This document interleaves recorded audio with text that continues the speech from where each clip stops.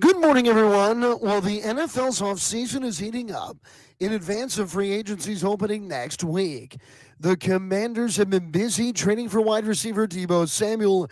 Yesterday, Washington re-signs both linebacker Bobby Wagner and kicker Zane Gonzalez to one-year deals. Now around the NFL, the Jaguars traded wide receiver Christian Kirk to the Texans, and the Bengals are allowing star defensive end Trey Hendrickson to seek a trade. It's not just football teams, though, that are making moves, as today is the NHL's trade deadline. The Capitals lead the Eastern Conference in points. We will see if they are active before the 3 p.m. deadline. Now, tonight, the Caps host the Red Wings at 7 at Capital One Arena. The Great Eight is 10 goals away from eclipsing the Great One. Listen to it right here on The Fan. Local college hoops, as we are just more than a week away from Selection Sunday. Patriot League quarterfinals, 2-seed American survives a scare, beating 7-seed Lafayette 71-69. 5-seed Navy advances, upsetting 4-seed Boston U 86-78. Elsewhere, Howard comes up short against Norfolk State 81-69. Mount St. Mary's loses to Quinnipiac 79-70. And Nationals catcher Keibert Ruiz homered twice as the Nats bludgeon the Cardinals 12-1 in spring training action. From the Crop Metcalf 5-Star Sports Desk, this is Adam Pohl on The Fan.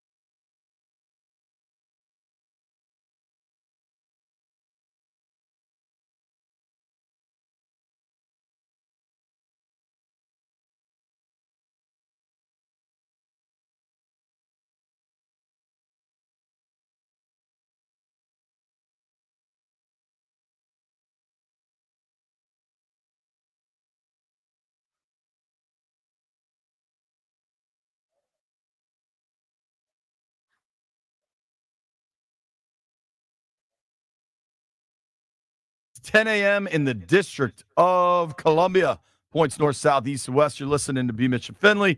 Good morning, Brian. How you doing? I'm good, brother. What's happening with you? It's a day of triumphant returns. There was something that the entire city was waiting for, and bang, got delivered. What was that? White Brian's back. He worked from home yesterday. Or I don't know if everybody was waiting for White Brian to come back, though. What about Bobby Wagner then? They were waiting on that. They were definitely waiting on that. Bobby Wagner is back with the burgundy and gold. Jeff been on it. Jeff was. I said, "Damn, who said JP good stuff?" I said, "Oh, Jeff's in this. Jeff ready, boy. Jeff's on it, man. I think he's a commander. Weighing, boy. It's funny. I talked to somebody yesterday afternoon. So I went out to Offenbach's yesterday, checked out the swim spas. Those things are nuts, dude. It's like a jet engine. They were very, very cool. And as I was driving home, I was talking with somebody. It had been a little while since I got to drive home from basically Ashburn in rush hour. Let me tell you, it still sucks. Shout out to the GW Parkway. When they finish in 15 years, it's going to be okay, though. Dog, so my boy Adam Tusk covers transportation stuff for NBC4. He's coming on at 10:45 because we need some. I think I saw Adam the other day talking about all the stuff because that stuff going to go on for a long Yo, they're cutting out all the damn trees. Dude, that was his report the other day that I was like, all right, we got to get him on the radio. I knew that name, dog. Yeah. He's also an Eagle fan, so be prepared for that. Oh, shucks. But I'm driving home talking to somebody. And that one, too. I know. We're surrounded by it for the stream. Say hello to Deshaun. BMitch's son-in-law is joining us for the show today. Talking with somebody, I'm like trying to figure out lay of the land on a number of things. And I'm like, by the way, like, is anything going to happen before next week? And they're like, I don't think much, maybe Wagner. And I'm like, all right, kind of filing that away for today's radio conversation, future conversations. When you ask me, half hour later, Jeff's texting. When you asked me who I thought was probably the most, the one that we should go after the quickest of the three, who would I say? You say Wagner, yeah, right? That dude brings a lot to the team, and I think people. It's easy to look at an age and just go away from it, but it's influence, man. Well, dude, I want to go back, and Landfill's tracking down the audio now. When Dan Quinn spoke at the Combine, anytime the Bobby Wagner situation got discussed, he was incredibly interesting and seemingly like very, very confident when he spoke about Wagner. It was fascinating. We're going to play that for you a little later. To me, this one makes all the sense in the world. He clearly likes it here, and nothing for Jaden Daniels is dependent on anybody else in that locker room. Jaden's a dog because Jaden's a dog, period. But Jaden and Bobby have this really cool, really close relationship. Mm-hmm. They're both from the same part of the world. They both grew up in the Inland Empire, Southern California. Yep. I learned a lot about the Inland Empire of Southern California this year. It's basically like, it's not LA or San Diego. It is kind of 2 hours from that. It's over the mountains, through the woods. The grandmother house we go. Yeah, exactly. San Bernardino is probably like the big city. Riverside, like all that. It's before you get to Big Bear and Palm Springs, but it's its own entity. Now, they're LA fans, right? Like they're all Laker fans, Dodger fans, but it's its own area. It's probably, maybe it's akin to what Richmond is to Washington. I think folks in Richmond root for the Skins, root for the Caps, whatever. Mm-hmm. But Richmond's its own thing. You know what I mean? Totally. Now I got 2 show sheets. Shout out to Jeff. Yeah, the other one was just it was mostly from yesterday. Okay. Well, the read things, that's all. All good. I like the text version Landfill gives us on the old computadora. But specific to Wagner, he's the leader of that defense. He was voted. He might be the leader of the football team. Let's be real. Yo, for sure. About that. He's a future Hall of Famer. Yeah. He's like a no-question future Hall of Famer. And I think he had over 130 tackles last year.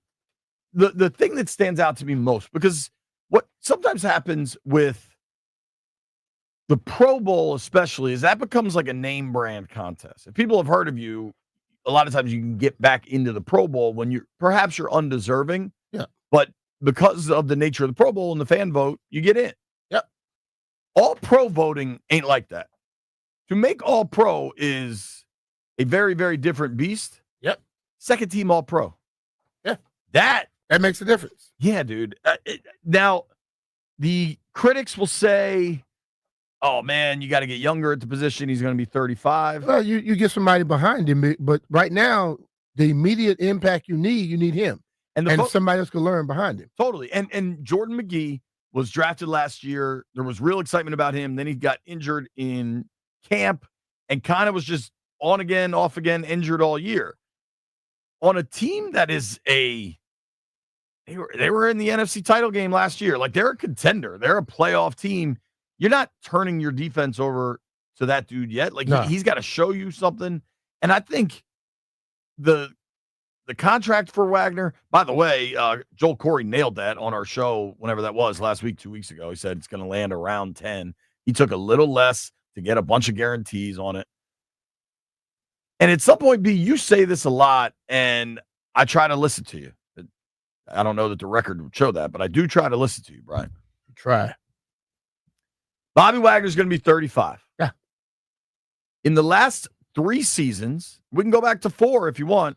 Actually, we can go all the way back to 2018 if you prefer. Yeah, let's go there. He doesn't miss time.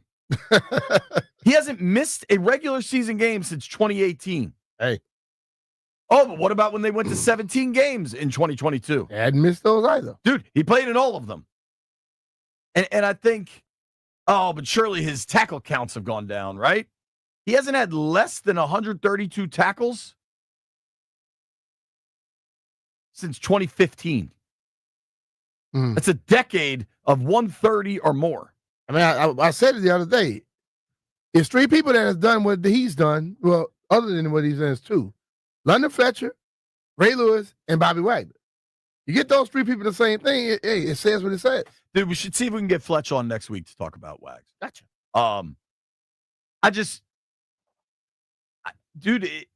He brings a total package, a familiarity with this coaching staff. Him and Ken Norton Like, there's some real OG-ish when those two are walking around and talking to young players. Like, this one is just... Every time I see Ken, I laugh because he and I had some battles, though. We went at it. Did you ever fist fight or just hit in? We kind of gotten some physicality, big time.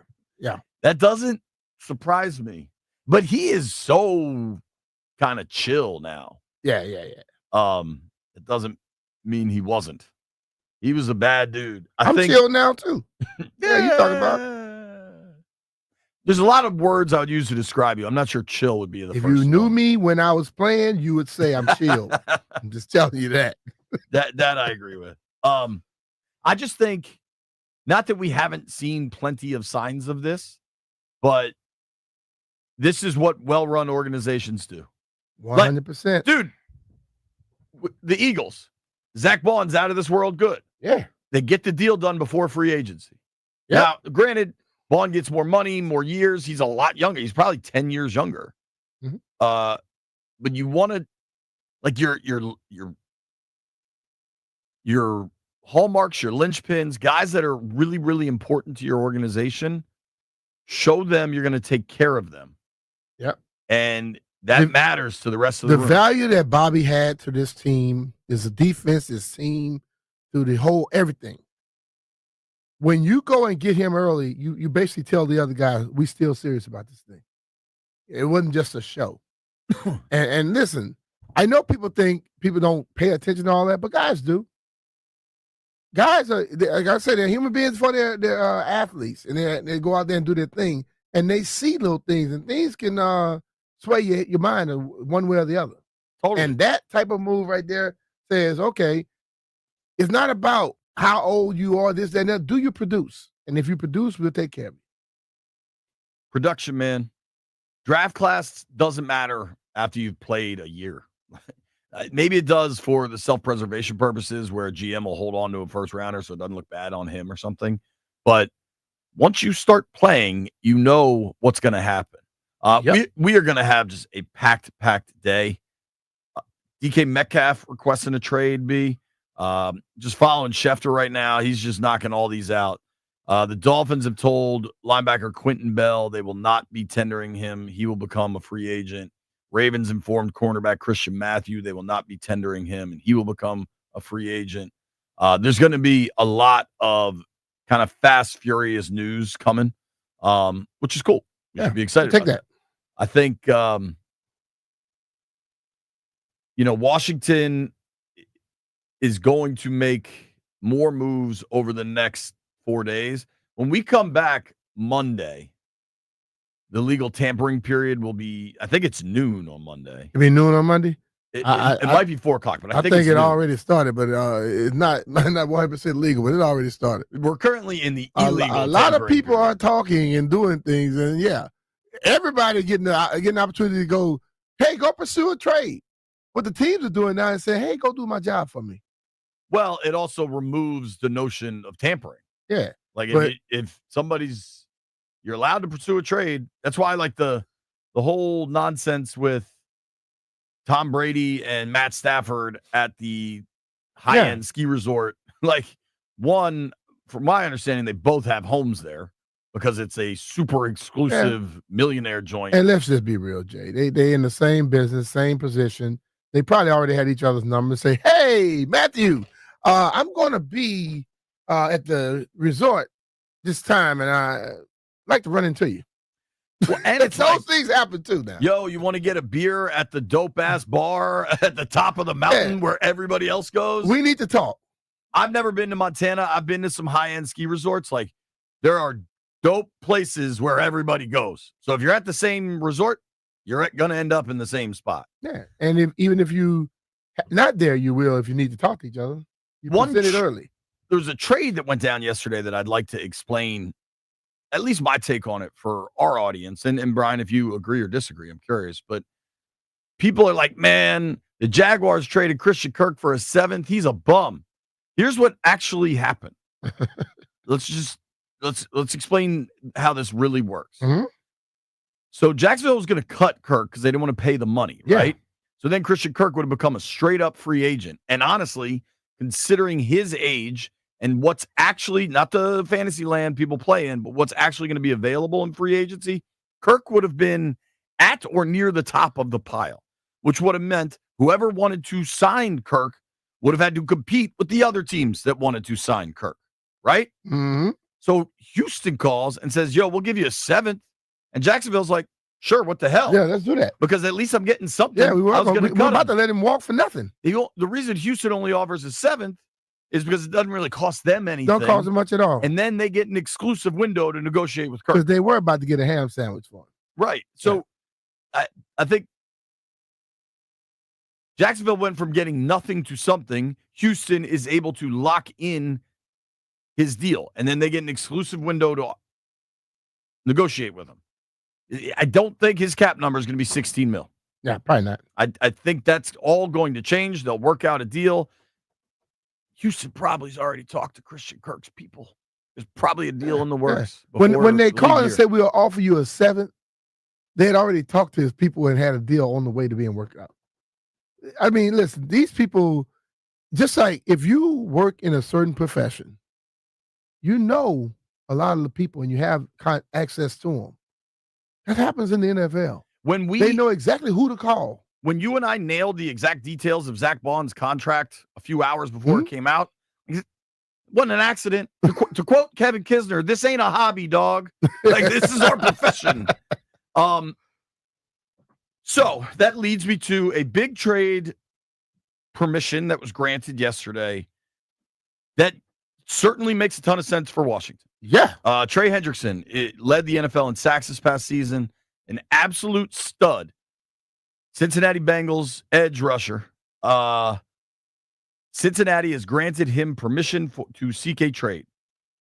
This dude is, I think he'll look good in Burgundy and Gold. Big, strong, tough, 6'4", 270, was a third-round pick by the Saints back in 2017, played his college ball at Florida Atlantic. You know the FAU mascot? Mm-hmm. I think I got this one. No, I don't know the mascot. I know the ways. That was cool. I believe they're the Owls. Woo.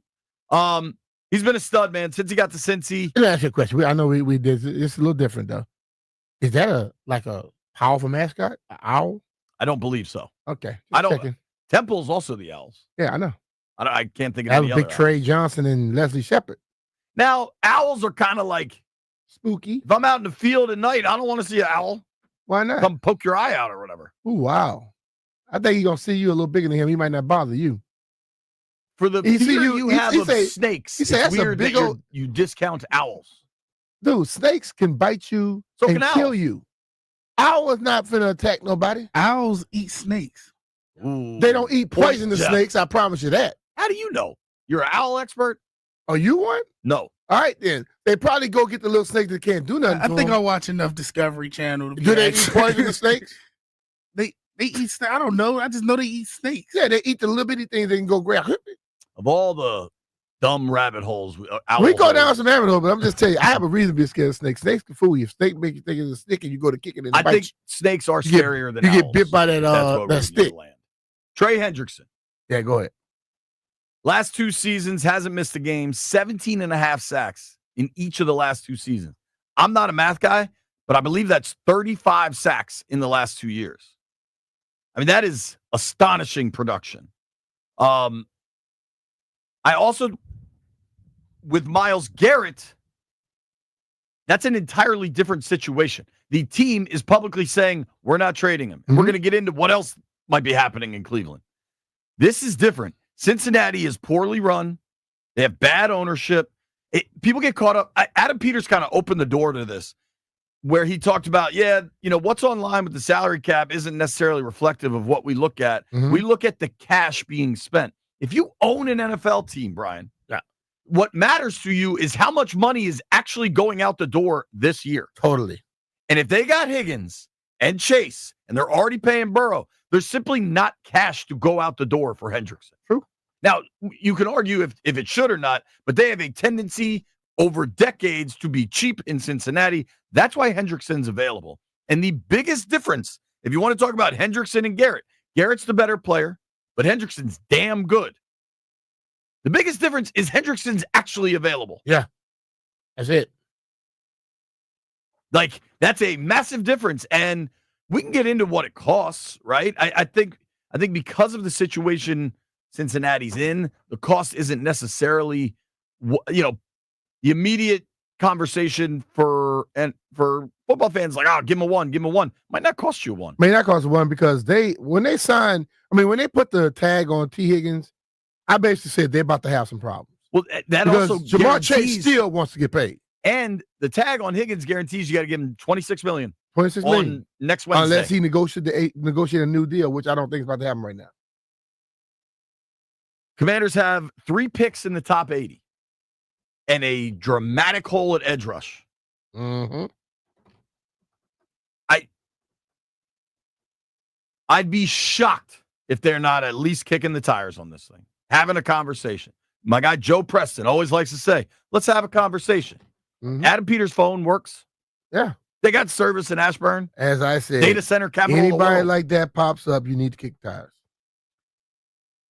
I believe they are. I believe they will. I believe it's an honest prospect. Also, I just got this tweet from C. Jackson. Per Google, owls will eat venomous snakes, including rattlesnakes and cottonmouths.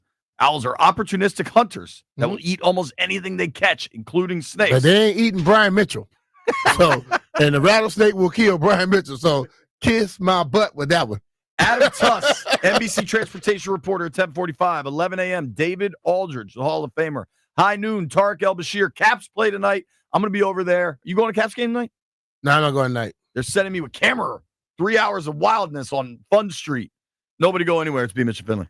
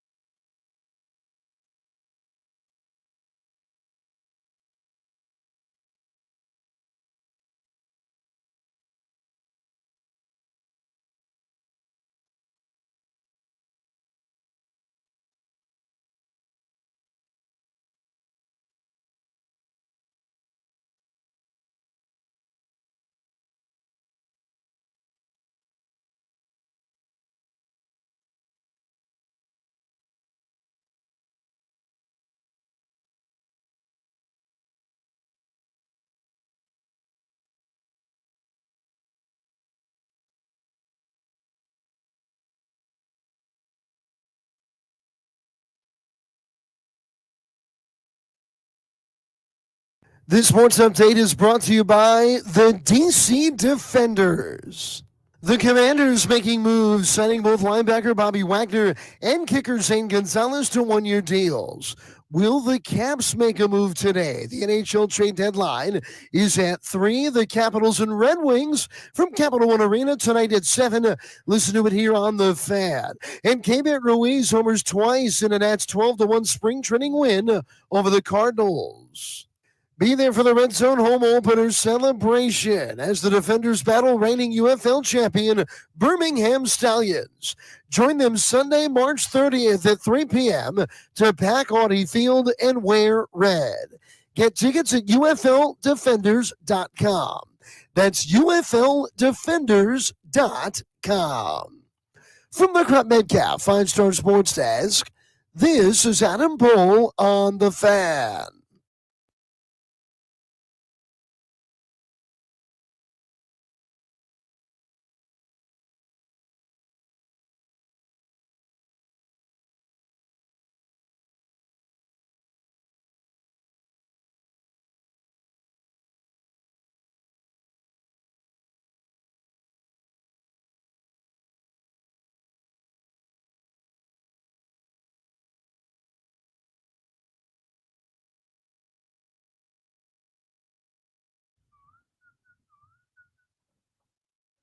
Here's what I tell my wife.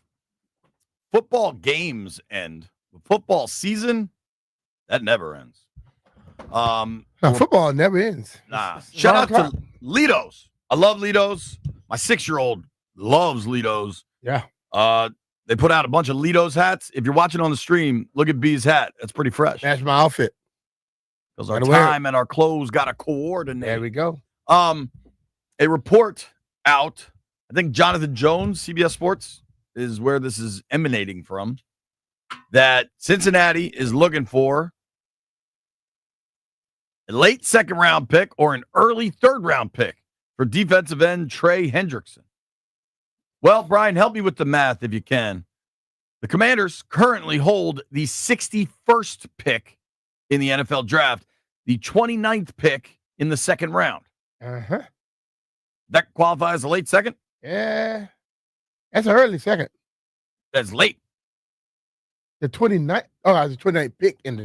All right, 61st that's late. overall. That's late. The 2nd round. That's very late. The 2nd round ends at It's 64, it's right? only 3 before. There's 32 teams times 2 is 64, right?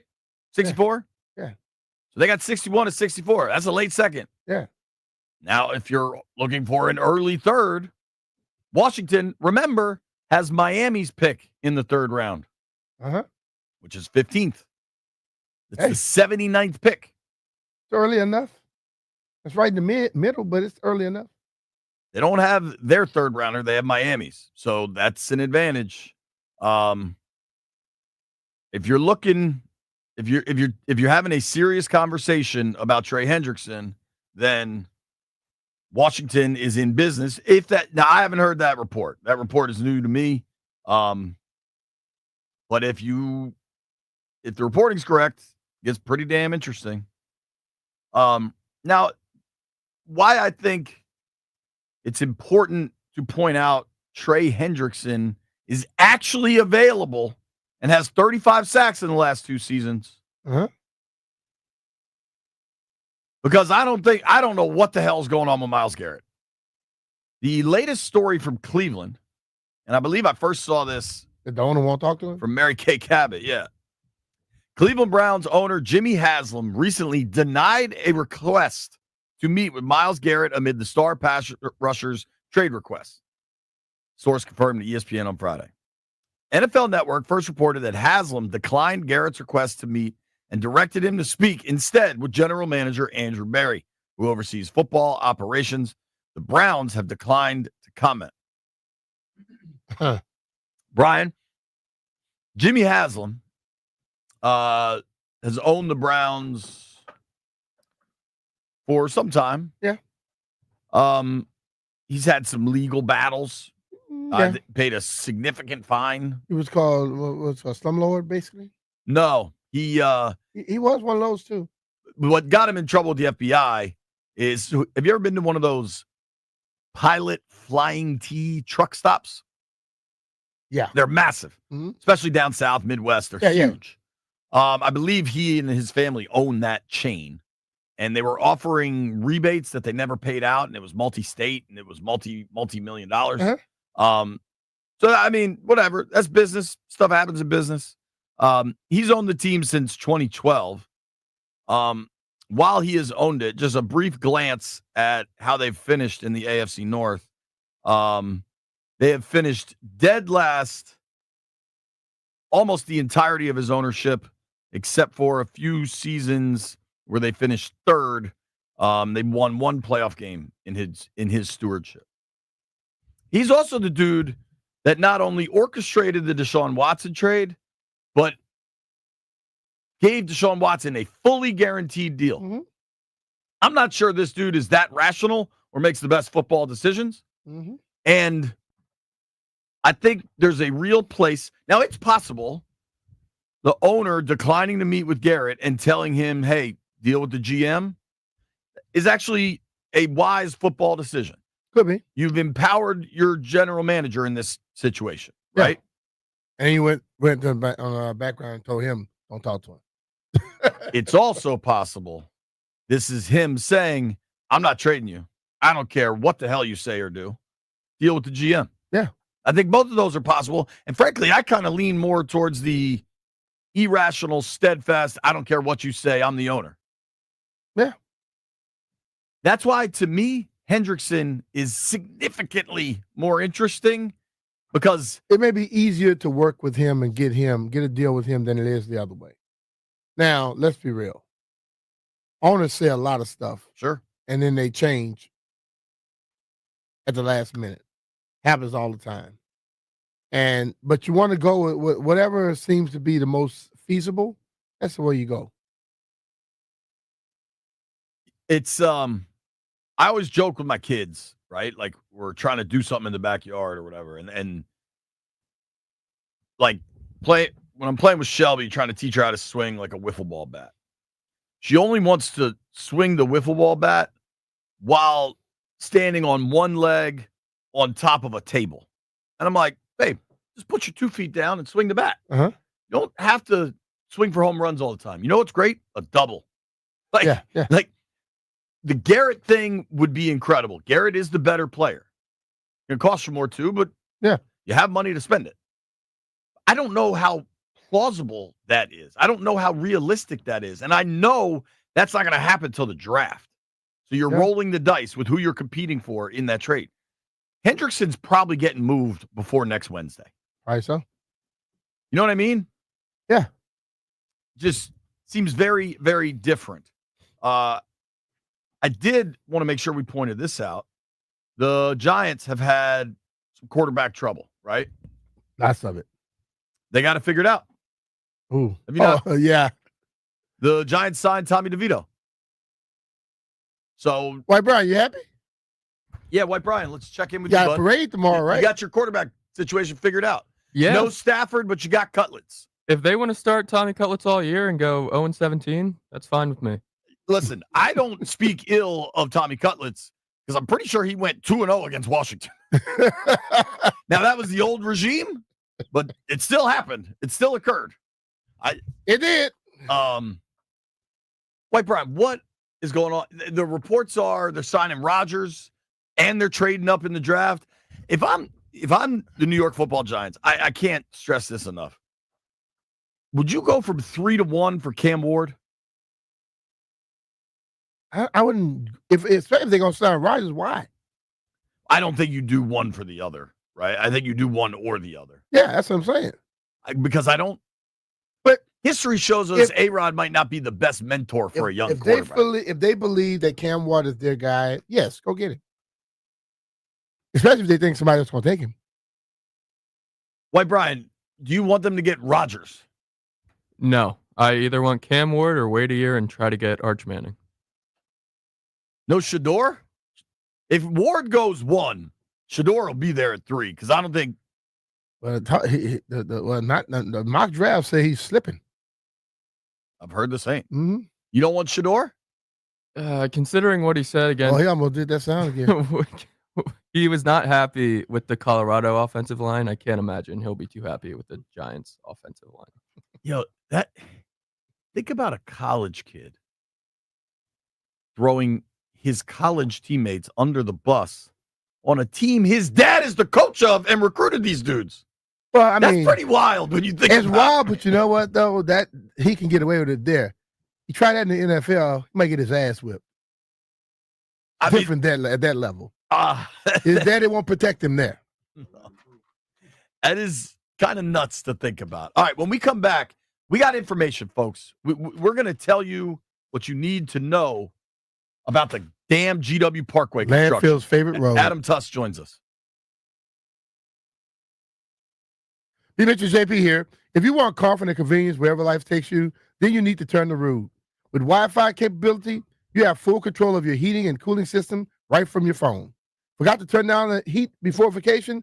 Adjust it in seconds. Plus, you'll get alerts if something's not right. These guys are the best, and they've installed new systems in my house, and I felt the difference instantly. And here's the thing with Rude. The systems are whisper quiet. It's not going to wake you up in the middle of the night. You're going to be able to use these Rude systems at any time, and it's not going to cause you any trouble. Plus, B, you got to tell them about the tax credits you can get with this thing. You can save up to $2,000. I know you were able to take advantage of it. I damn sure took advantage of it. I had 3 of them, and I had $6,000 to write off, and you could do it too. Rude, the most reliable heating and air conditioning products in the DMV. And remember, if it ain't Rude, It ain't right.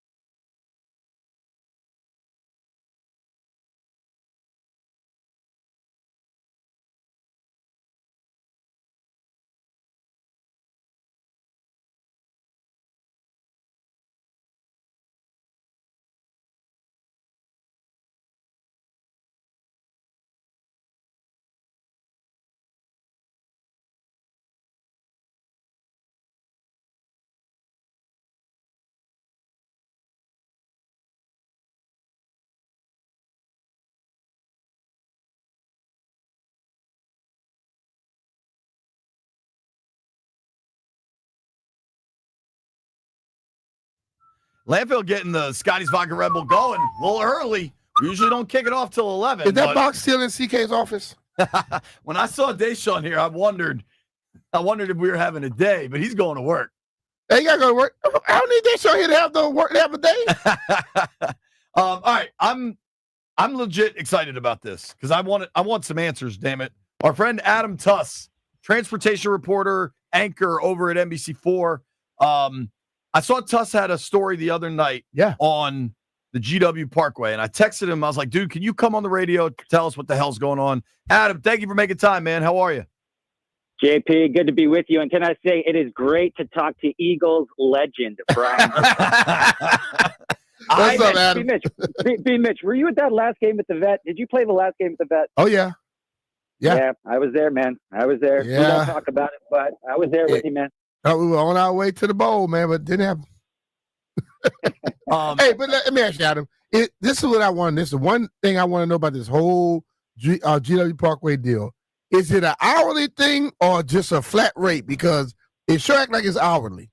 It's taking forever. You mean you mean how long the construction is actually? Yes, yes. Yeah. Well, listen, a long time ago, somebody asked me a question about all the construction in the DMV. They said, when is it all going to be done? And the answer is it's never going to be done. It's just going to be continually going on forever and ever. The issue with this road project on the GW Parkway is it's kind of meeting all the work that's going on the Beltway. Yeah, dude. As they look to extend express lanes between Tyson's and the Legion Bridge. And then you have all this work on the GW Parkway, basically between Spout Run all the way up to the Beltway. All of this work is supposed to be finished later this year on both the Beltway for the express lanes and the GW Parkway. But I'll believe that when I see it. Yeah, I will believe it when I see it, man. But there's so much work going on right now. And never mind, they're trying to do this all with traffic that is constantly rolling on the roads. And if anyone has been on the GW Parkway, JP, I know exactly what you're talking about, man, because sometimes it feels like the lane shifts, like you're going from one lane almost into oncoming traffic. Bro, it's really, dangerous. really tricky. Yeah, it is. So, all right, we're talking with our friend Adam Tuss. You can give him a follow on X and Instagram at Adam Tuss, Tuss. Does a great job anchoring at NBC4 and really covering transportation all over the DMV. And it's fascinating to me. So I live kind of right by Glen Echo. So in a perfect world, I could hop on the Beltway, take GW to get downtown to get here to the radio station. The world we're in is far from perfect. Yeah. So I avoid GW like the plague, man. Driving on that is stressful. Like you got to white knuckle that whole drive. You had this report though the other day specifically about all the trees they're taking down where GW hits the Beltway and how that is a mess also. Yeah, and so coming up on Tuesday, here's a traffic alert for everybody. Tuesday during the day, they're actually going to shut the ramp down from the northbound GW Parkway to the northbound Beltway. Now, if you've been through that area, you know that it's really, really tricky, right? So like anyone who's trying to go to Baltimore or trying to get from Virginia to Montgomery County, maybe to Silver Spring, whatever, you're going to have a hard time getting that way on Tuesday. And that's because they need to clear a bunch of the trees in that area so that they can extend the express lane project that's happening on the actual Beltway. And yeah, a lot of environmental advocates have been contacting me about all the trees that we're losing, not just on the GW Parkway, but along the Beltway. And I feel for anyone who lives in that Tyson's McLean area, you know, these beautiful homes. Now you can see them. Homes that were like surrounded by a forest, and now you can see right into their living rooms, and they're putting up these huge sound walls. So, you know, I guess that's the price of traffic progress. That's crazy. So are these like the Beltway project and the GW project, are they separate that they're trying to fuse together, or this was planned to be together all the time? No, they're totally separate, BMitch. So the GW Parkway project, the GW Parkway was a mess. I mean, before they started this whole thing a couple of years ago, there were sinkholes opening up. Some of the bridges were in really bad shape. I mean, we were constantly out there, and that's a National Park Service project. So it gets into, you know, federal money and what they can appropriate, and how they can fix it. And so that's a whole separate thing. But the northern section of the GW Parkway hadn't had a facelift since 1962, since it opened. And it sees millions and millions of cars and traffic every year. So it really needed it. The Beltway project is basically just an extension of the express lanes. If you've driven on the Virginia side of the Beltway, you're familiar. You can pay to use those lanes to get around traffic, or you can ride in them for free with a carpool of 3 or more people. But they're kind of meeting in that spot at the northbound section of the GW Parkway and where the Beltway hits it. So, yes, they are 2 separate projects, both supposed to be finished later this year, but we'll keep our fingers crossed. Bro, there's no chance they get finished. I mean, one, how dumb is it that they have these 2 massive projects going on? One hand doesn't talk to the other, and it happens and it hits at the same time. So, I mean, my drive from Ashburn to Bethesda, which I make every day for half a year, is just god awful from Tyson's to the bridge. It's horrible. JP, wait till they put in a new American Legion bridge. Oh, because that's the next domino to fall here. Because When is that that bridge, happening? but that needs to be changed. That thing looks horrible. I've interviewed some people, some transportation officials who say that bridge needs to be replaced within this decade, as in the next 5 years. So For they're real? drawing up plans for real. It's basically what's called functionally obsolete. Like, it is just not handling the traffic that it holds. It is way over capacity, and it's got some stop structural going that issues. way. So That's right. I mean, it's That's not like safe. right by the house. It's not unsafe. If it was unsafe, then the road crews would shut it down. But it does need a major facelift, or the talk is that they're going to put in a brand new American Legion bridge, and just wait for that to happen, because that's going to be a lot of fun. I might jump off it. Listen, I call it job security, so that's good. It's good for transportation reporter. Couldn't they do what they did with the Wilson Bridge? Didn't they just build a new one next to it, and they kept using the old one until the new one was ready? Yeah, and I think that's probably what they will do when a new American Legion bridge comes in. But it's never easy to shift traffic around, to have all these lane shifts. Just real quick, one of my favorite stories about the old Wilson Bridge, for anybody who remembers that one. The day that it opened, it was over capacity. Like, the Beltway had just grown so much. And the old Wilson Bridge, they let the guy with the worst commute blow it up. He literally pushed a plunger and blew up the old bridge. Like, I thought that was awesome. Maybe we could do that with the Legion Bridge when it's time to go to. Oh, JP might be the guy to do that. Problem with the Legion Bridge, seriously. The problem with the Legion Bridge, you got big fancy houses right around there, dude. I don't know where you build that thing. Oh, they don't build it. They'll find space to tuck it in, but it's either that or you just kind of improve the existing bridge. But yeah, none of this stuff is ever fun. But the key to all of our transportation modes isn't one thing. We need a mixture of everything. Or just just take Metro. If you how about that? Yeah. JP, there's the Silver Line goes out to Ashburn now. JP, take the train. Yeah, Come on. take trains. That'll take me 2.5 hours. just Although move to driving Virginia. home sometimes does too. Dude, have you in your line of work and the folks you talk to, have you noticed that traffic is way worse now as more and more people are going back to the office? Yeah, we did a story about it last week, as a matter of fact. And, with a lot of federal workers being called back, the ones that haven't lost their jobs or haven't been told not to come back to the office, we're noticing that traffic definitely has spiked, especially around the normal, what you would call the normal rush hour pattern. Metro actually just saw its highest ridership since pre-pandemic a couple of days ago. So it's picking up out there. And I would say, for anyone who remembers pre-pandemic, it's like, man, you had to budget an hour and a half to get anywhere. The one shining light of the pandemic was that you could get anywhere in like 15, 20 minutes. It was like, this is incredible. Well, those days are slowly coming to an end. But we've definitely noticed that the traffic is picking back up. Especially on Tuesday, Wednesday, Thursday. Yeah, dude. Friday's not that bad. Tuss, Yeah. This might be a recurring segment. We got traffic That's fine. talk. We got questions, man. Are you really not going to ask me who's going to get Myles Garrett? Are you really not going to ask me one single Eagles question? Here's what I Come can on. say about your Eagles fandom. I respect that you are in Washington and you and I will do a hit, and I'm talking about the Commanders, and you still will you're fearless in your Eagles fandom. I do respect that. Y'all getting Joey Bosa. That's it. Joey we'll kick the tires on Joey Bosa. I don't know. I think he ends up with the Niners. Have you in peak Philly fashion? Have you seen that they're all fighting with each other again? Darius Slay and CJ Gardner Johnson. Not only is CJ GJ fighting with Slay, he's already talking with Debo, isn't he? He and Debo have a little thing going on. So this is going to be a great rivalry for years to come. Listen, I have us splitting the season series for the next couple of years. It's fun that the Eagles and the Commanders are a thing again. Gonna be fun. All Thank you, right, dude. bro. Take Appreciate care, the man. time. All right. Thanks, guys. That is Adam Tuss. When we return, the Hall of Famer, David Aldridge.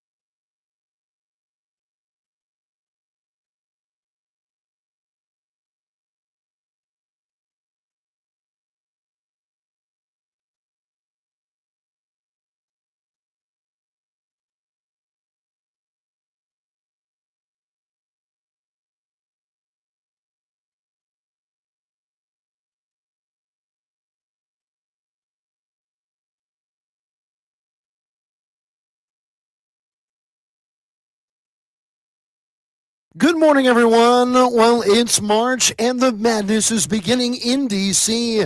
in the Patriot League tournament. That's it. And that's how this one ends. The Eagles win the quarterfinal, battling back from down 11 to get the win, getting the dub 71-69 over Lafayette. Dan Lang on the call for American as the Eagles get their 20th win of the year and reach the semifinals where they will host Colgate Sunday. Navy of Victor at Boston U. The Mids will be at Bucknell in the other Sunday semifinal in the Patriot League. Now other local college hoop scores. Howard falls to MEAC leader Norfolk State 81-69.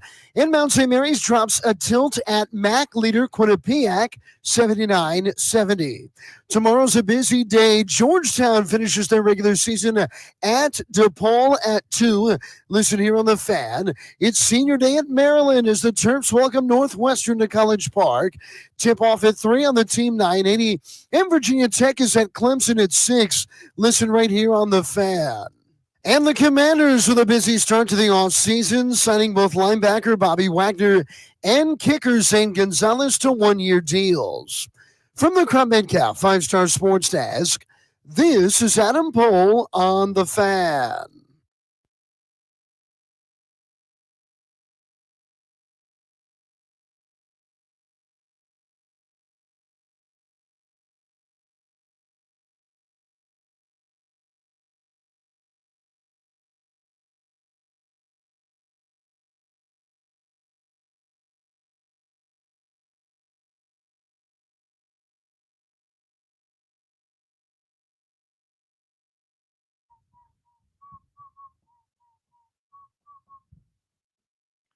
BMitch and Finley, you hear the song? It's officially a Scotty's Vodka Red Bull Friday. Scotty's Vodka is Maryland made, amazingly smooth and loved throughout the DMV. Throughout the DMV. You know who else is loved throughout the DMV? David The Aldridge. DA.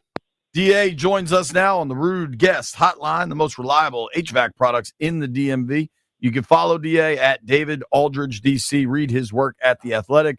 DA, how do you do, sir? What's happening, fellas? What's going on? We good, man. It's been a fun week, kind of getting to the edge of the madness of what next week will be.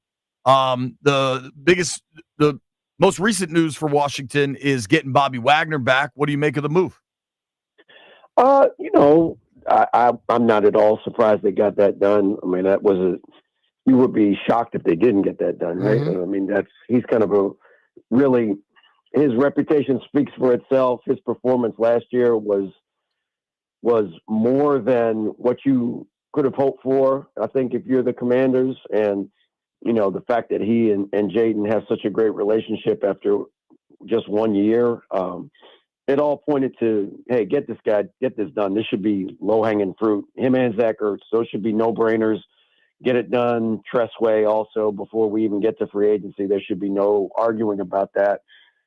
They've proven their worth in the locker room, and so glad that got done. I don't think Bobby really wanted to go anywhere else. I think at this point of his career, it's more important to be happy than to be wealthy. He's made enough money, and so I wasn't surprised they got that done. Just because it just seemed like both sides wanted to come back. Mm-hmm. I totally agree, man. I think the Wagner one was easy. Tress, Ertz, we'll see if they get those done before Wednesday. Maybe that'll heat up a little next year. One thing that was funny is I had somebody tweet me yo, I saw Tress. He's back in town. He's getting a deal done. And I was just like, dude, he lives here. What the hell? A lot of experts out there. Right. For sure. So going back about a week, Deebo Samuel, certainly the biggest splash of the offseason thus far. What do you make of the Deebo trade? I'm fine with it. Look, I'm not expecting Deebo to be 2021 Deebo. Guys get older.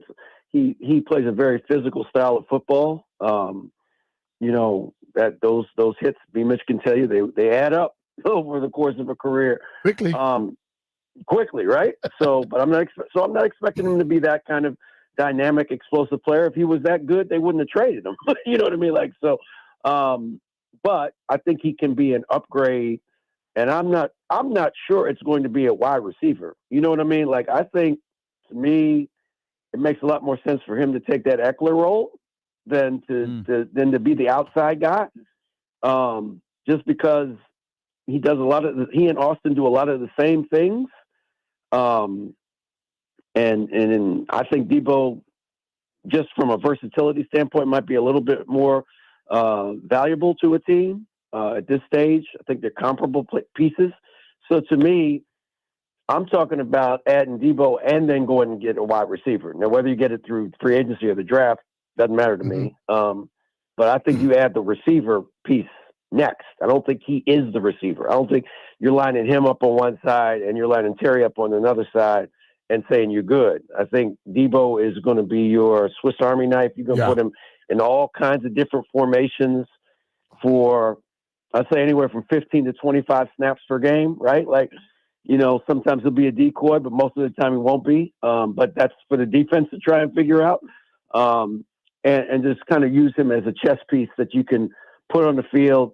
I just love him anywhere from the 40-yard line on in, either your 40 or the opponent's 40, as a guy that you can just line up and do all kinds of different things with and get him the ball in space where he can run after the catch. Yeah, I tend to agree with you on that, Dave. I think they need another receiver who's more, like JP and I talked about, a speed guy.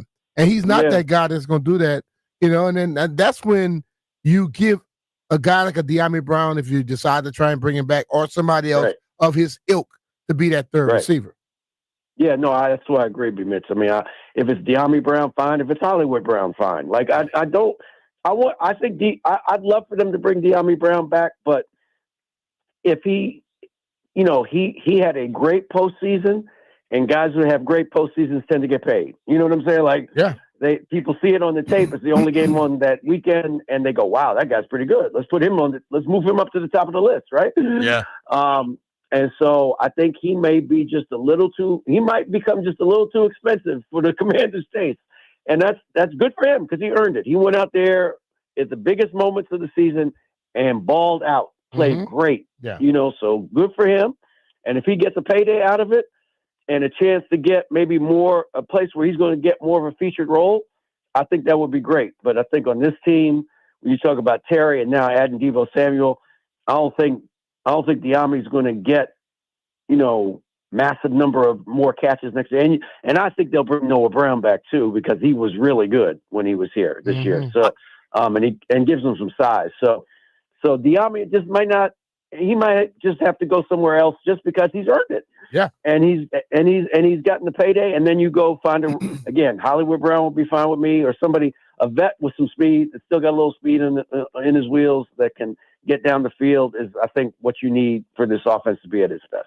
Yeah, I think you're totally right, DA. I think De'Ami's gonna get $11 million. And good for him. He earned it. Good for him. Yeah, I agree with you. And we've got to know De'Ami over the years. He's like a funny, kind of goofy, down to earth dude, and very, very likable. What he did in January specifically in the playoffs was so impressive. And I think Washington, because they're gonna have to redo Terry's deal. Like, you got to come up with some guaranteed money for Terry before we actually get to week one.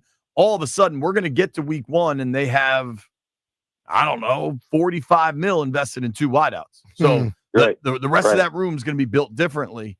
Talking with our friend David Aldridge here on the Rude Guest Hotline. You give DA a follow at David Aldridge DC. I think you're right. They're either going to draft or they're going to add a wideout. I can see OZ and Noah Brown coming back, honestly. Yes. I think De'Ami's going to get paid somewhere.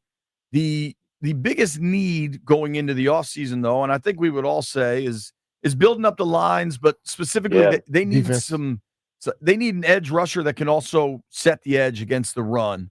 Myles Garrett, there's the pipe dream there, but the Cleveland situation seems to be quite complicated. Trey Hendrickson seems to be a level below that, in that he's actually been given permission to seek a trade.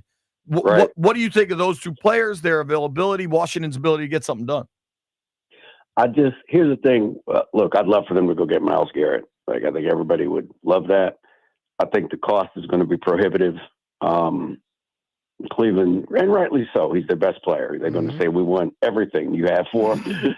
And, you know, maybe somebody will give it to him. Maybe the Eagles will do it. I would hate for that to happen, Totally. just because that they're already Super Bowl champions and you're strengthening your strength. But the reality is they might be able to pull it off. Green Bay is another team that I think if I'm Green Bay, I'm throwing everything to go get Myles Garrett. Like he's a difference maker on a team that's a playoff team and is good, but has to beat Detroit and Minnesota. That is now the heavyweight division in the NFL, right? And Chicago's coming. They're not too far behind. So I need elite players to beat those teams. And Myles Garrett's an elite player. So if I'm Green Bay, I'm moving heaven and earth to get Myles Garrett. Whatever it takes. It's a Reggie White situation. You get him, you win a Super Bowl. To me. Yeah. So I don't think the Commanders are quite in that position. They just don't have enough draft picks, I don't think. Like I can't trade 2 firsts and a second or 2 seconds and a first, right? When you're still trying to build out the roster. So yeah, I agree with you. I think Hendrickson would make a lot more sense. To me, the move that the Commanders probably should make is to take that first and just move down, get a second and get a third, or get a second and a fourth, either this year or next year, add to your inventory, and then see if you can get Trey Hendrickson for one of those seconds, one of those new seconds, one of those new thirds that you get by moving down. And then, he would be, to me, the thing to do.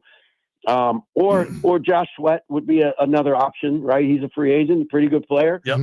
Could help you. So either one of those two probably be the way that I would go with defensive end. I don't know that there's a defensive end in the first round that I'm going, boy, I really want him. I mean, I know there's a lot of depth at edge rusher in this draft. So if you move down a few spots into the second round, you might be able to still get one of those guys in the second round.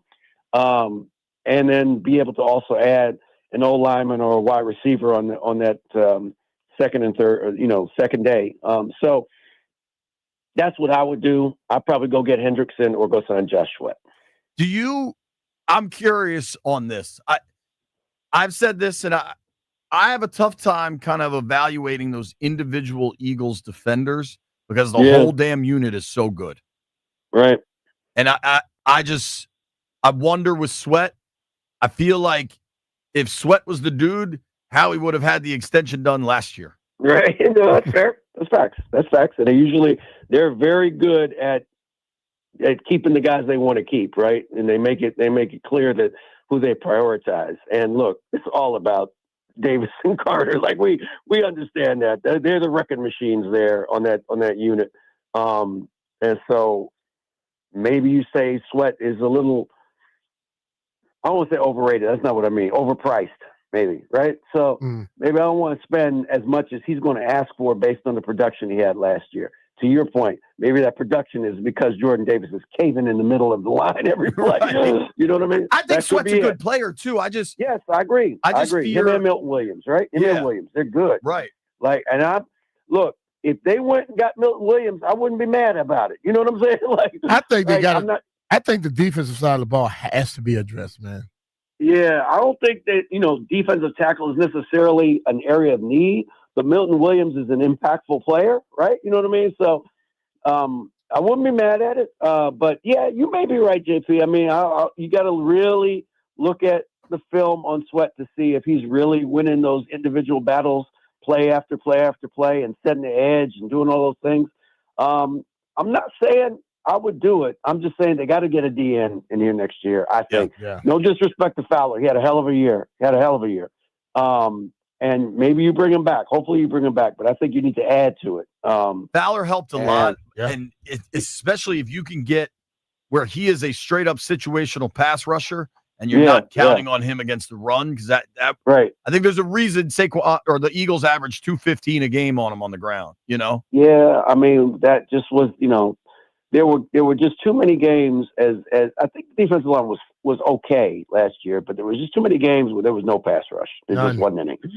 And you just need a guy, and that's why I would look at Hendrickson hard, just because I remember when the Commanders played against the Bengals and Coleman had a really good game. Like he played really good against Hendrickson for 48 minutes. And then with 2 minutes left, Hendrickson just gave him the okey doke and just blasted Jaden Daniels. Like he was like, you know what I'm saying? Like, it's my time to make a play. I gotta be a Pro Bowler on this play. And he was. and he has 17 sacks last year. You know what I mean? Like that's just amazing production for a guy. And was he 30? I think. I can't. Like, I'm not saying he's going to be great for 5 more years, but if he's great for 2 years, isn't that worth a 3rd-round pick or a 2nd-round pick? I think so. He just turned 30 in December too, so he turned 30. So, probably he can do it for 3 more years, 3 or 4. We'll take it. Right. That's all I'm expecting. It's right around the time when Jaden got to get paid.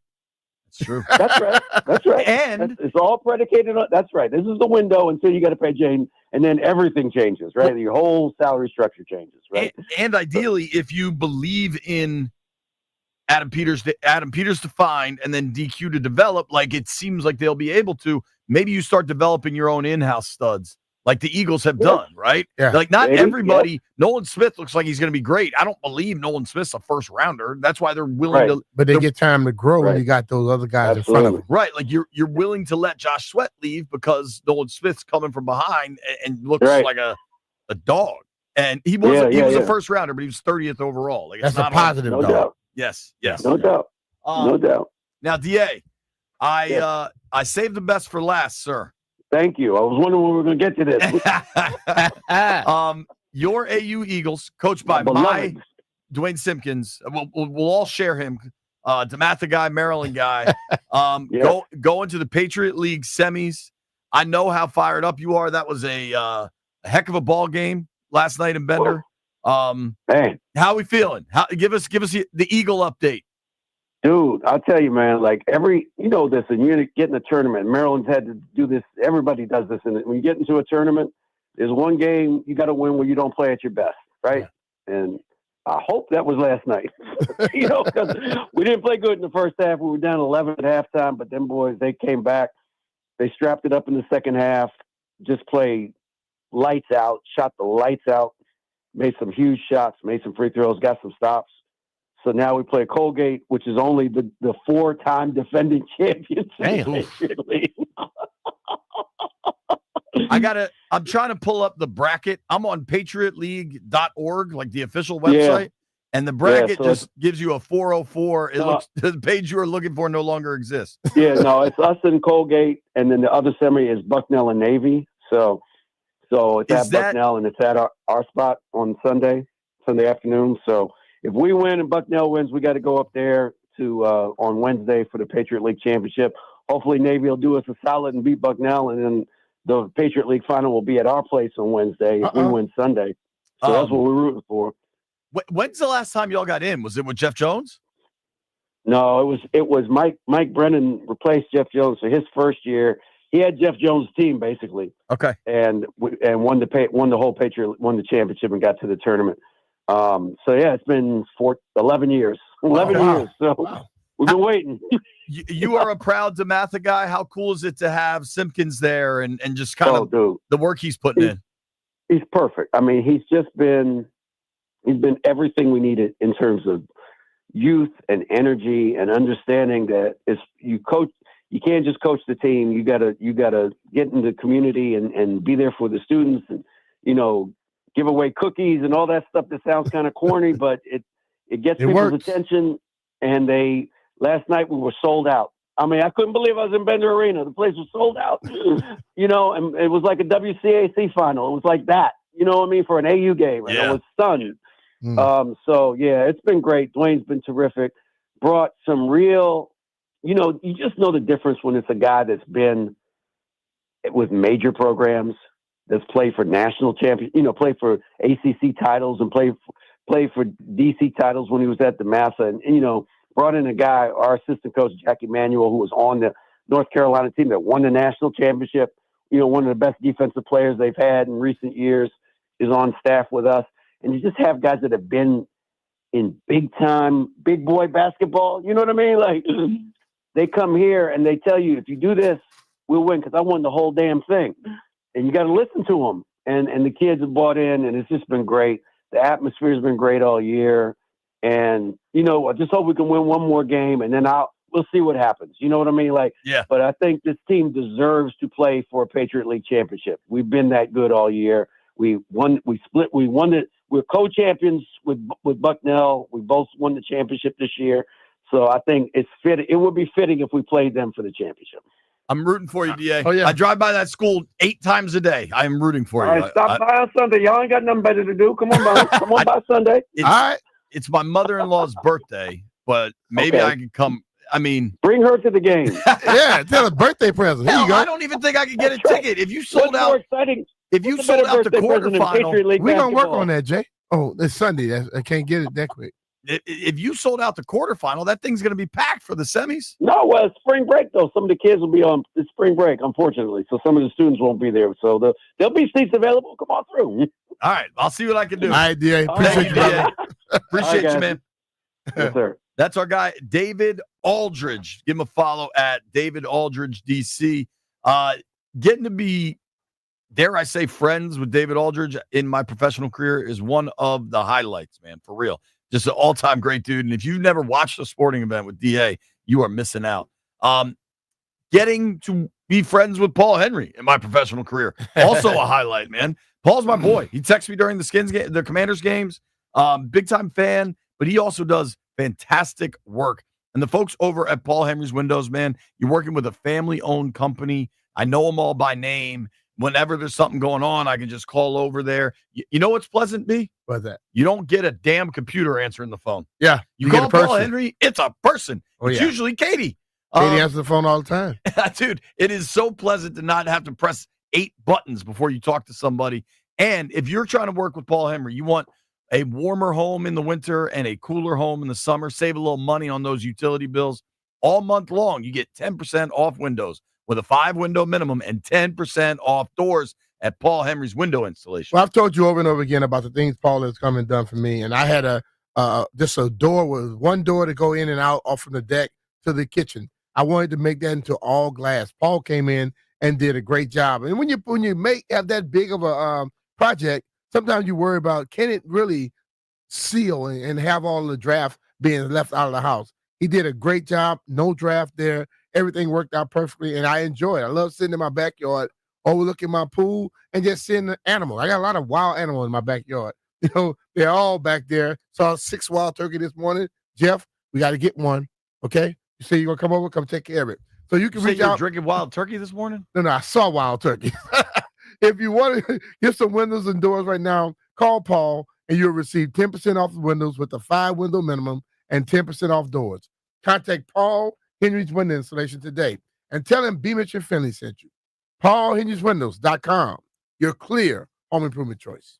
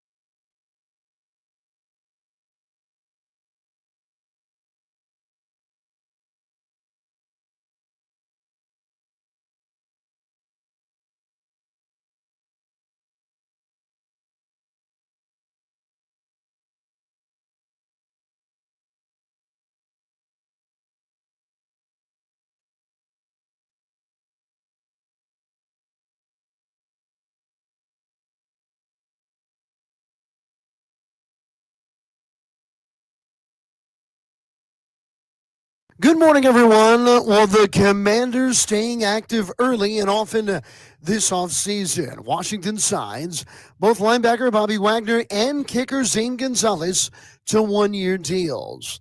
Now, yesterday, K-Bear Ruiz homered twice for the Nationals in a 12-1 spring win over the Cardinals. Listen to the Nats and the New York Mets. Spring training baseball tonight. First pitch at 6:05.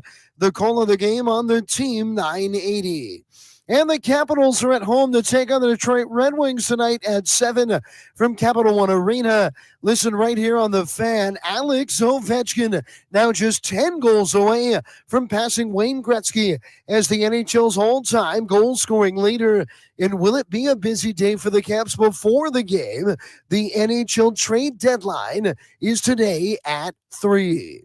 From the Crabhead Cap 5-Star Sports Desk, this is Adam Pohl on the Fan.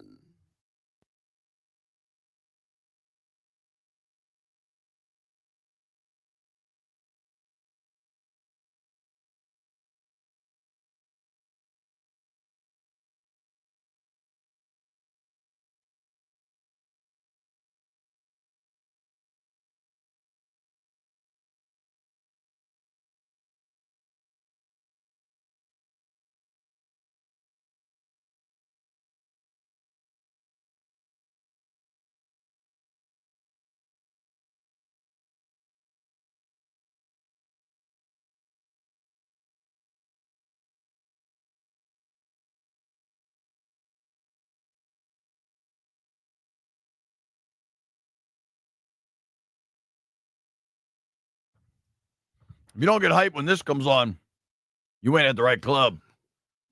For those in the stream, BMitch just handed me the biggest chunk of peanut butter or popcorn.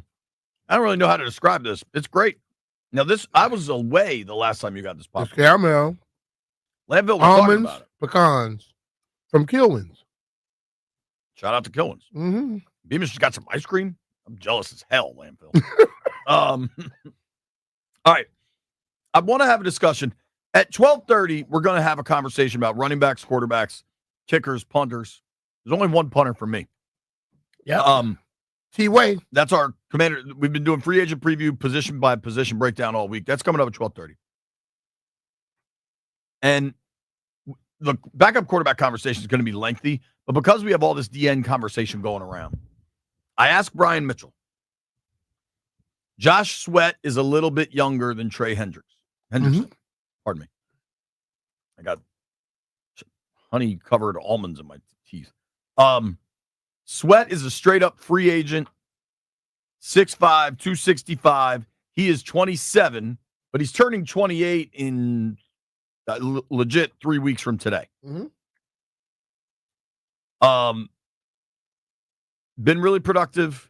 Only has one double-digit sack season in his career. Played for Philly for 7 years. Had 8 sacks last year. Obviously, had a dominant Super Bowl. Sweat won't cost you a draft pick, but Sweat's going to cost you a lot in free agency. Cost you a lot of money. Competing against everybody. Yeah. I'm removing Myles Garrett from this conversation. Yeah. Sweat for no draft pick, or if the reports are to be believed, Hendrickson for a second and probably something. I'll try Hendrickson. And the reason is, just like you were stating with David, is it because of what he had around him in Philly, Sweat, in that Super Bowl? Hendrickson has led the way. You know what he's capable of.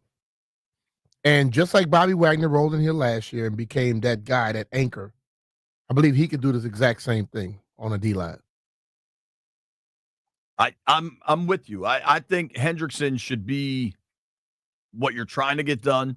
And then if you can't get Hendrickson done or he goes somewhere else, okay, then maybe you got to check out with Sweat. Yeah. I'm curious for the boys in the aquarium.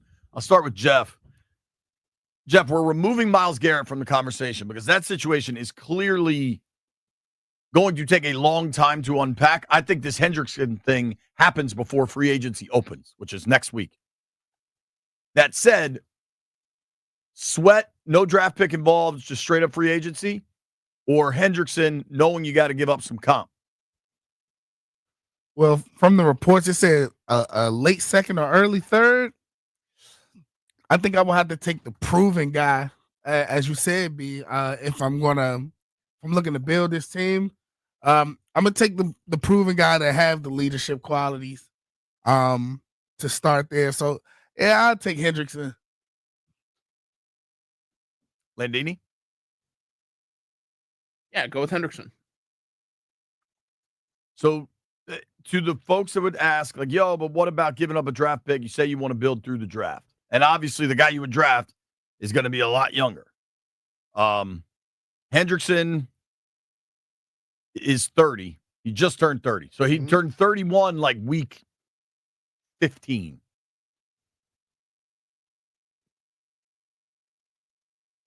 I think, to me, the point that's important.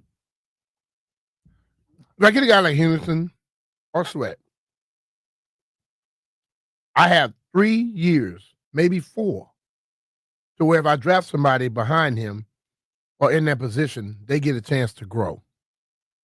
When coaches say build from the draft, they don't mean have all new draft people. They build. They mean I get people that are going to be ready to hit the ground running when the guy that may be in front of him begins to leave or begin to lose go out of their, what's the word I'm looking for here? Comfort zone or something? Yeah, when they're in their prime. Yeah. When that guy starts to lead, then they got the other guy coming. That's what you mean by build from the draft. You're not going to just have all draft picks. And sometimes giving up a 5th round pick, a 3rd round pick, a 2nd round pick, and you get a finished product, that's another way of building from the draft. You use the draft pick to get that guy, right? Yeah. And that guy is farther along than what the draft pick would be. So stop. And this is like a lot of people, they do this. Because the man said, I'm going to build from the draft, every time he wants to do something else, well, I thought he said he's going to build from the draft. You're still trying to build the best damn team you can build at this moment, right? And sometimes it's not a draft pick. It's a guy that's already been drafted by another team and is in his prime. Well, to that point, look at the Niners, how they were built. They drafted really, really well. Yeah. And if you look at their stars, I kind of think the Niners team might be falling apart, but whatever. Debo, Kittle, Warner, Brock Purdy, they drafted those dudes. Yeah. But you know what else they did? They traded for Trent when he was available. Yeah. They traded for Christian McCaffrey when he was available. There's what Peter said at the draft, there's always trade-offs. Yeah, you'd love to just draft nothing but all pros and always, but sometimes when a stud is available, you got to go get him. Because that stud sometimes comes in and he's better than 2 draft picks. You know what I'm saying? Yeah. And he allows other guys to just focus on one thing instead of having to focus on multiple things to where they can't really go out and do what they want to do. So I know and I understand exactly what he's saying, but so many people get so stuck and hung on one word, draft. Like that's all you're going to do. You got to, sometimes free agents come up and they are what you want another guy that you may draft to become. And they're there now. And when you're in this window now, you have to try and strike while you can. You can't wait. That draft pick may take 4 years to grow. Too late then. It's also like the Eagles, we always talk about how well run they are. Mm-hmm. Josh Sweat can leave because they have Nolan Smith. But if Josh Sweat was that dude, they wouldn't let him leave. Howie's probably not letting him leave in the first place. Yeah. And Josh Sweat, because he's going to be the best player that hits free agency at that position, you're probably talking, he's not going to get to these top of the market deals, but like Brian Burns got $28 million last year. Does Sweat get that? Montez Sweat got $25 million 2 years ago. Uh-huh. I believe at that point, Montez had never had a double-digit sacks. Yeah. You got to pay a lot. You pay for the potential. I'm not anti-Sweat. I'm just pro-Hendrickson. You pay for the potential. I would argue with his body of work, he's been in the league 7 years on arguably the best defense in the league over the course of that time, and he's about to be 28. I don't even think his potential. You know what he is. He's Mhm. a good player. He helps you. Yep. He's going to cost you $26 million a year. Yo no say. Today is the NHL trade deadline. One man that's very busy, and we appreciate him making time. Our friend Tarik El-Bashir joins us at noon talking Caps. Hey, it's BMitch here. College basketball is reaching its most exciting stretch of the season. And right now, new customers on FanDuel get $150 in bonus bets when your first $5 bet wins. That's 150 extra bucks to bet on everything from conference clashes to tournament upsets, and even who's cutting down the nets. If you've been waiting to join FanDuel, there's no better time. The app is easy to use, and when you win, you'll get paid instantly. So visit FanDuel.com/Brian and get in on the college hoops action before March takes over. FanDuel Sportsbook is the official partner of 106.7 The Fan. You have to be 21 years or older and present in Virginia. First online real money wager only. $5 first deposit required. Bonus issued as a non-withdrawable bonus bet, which expires 7 days after receipt. Restrictions apply. See terms at sportsbook.fanduel.com. Gambling problem? Call 1-800-GAMBLER.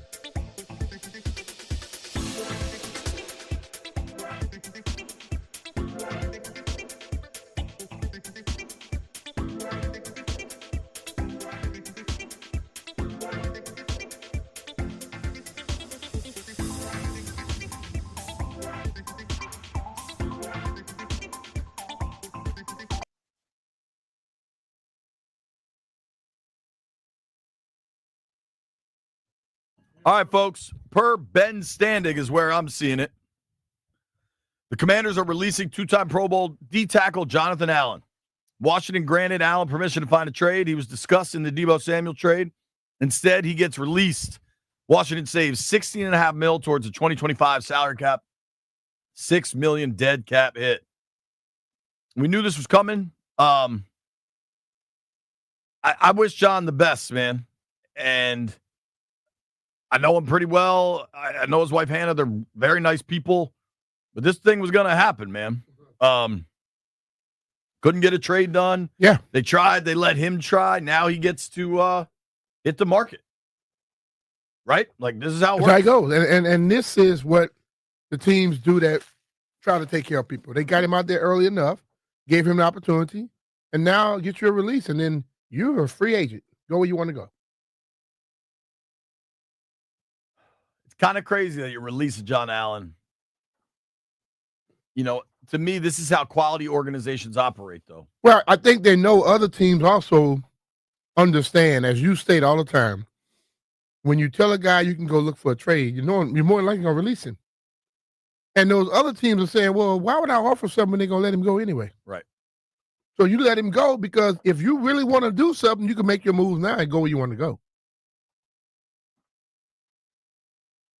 It's like another team isn't going to,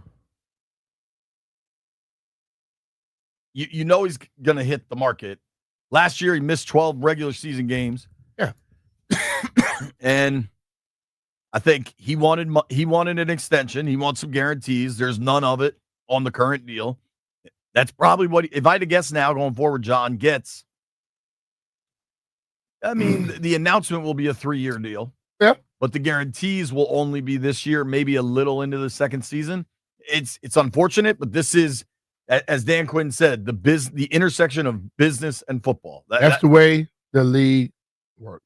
That's the stretch of time we have entered. Breaking news, if you just got in your car, the Commanders have released Jonathan Allen. I can confirm it. The first person I saw that reported it was Standig. Good for Benny to get one and not the national guys. If I see that right, who knows? Schefter might have had it an hour ago. We missed it. B was on this because the chat was on it, The right? chat was on it. I'm giving credit to the chat. Shout out to Thank the y'all, chat. man. Thank you.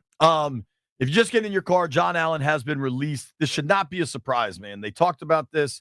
When you allow a player to seek a trade, you're telling the player you're not going to be here, dude. Occasionally things can work out and you walk comments back. My understanding is that this never really got to a bad place. I think if you read Deebo Samuel's Players Tribune article where he talked about, I got no ill will for the organization, you know, all that kind of stuff. I think Class act. I think it's kind of similar for John and the organization. I don't think this is, you know, anybody. I think John, but here's how you know they're going to be okay. You release him now, means tampering period, everything. All of a sudden, all the teams that need D-tackle help that are maybe looking for veteran D-tackles, John's available. John is now on their board. The agent can talk to him. there's a lot of teams with a lot of cap space, right? Mm-hmm. And now that John Allen is part of the plan for every team out there. You think about some of these, the Chargers, The more people you the have Vikings. vouching for your services, the better you can be taken care of. Minnesota's a team I would watch in this because it was my understanding they were at least interested in the trade discussions for John Allen. If you were just getting in your car now, John Allen, Commanders defensive tackle, previous team captain, Pro Bowler, has been released. You're listening to BMitch and Finley. Nobody go anywhere.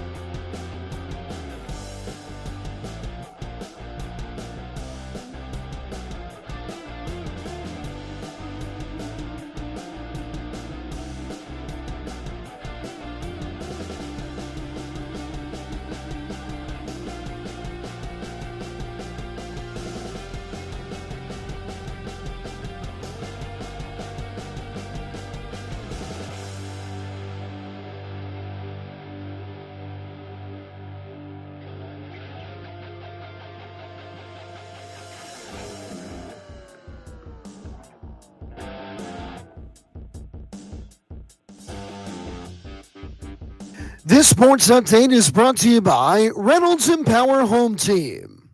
Well, a busy day in DC sports as the NHL deadline today at 3 and NFL moves abound. And a big NFL move for the Commanders here just minutes ago as defensive tackle and longtime piece of the franchise, Jonathan Allen, has been notified that he is going to be released by the organization. He will be one of the most sought-after D tackles on the free agent market, but Jonathan Allen no longer a member of the Washington Commanders. The Washington Capitals have made a trade with their rival, the Pittsburgh Penguins. They're bringing on the Canadian winger Anthony Beauvillier, as Beauvillier is coming to Washington. He's got 13 goals and 7 assists so far on the season. The Capitals host the Detroit Red Wings tonight at 7 o'clock puck drop. Alex Ovechkin 10 goals away from surpassing Wayne Gretzky. You can listen to the game right here on The Fan. Want to hear the fastest way to know what your home would sell for? Reach out to Empower Home Team. Simply text your address to 800-763-3000. No phone call. Just text your address to 800-763-3000. That's 800-763-3000. From the Crop Medcap 5-Star Sports Desk, this is Adam Bowl on The Fan.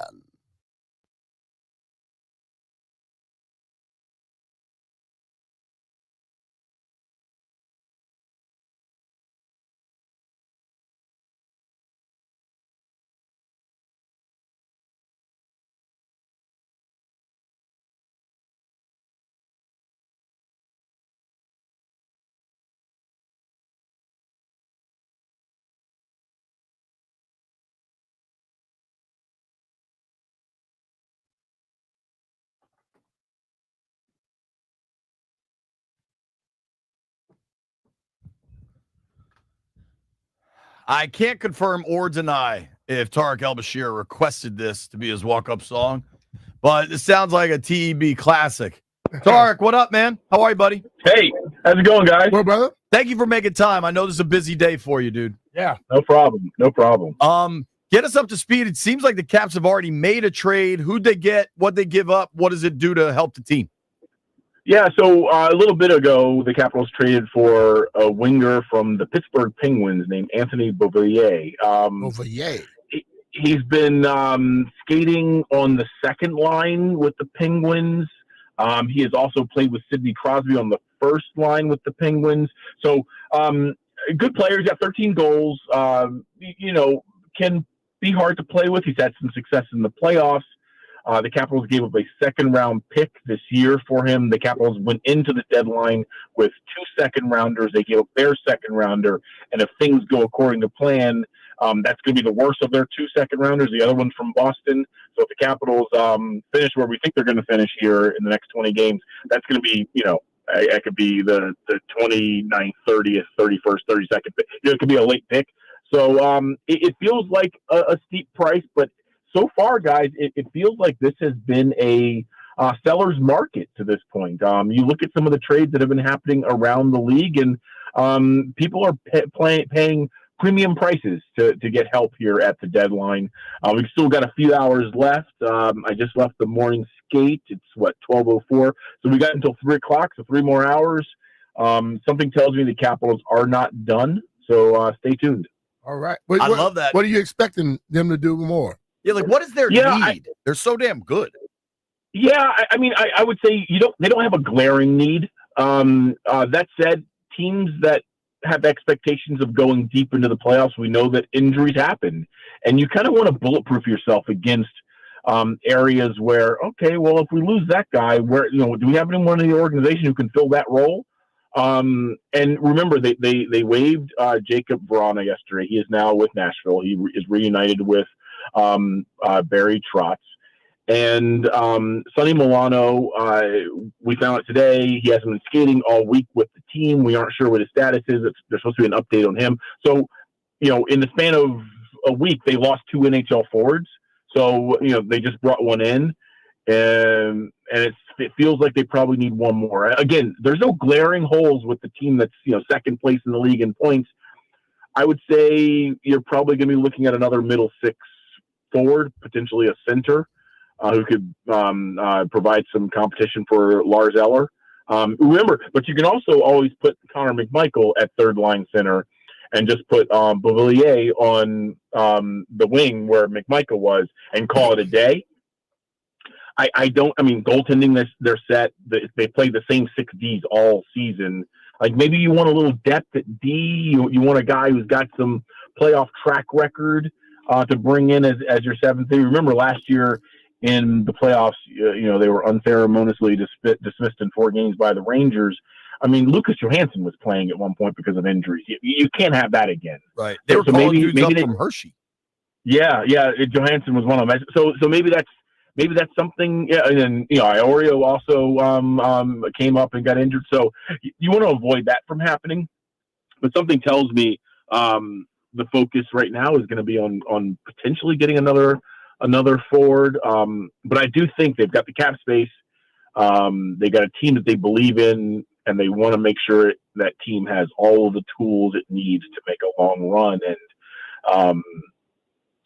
it's a fine line you're walking, JP. You asked a great question. I mean, when you're good, you don't want to disrupt that chemistry, right? So there have been times in the past, I've covered this team for 20 years now, where they've done too much at the deadline. You're like, oh, that feels like a lot. And then sure enough, there's veterans getting sat out. There's guys who aren't happy. There's, it can become a problem. So you're always trying to walk that fine line of upgrading your team without doing something that could upset the chemistry, which this team so clearly has.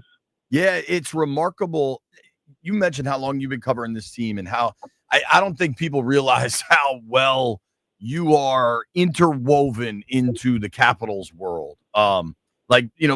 I really enjoyed getting to cover the playoff run last year, as short as that was, but getting to see it closer to the inside, being there for NBC4 and seeing just how wired in you are on all of it. Appreciate you, JP. Well, dude, I mean it. But with the way this organization, I also appreciate you getting off the Redskins beat because that gave me my first job on the Skins beat. That's funny. But seriously, with this organization, the way last year, it looked like this thing was going to fall apart, and they had the hot run at the end to get into the playoffs. And so the conversation was like, oh man, they're just going to do enough to let Ovi break the record. Then they're going to have to tear it all down. The opposite has happened. They've been able to build around Ovi and be not just competitive, but great. How impressed and surprised and how difficult is what they've done to do? Yeah, it's incredibly hard. As Brian McClellan, who's now president but was general manager last year, has said a number of times. I mean, they were attempting to thread a needle. It really is difficult to rebuild a team on the fly. You have to be aggressive. You have to have conviction with the moves you're going to make. And then you have to have a coaching staff that is good enough to integrate the new players and find their, define their roles and help them find their roles within a team and do it quickly. Because remember, this team brought in 7 new players, guys. I mean, that's a third of an NHL roster. Wow. And, there's always turnover every year. Every team turns over a handful of players. But 7, a third of your roster, that's a lot. And everyone came in. The leadership group made everyone feel at home and wanted right away. The coaches knew where the players' buttons were and when to press them. And I mean, I think even if you were to ask the front office and go, hey, has this gone a little better than you had expected? They would probably give you a sheepish grin and go, yeah, it actually has worked out a little bit better than we thought. We were hopeful that we were building a good team. We're a little surprised that, we're battling Winnipeg for first place in the entire NHL. Right. But I got to give a lot of credit to Spencer Carberry and his group. I mean, they proved last year by getting a so-so team with a minus 37 goal differential into the playoffs that they know what they're doing, and they gave them better hockey players. Right. And what you have seen is a team that for long stretches this season has been the class of the NHL. What is it about Spencer that you think that makes this team so good, and what does he do to make them basically respond to exactly what he's trying to teach? Yeah, great question, BMitch. I mean, he's a great communicator first and foremost, and you see that at the podium every day. And look, the way coaches deal with the media is totally different than the way they deal with players. But I can tell you this as someone who's covered pro sports for more than 2 decades, if you count my time covering the NFL. The coaches that handle the media best are typically the ones who handle everything else the best. Yeah. They just know how and what to say, and it starts for me with Spencer with being able to communicate with his players what he wants, what the standard is, what is unacceptable, what we're trying to do here.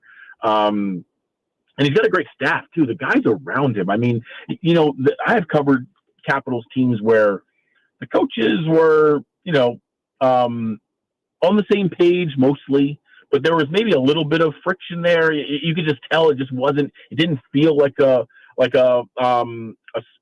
well-oiled machine at the coaching level. These guys have a great time with each other. I'm talking about Kirk Muller and Mitch Love and Scotty Allen and Scott Murray. I mean, you can just see like behind the scenes. And when you do what I do now, I'm a little more behind the scenes than I had been. Like they love coming to the rink. They love solving problems. They love trying to get players to do what they're trying to do. Like they are just passionate about it, and that filters down. I mean, all of us have worked. I don't care if it's for a radio station, a TV station, or an NFL team. It trickles down from the top. When the people at the top have their stuff together, it just makes everyone else's job that much easier, and everyone that much more focused. And it really does start with, the front office that identified the right players in the off season, and then the next layer down would be the coaches who, again, just got everyone to start pulling on the proverbial rope at the same time with the same amount of force. And what you got is a team that's heading into the playoffs in pretty good shape. It's funny hearing you say this and knowing, how much time you spent in Ashburn, how much time we both spent in Ashburn. And when you say it starts at the top and then the entire organization starts going the right way, like in a way we've taken it for granted how well the Caps have been run for a while. And, getting that cup validates a lot of that because there were a lot of painful playoff losses along the way. But it feels the same way in Ashburn now, and the way you handle the media is kind of the outward appearance of how a team operates internally. And Carberry really is fantastic. I mean, he's the kind of dude that seems like maybe not by next year in Milan, but 4 years from now when there's another Olympic team, I feel like I could see Carberry being a national team coach. I don't know, his relationship with Team Canada.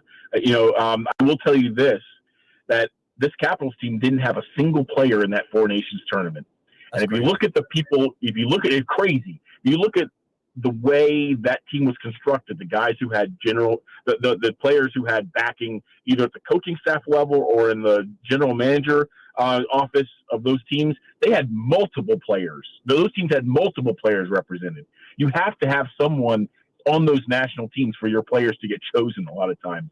So I hope for the Capitals' sake that Carberry can get onto Team Canada's coaching staff, because there are a lot of good players in this team that deserve to be on national teams, and they just didn't get the time of day. I mean, how was Logan Thompson not on Team Canada?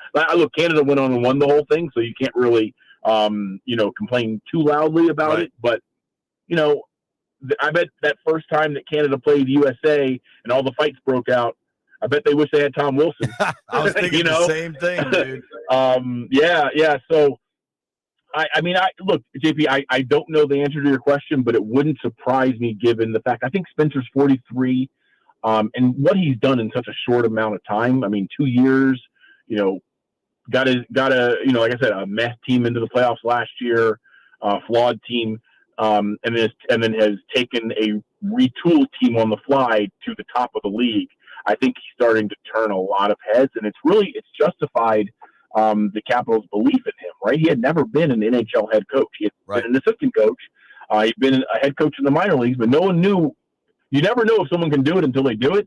And for the Capitals to go out and show the faith that they had in him, they knew him as a coach, right? He was in their minor league system, but to give him that give him that job and say, hey, go do your thing. And then he delivered. I think it speaks volumes about the front office too, understanding, that this is a talented guy that just needed his first break. Because, a lot of times in pro sports, you guys know this, when you make decisions, as a GM or as an owner, you're trying to make the decision that doesn't have the most uncertainty. You're trying to make the safe pick, right? You're trying to play the odds, but sometimes you have to go outside of the bubble and make a bold move. And I think Carberry was kind of considered a bold move, and it's paid off in spades. Talking with our friend Tarik El-Bashir here. You can watch all of his work on Monumental Sports Network. Follow him at Tarik_El-Bashir. Tarik joins us via the Rude Guest Hotline. There was a moment in Wednesday's game, before we get to tonight's game against the Red Wings, there was a moment in Wednesday's game on the TNT broadcast that made some noise nationally. Now, of course, that moment was when they showed highlights of your son Kareem playing hockey. How cool is that? See, I used to always say you were the second best hockey player in your house. Now I know it. It's funny. I had nothing to do with that. I didn't even know it was happening. So, like, I started getting text messages from people going, "Hey, the boy's on national TV," and I was like, guys, this is what I do all the time. Like, you have noticed this? They're like, no, not you, dummy. You're the other one. I was like, oh, I have no idea what you're talking about, but cool. I got to go do an interview. Be right back. So I didn't really know what had happened until I got home, and very cool. I'm sure my son was entirely embarrassed to get that kind of attention, but awesome.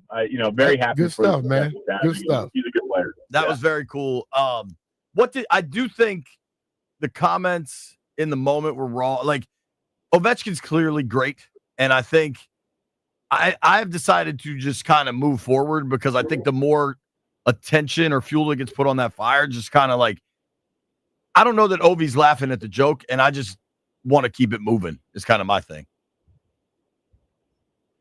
You're talking about, what are you talking about, JP? Sorry. You might not have even noticed this, dude, but the color analyst made a comment. Darren Pang. Yeah. Darren Pang saying one trick pony. Sure. Yeah. Sorry. So again, with my role, I'm only half listening to what's happening. I'm watching the ice, and I didn't hear it. I didn't hear it in the moment. Yeah. But I can tell you this: just knowing Darren, like, that's not. He wasn't being derogatory towards Ovi. In my opinion, he was trying to make the point that, he really can do different things now. At least that's the way, in listening to it after the fact, it came off to me. I know Darren, and I've worked with him for 3 years now. Like, he really appreciates Ovi's game. Yeah. And what he's doing right now. So I can also tell you, and you guys know this as well as anyone, when you talk for hours upon hours every day, sometimes you're going to say things that are misconstrued or don't come out the way you had intended. I don't know nothing about that, Tar. Yeah, exactly, BMitch. And Definitely then with social media now, then someone hears that one snippet, and then it becomes a thing, and then everyone's like, I don't know. You said I'd give Panger a pass on that. You said it, and Al said it as well. But I also know this by being in the media such a long time. When one thing probably could be misconstrued, don't keep saying it, because it's been a thing with Canadian people with Alex. Don't say it. I mean, if you're the guy that really respects him, you don't almost have to use that to talk about how good he is. You know what I mean? Yeah, but again, I think they were, looking at like the graphics package that came right after what he said. Like, I really don't feel like he was trying to be demeaning in any way. I mean, look, he's also been around. Panger's been around so long. Like, he wouldn't have said something in this moment with Ovi about to pull into, about to take the top spot in the greatest record in NHL history. He isn't a controversial guy who's looking to be a lightning rod for something, He wasn't looking to make a name for himself. I think it was maybe said in a way that he probably regrets now. Sure. Yeah. And probably would have chosen different words. Yeah. Talking with Tarik El-Bashir here. I did want to make a point. Tonight is Rock the Red night, right? They got the Red Wings coming to town.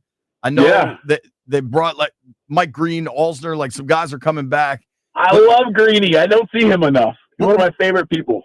Dude, what's crazy to think about is that era, the Rock the Red era, that was like right when everything kind of started to blow up with the Caps, right? Like all of a sudden, what was then probably Verizon Center was sold out every night, and it just became so much fun to go to Caps games. And the center of that, Alex Ovechkin, is still playing while they're going to do this 20-year celebration. I know. It's insane. It really is insane. It is. I had a long sit down with Alex before that Rangers game, and one of the questions I asked was, a big component of what you're being able to do now and accomplish now is durability. Yeah, you missed 6 weeks this year with a broken leg, but that was the first serious injury you had suffered. I was like, and people don't know behind the scenes how many injuries you played through. And we get to see it. We see the tape and the limp and the compression sleeve and all. And he's unavailable because he has to go get this work done. The media and his teammates get to see. I said, why did you feel like you needed to suit up all the time? And he said, I didn't want to let my teammates down. For me, it's about winning. And I couldn't look my teammates in the eye if I was able to suit up, I was going to suit up. And the fact that he has played for 20 years and didn't suffer his first major injury until this year is, to me, the most amazing thing. Because also, it's not like he plays like a fairy wand, like he's playing like a sledgehammer, right? Like he's out there his every shift. He's just running people over. Now, maybe to a lesser extent now than before, but he played a very hard, heavy game, particularly early on in his career, and for him to have show the durability that he is displayed for this many years, that to me, in addition to the goals, is amazing. And, getting back to something you said at the start, JP, one thing that's really, when this season is over, however it ends, that I am going to remember about this season was how the winning fueled Ovi and how Ovi fueled the winning. I'm not so sure Ovi will be sitting on 32 goals now if this team weren't as good as it is at his age, 39, going to be 40 in September. I think him getting, I think everyone agrees he's going to break this record this year, given the way he's playing right now.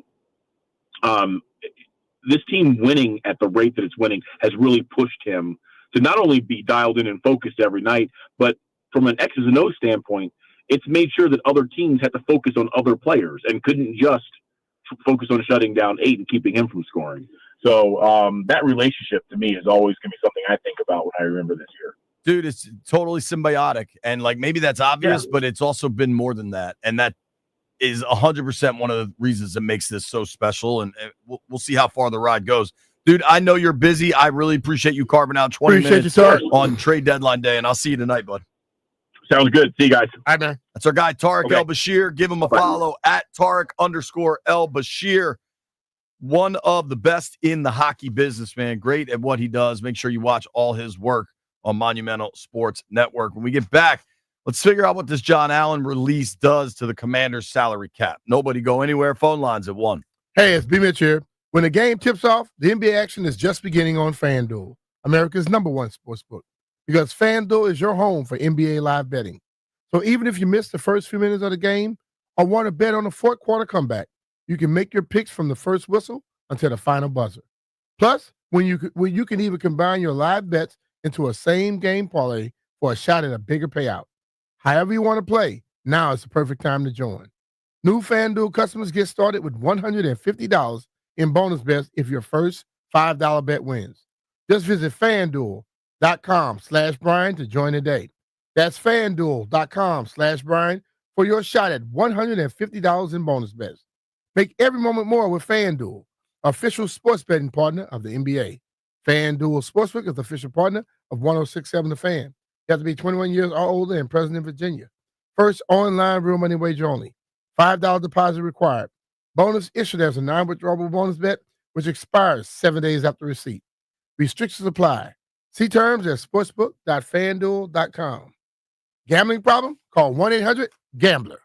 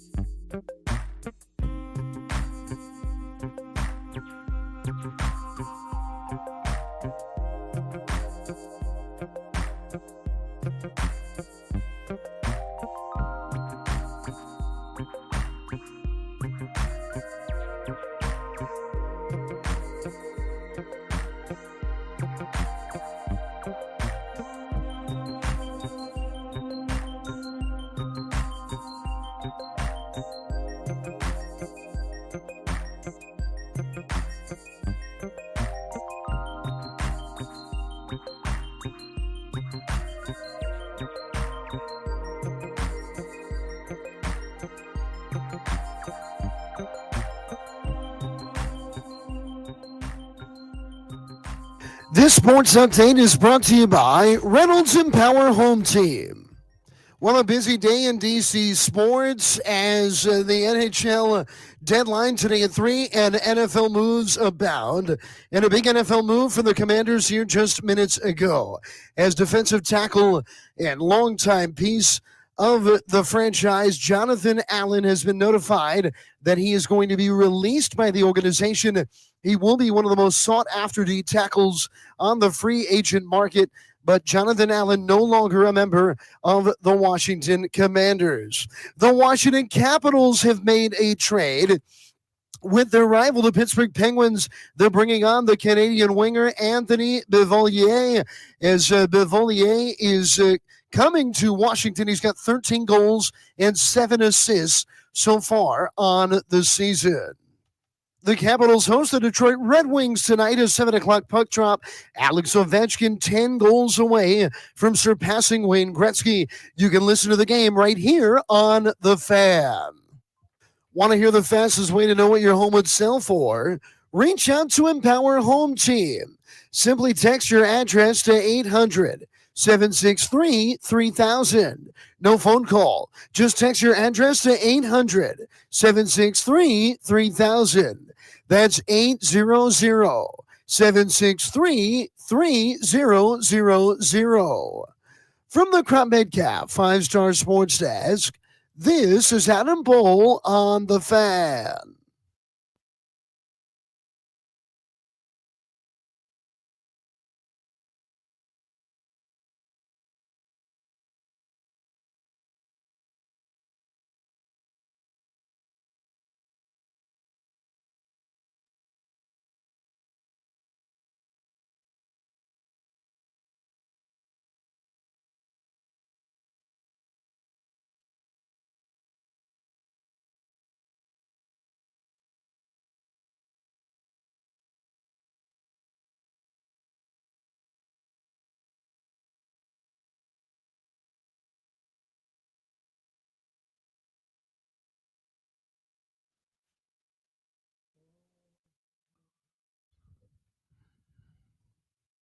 Dan Quinn had a great line last week in Indianapolis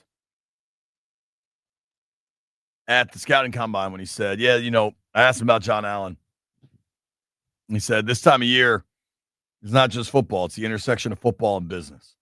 And that's the reality of the John Allen situation. At various times in his 8 seasons in Washington, I personally kind of think Allen was thrust into a role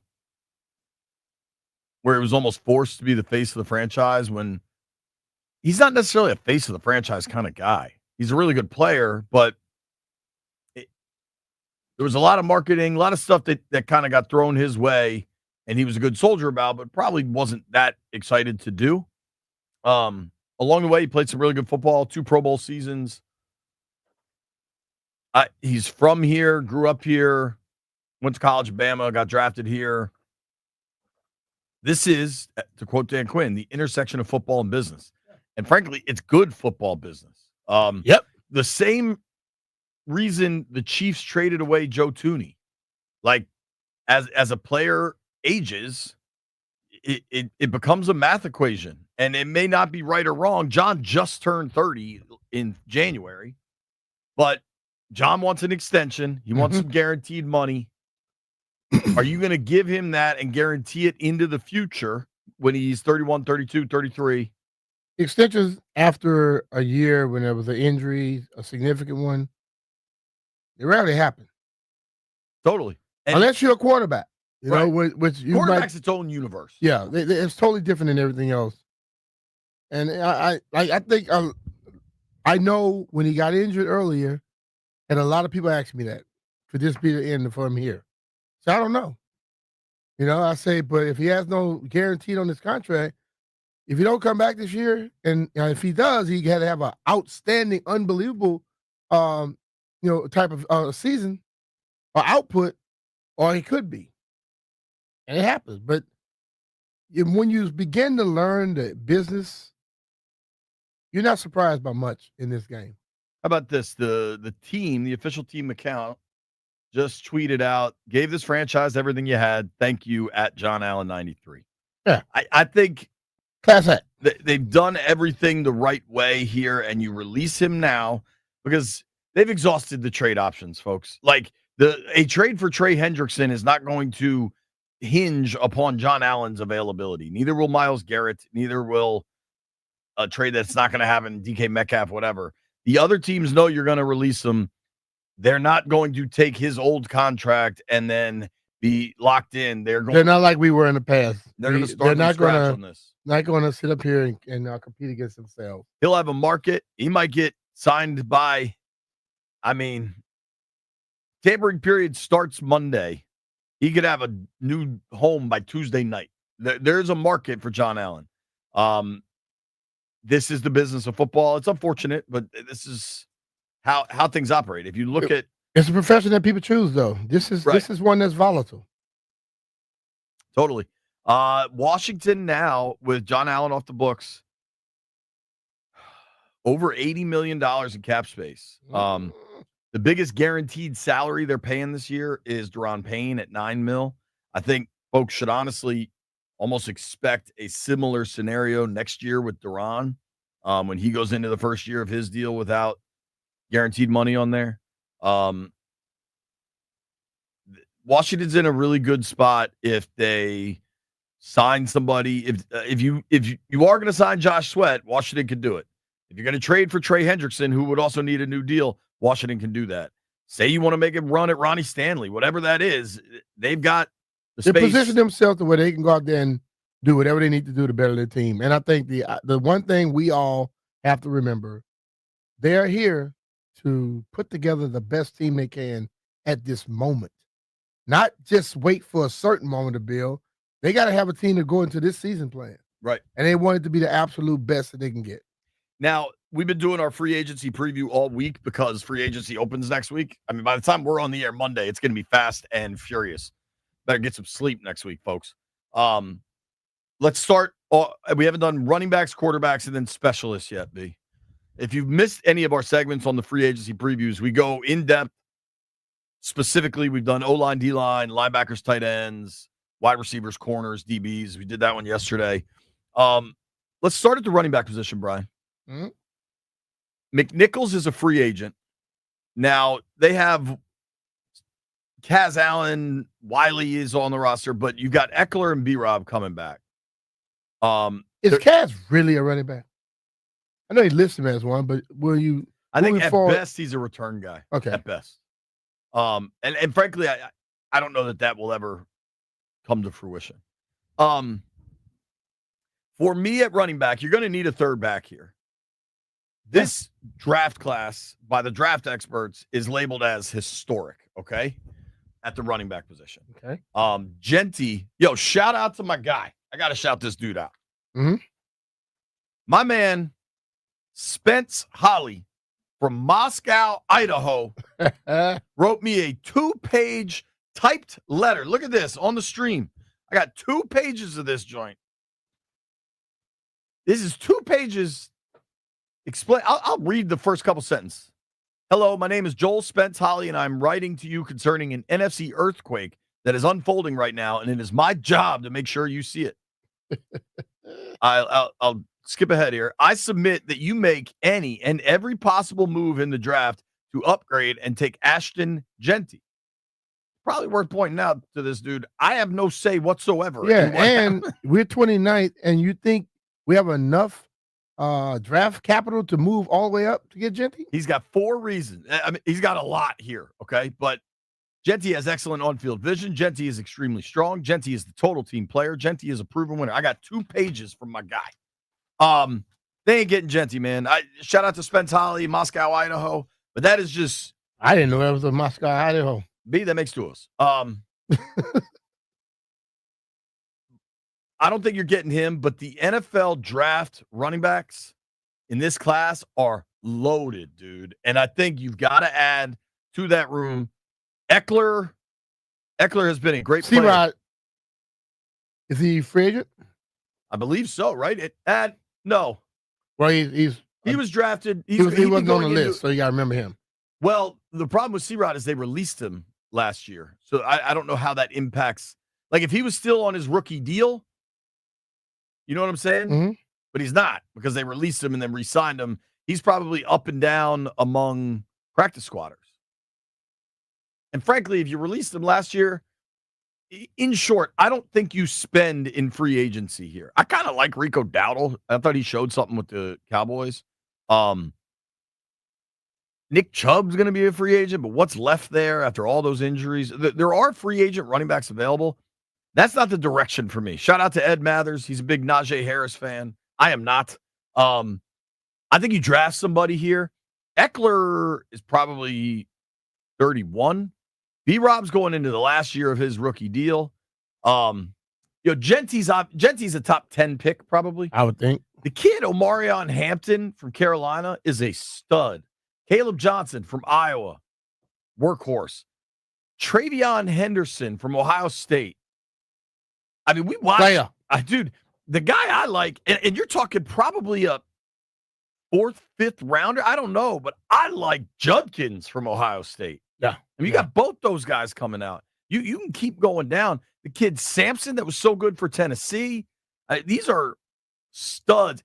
They're saying Cam Scatteraboo, the dude from Arizona State. Scatteraboo dealing with some little stuff with his former teammates. But he is considered like the 12th best running back in this class. Mm-hmm. Draft him back. There's a lot of them. Yeah. I'm not spending there. I'm drafting there. Now, quarterback's a little differently, and I'm not talking the top of the list. They're going to have a real decision to make, or the player's going to have a real decision to make. My man Mariota. We got to have a Mariota conversation when we return. It's BMitch and Finley.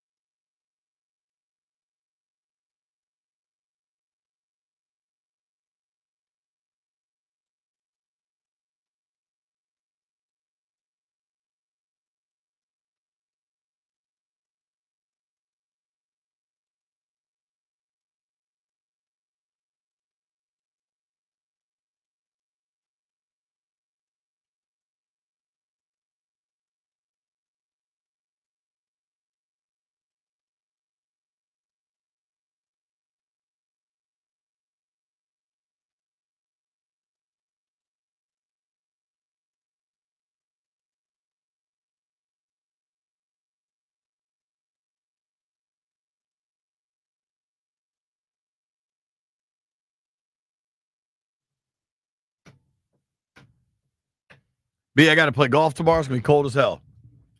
You got her? But I'm getting a golf tip here from Paige Spiranak. What'd she say? Showing me how to hit a flop shot.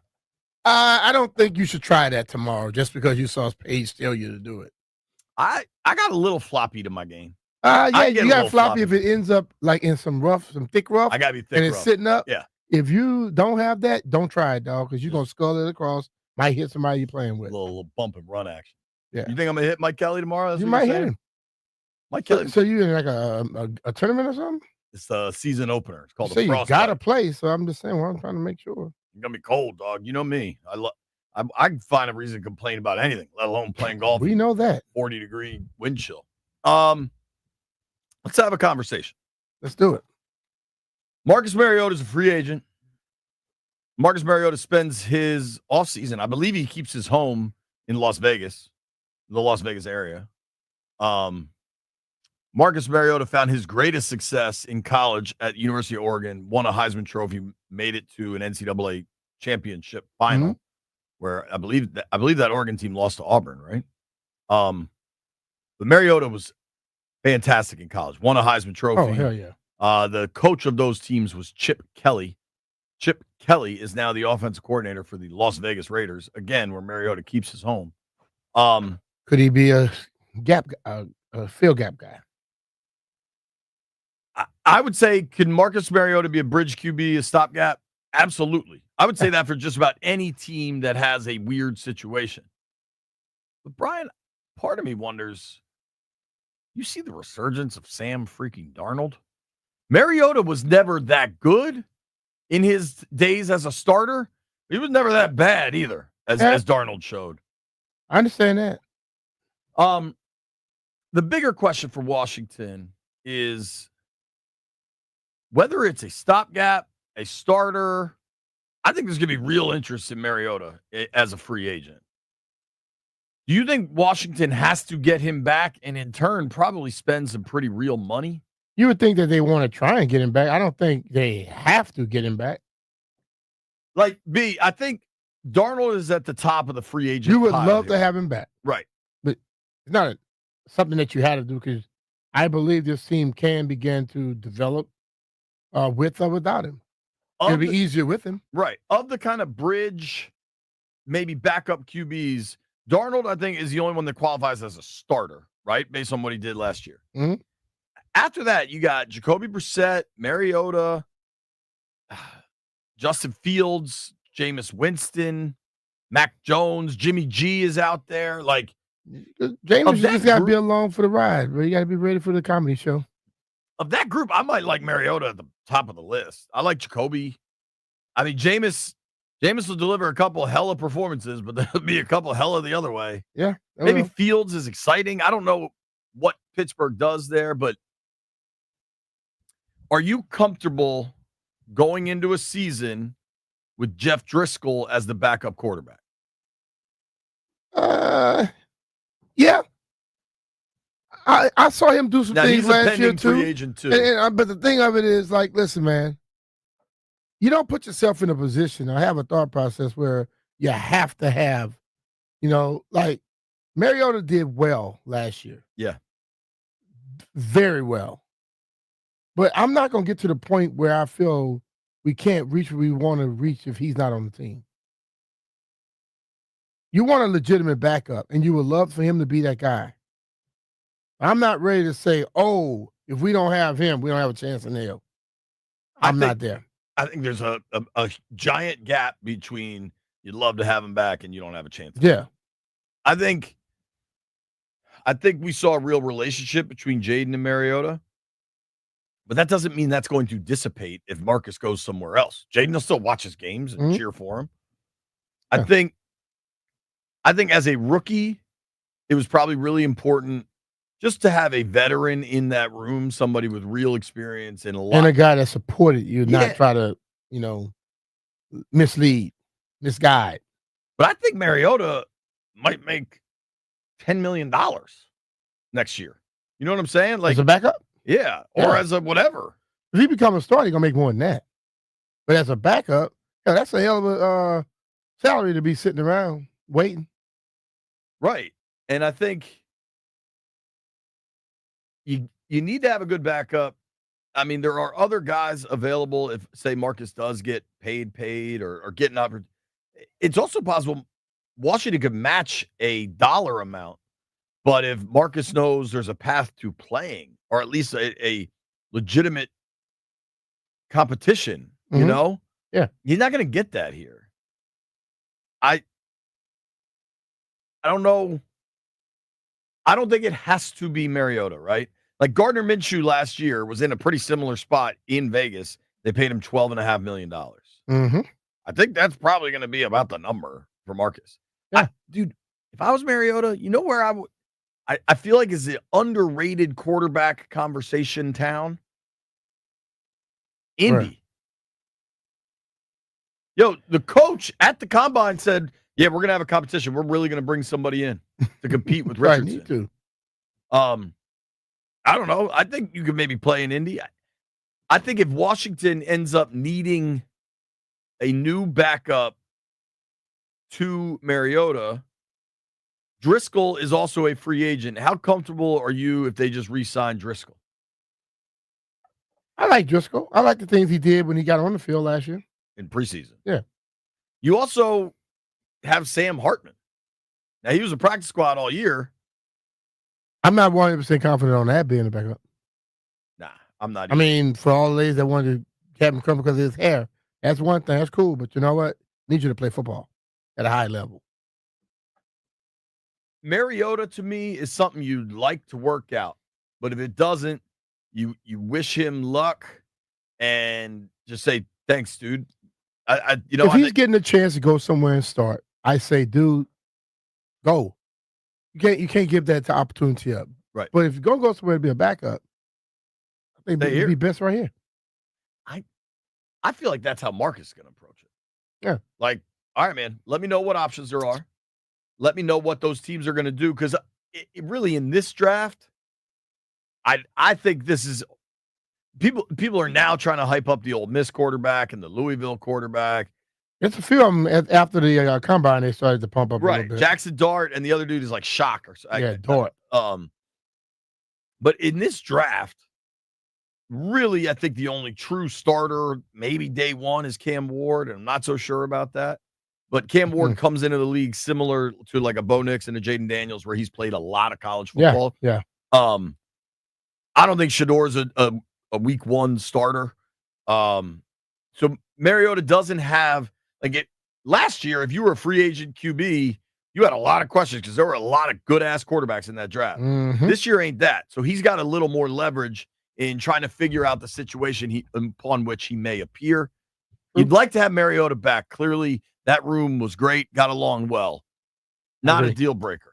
Nope, not at all. A deal breaker would be Chris Russell. You can't let that in a guy burgundy walk. shirt. Chris Russell in a burgundy shirt, you know damn well means business. Here's what we're gonna do. It's time to ask BMitch anything. 800-636. 800-636-1067. 800-636-1067. Phone lines open for the rest of the week.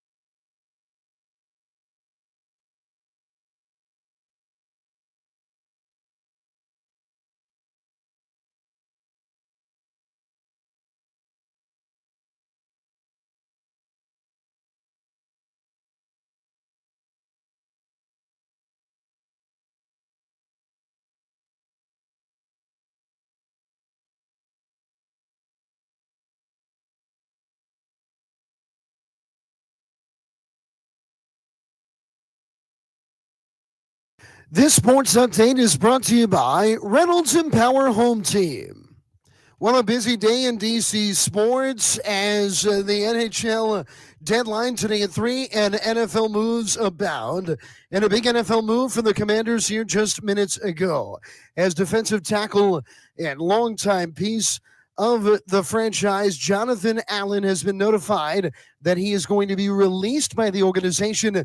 He will be one of the most sought-after D tackles on the free agent market, but Jonathan Allen no longer a member of the Washington Commanders.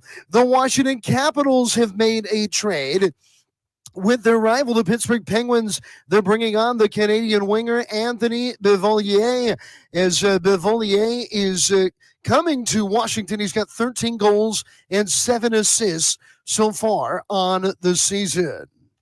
The Capitals host the Detroit Red Wings tonight, a 7 o'clock puck drop. Alex Ovechkin 10 goals away from surpassing Wayne Gretzky. You can listen to the game right here on The Fan.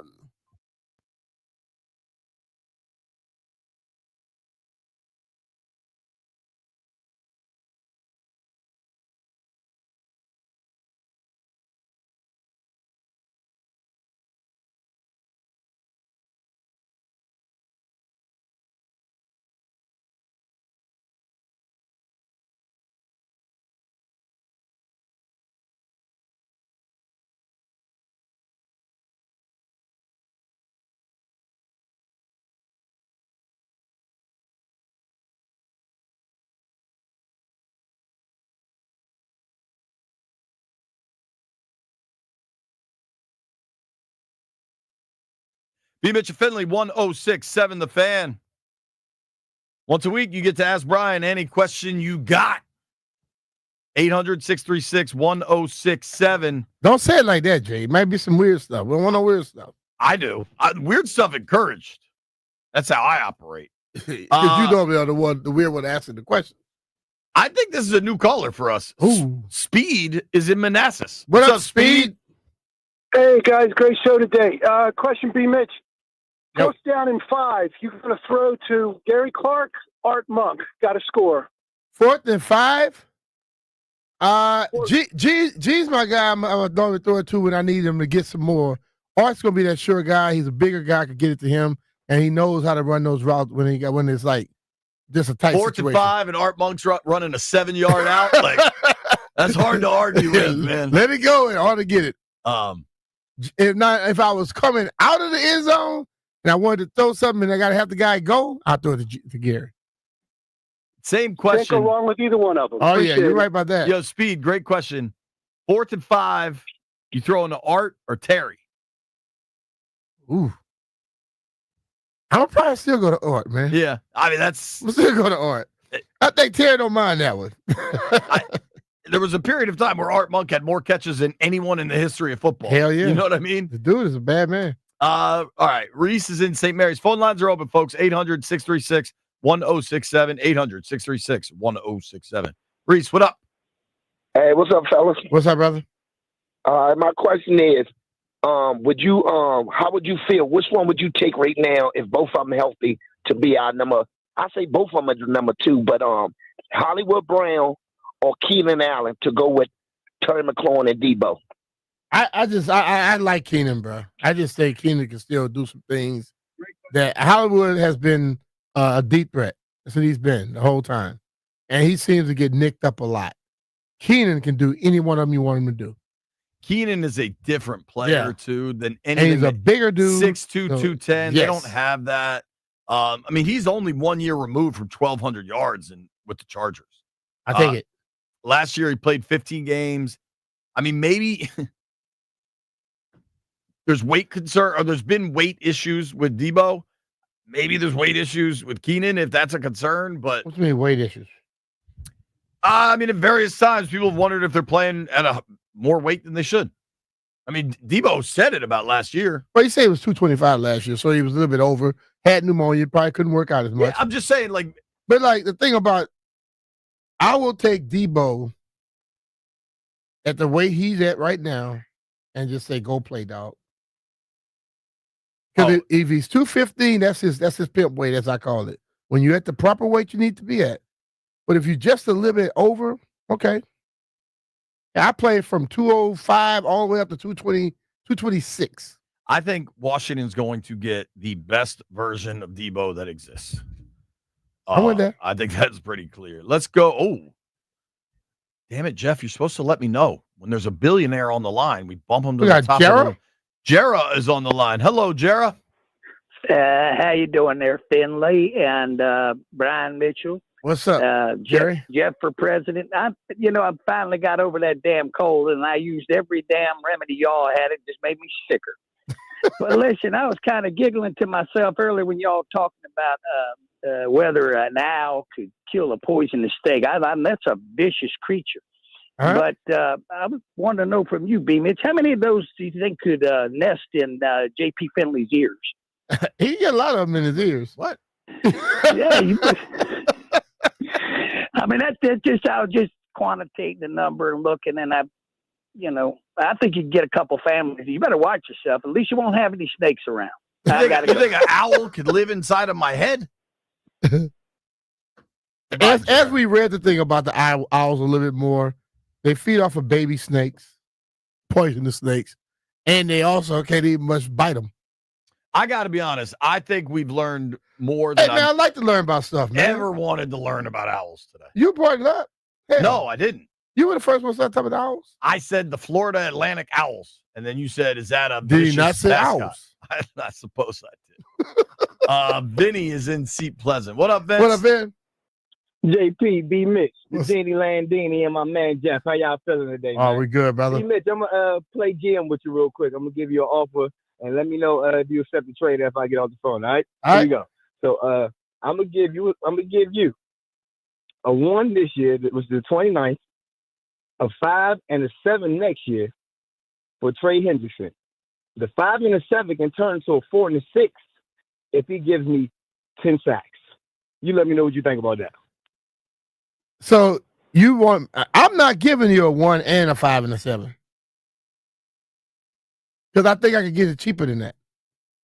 They only want a late second or early third. According to reports. According to report. Well, according to reports, I'm not going to give you a first and then 2 other picks. So no, I'm not doing it. I think. I mean, dude, if you're asking me, I don't even. If that's real, that they want a late second. Mm-hmm.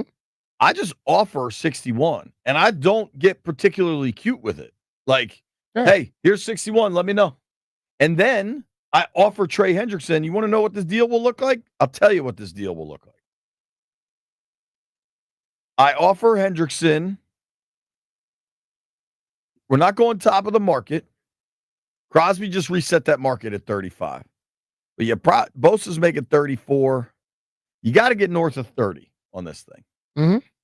And it's going to be, there's going to be some fake money. The actual total you will first hear is going to be through the roof, right?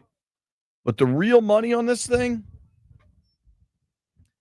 you got to guarantee 2 years of the extension. Mm-hmm. So the true guarantee will be 2 for 60. You'll guarantee a little money into the third year for injury. Say you add another 10 on that.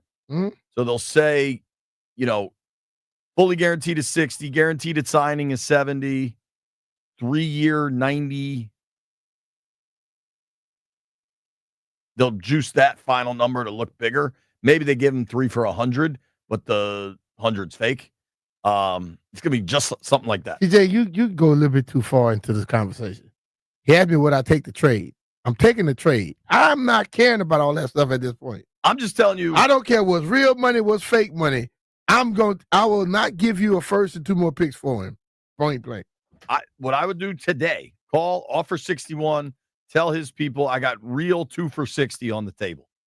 And let's all have a nice weekend. Armando calling from California. What up, Armando? So if we do keep our first round pick, would you be surprised if we draft a wide receiver? No, I wouldn't be. Bro, at 29, the only thing that would surprise me is if they draft a quarterback. I think every other position's on the table. It's true best player available. Wide out. Omarion Hampton slips to 29. take a running back, take a tackle, take a D tackle. There's nothing that would shock. There's no surprise at 29. But thank you guys. First time caller. All right, bro. Appreciate you. Appreciate it. Keep calling, man. I gotta hang up on that one. Yo, we're big on the West Coast today, Landfill. Yeah, man. Who knew? 800-636-1067. People love us all over. Alex, Brian, is in Arizona. Arizona AZ. is a state B and I both Hey, love. BMitch, JP, what's happening? What's up, bro? Dude? I'm in the car, but hey, get this. My question for you is we got Sammy the Bull's new movie, Sons of Ecstasy, on the hood. But listen, NASCAR's having a problem with it where they're saying it's such a violent movie, they can't have it on the hood. So you may be the beneficiary where we may actually be forced to put the BMitch decals back on the car again for Phoenix. But the race is tonight at 8 on Fox Sports 1. Let's do it, brother. Dog, I think you should just have a giant picture of BMitch on the hood. It may actually happen. Man, it's going to have to be the whole hood. Just his For head. this head. Just I'm about to his say, head. how about BMitch head and JP ears? Oh, it may actually that might look like happen. I got the chia decal pet. people on the line.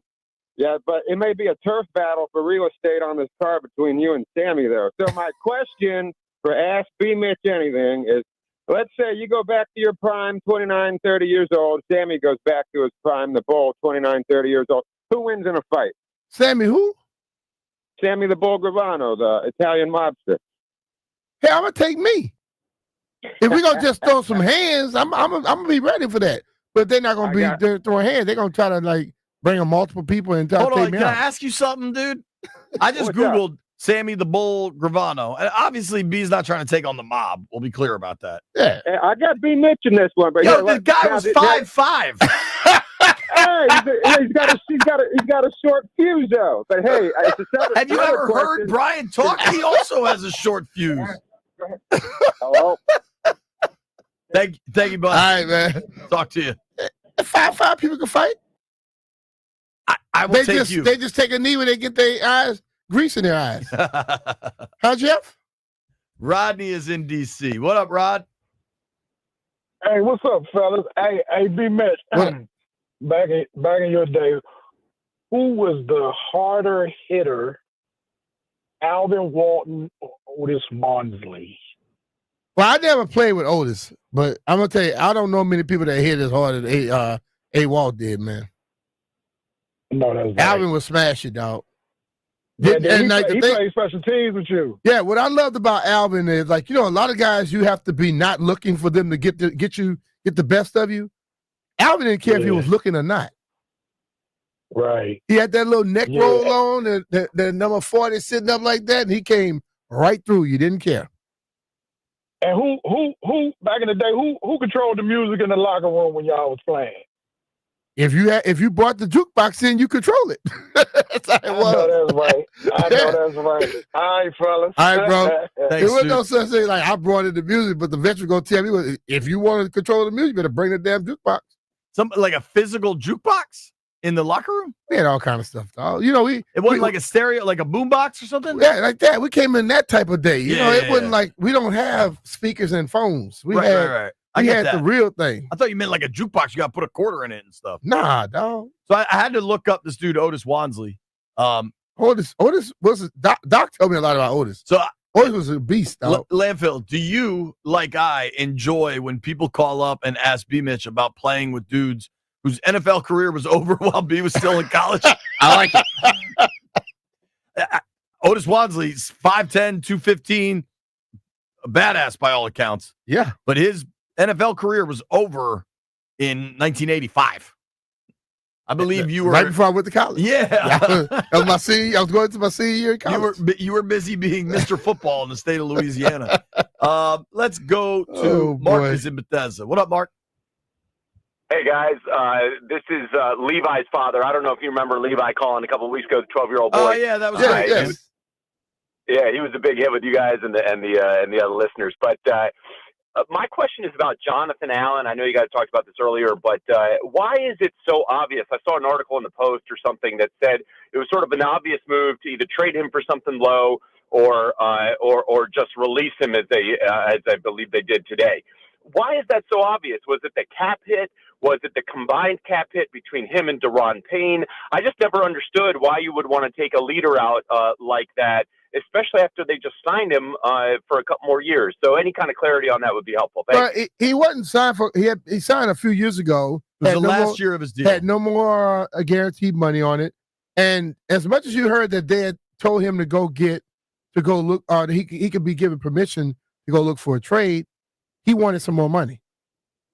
He wanted an extension. He wanted an extension, He's got and no they're looking at guaranteed money 12 games deal. missed last year. So and once we just look at this year, every time somebody told someone they can go look for a trade, and if they didn't get a trade, they're released. It's been like that for the last 5-6 years. Got it. That's why I think that's why people say it was, boom, they expected it. Got it. Well, the other thing, well, thanks, Mark. At this point, once it becomes public that he's requested a trade and they've said, yeah, go for it. Once that happens, the release is the only thing that happens unless there is a trade. Like when a team goes to a player and asks them to restructure, they're telling the player, we're going to cut you if you don't restructure. Basically. There's the verbiage surrounding it and then the actual actions. So this was just the end of the actionable items from that conversation, if that adds up. Yeah, I got it. Well, thanks, guys. This is really helpful. Love the show. Keep up the good work. I appreciate Thanks, it, brother. All right, let's talk about this on the air. Le'Veon, I know I got to give some tickets away here, but we're on the air right now, though. I know. Tell the callers to hold. Ask for the tickets. Okay. Here's the plan. We're going to keep the phone lines going. Barbara, Pete, Kenny, stay right where you are, okay? Because if you don't, you're going to get gobbled up because I'm about to give away some concert tickets. If you want to see Disturbed, call in right now, 800-636-1067, 800-636-1067. And you can win 2 tickets to see Disturbed, The Sickness 25th Anniversary Tour, Monday, March 17th. You see Disturbed on St. Patrick's Day. Now, that's going to be a crowd, B, at Capital One Arena. For tickets and more event information, visit thefandc.com/events.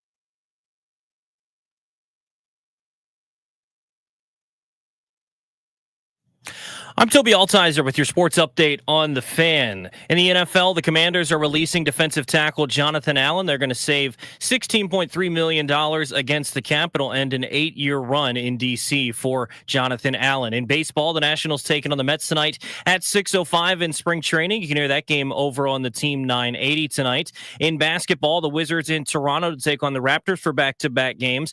They'll take on Toronto tomorrow. 7:30 tip-off. You can hear that game over on the Team 980. And hockey trade deadline coming up today. The Capitals already made one trade, trading for forward Anthony Beauvillier from the Pittsburgh Penguins. They give up a second-round pick in this year's draft to do so. Tonight, the Capitals taking on the Red Wings at Capital One Arena. 7 p.m. puck drop. You can hear that game right here on The Fan. Alex Ovechkin just 10 goals away from setting the all-time goals record in the National Hockey League. From the Crop Metcalf 5-Star Sports Desk, I'm Toby Altizer on The Fan.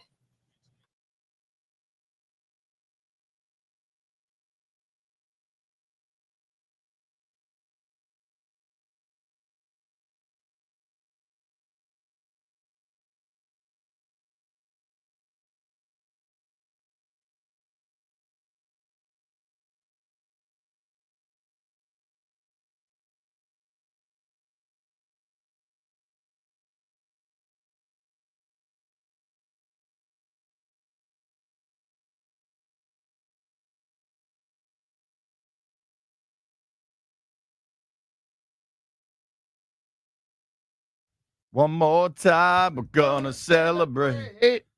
I can't tell you the just incredible turn of events that just occurred. We're gonna do that. I want to get the folks that stayed on hold deserve their questions asked. We continue. Ask BMitch anything. My guy Kenny is in Beltsville. What up, Kay? What up, Kenny? Hey, what's going on? How y'all doing? We're good, brother. buddy. How are you?